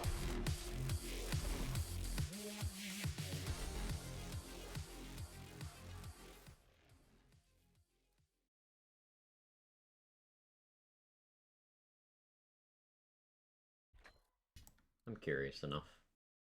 I want to try this with Snowdrift and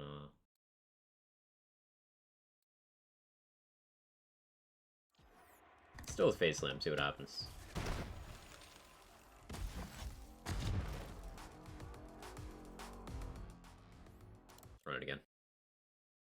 I'll put up a timer this time. I know I said no speedrunning, but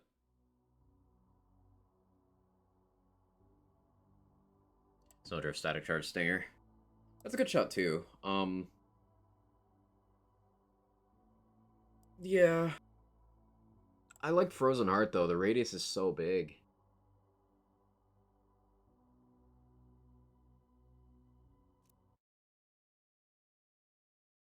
Like it especially helps put flying enemies in range. I think Stinger would win for Hemo, probably. Stinger or Revolter would win there. More likely Revolter. Certain ideas, yeah.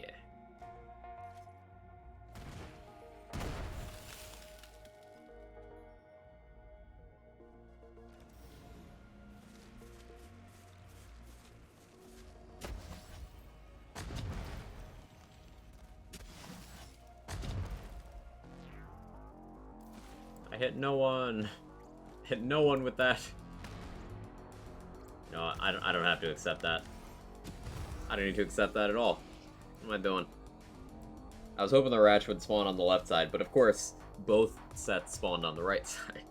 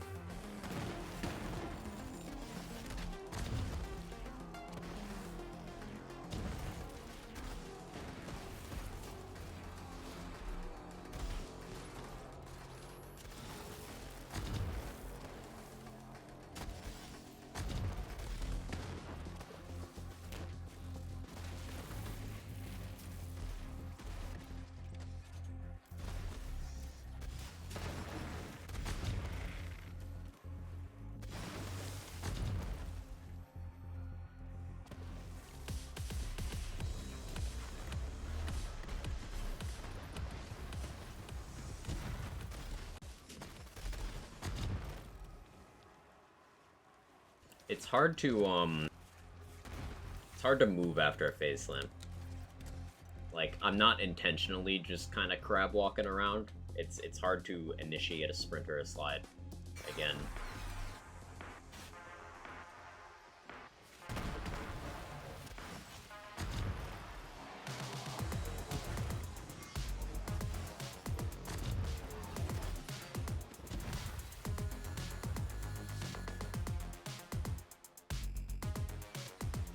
Animation delays. Yup.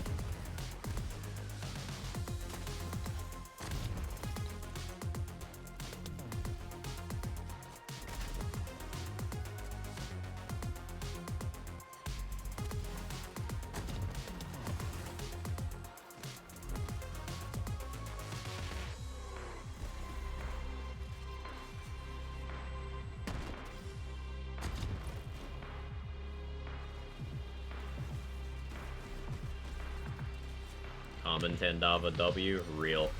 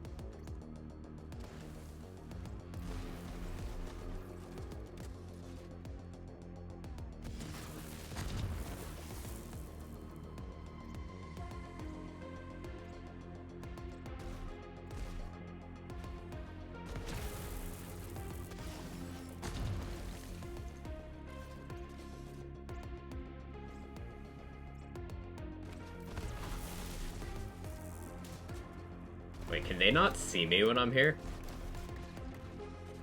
Okay, no, that's just the AI being dumb over there.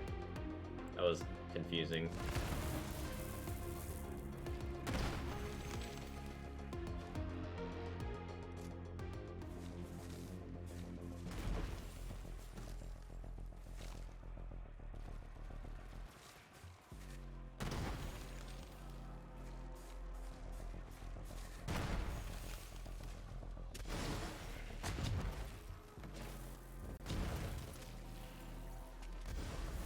Oh. Thanks, Barrel. Very cool.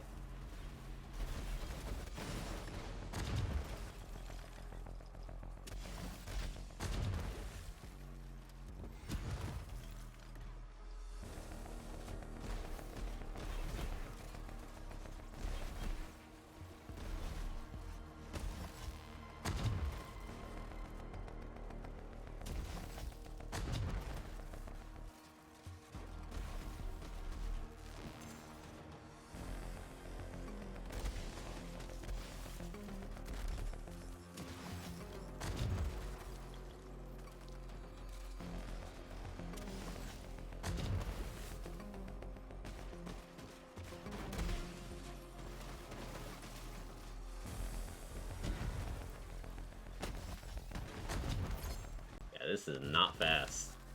These animation delays are killing me. Like, it's so hard to move after a face slam.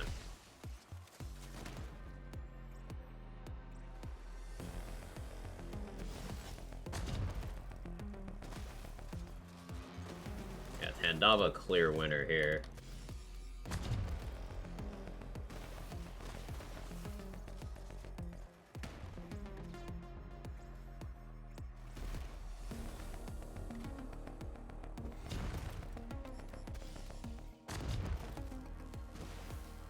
Oh, corrosive immune.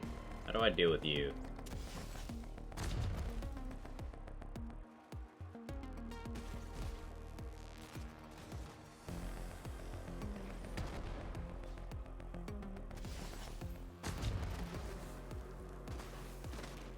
I guess like that. Face slam be slow.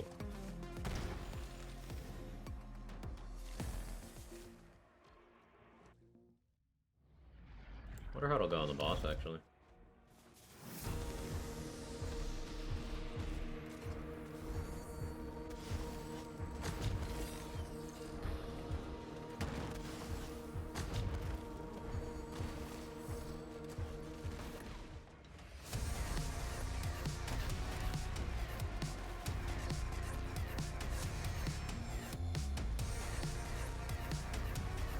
Not well.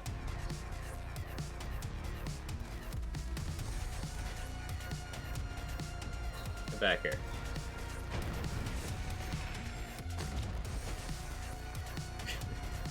Freeze up there. It's certainly a spectacle, though.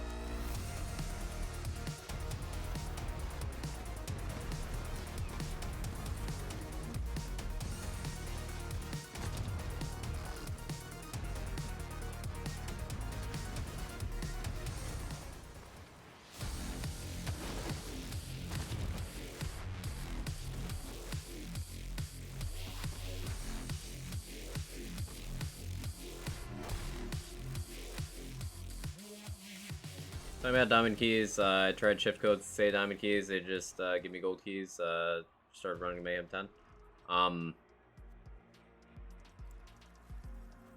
If the code's available in like the official server and the keys channel, none of those give you diamond keys, and you're just gonna have to wait until diamond keys are made available. They send out codes every once in a while, usually when something significant happens in terms of gearbox announcements or whatever. But fortunately you don't need diamond keys for anything. And yes, they do require DLC 6 to get without the codes. Now, a way you can get diamond keys inside the game is, see how it says open chest here? This is from progressing my vault card. I can open this, and Every time you open one of these, you have a 4% chance, I believe it's 4%, of getting a diamond key. So these are regular keys, regular key, regular key. You have 4% chance of getting a diamond key. Iridium.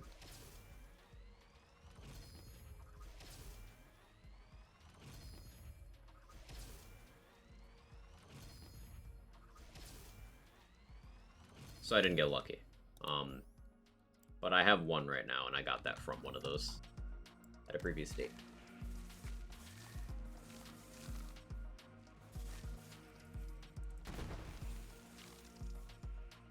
So, slightly shorter stream today, but I'm hungry, and I want to take this hoodie off because it's hot in here, and I'm all sweaty and gross and stuff. Like I said, don't need them nice to have for sure. Yeah, they're fun. They're fun to have. Thank you guys for hanging out. Nom? Yes, I require noms. Let me find somewhere for us to go. Tomorrow. Maybe I do Dragon Age tomorrow? My Dragon Age playthrough has been kind of stagnating.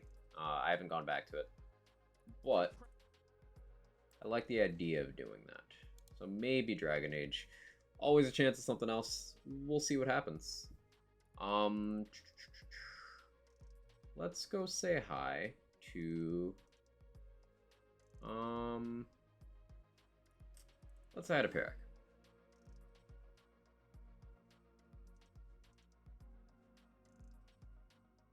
Doing some BL2, just finishing off the hunt checklist. The hunt might be over, but some people are still, you know, pursuing their personal goals.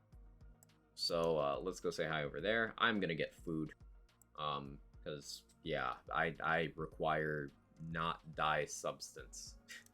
But, thank you guys again for all the love and support. Don't know what I'm streaming tomorrow. Next BL3 stream that is, like, planned BL3 will probably be more endgame rush stuff. There's a few builds I want to take through that. But, yeah. Chance of Dragon Age, chance of Wonderlands, chance of BL3, chance of Hades, chance of Back for Blood, chance of Vermintide. I'm playing a bunch of games right now. Pokemon out next week. I might stream that. We'll see what Glenny's plans are there. But I might stream that. And if I manage to acquire a PS5 or something for a good deal Black Friday, maybe I stream God of War. But I'll probably play that off stream. Anyway, y'all are great. Quagchads.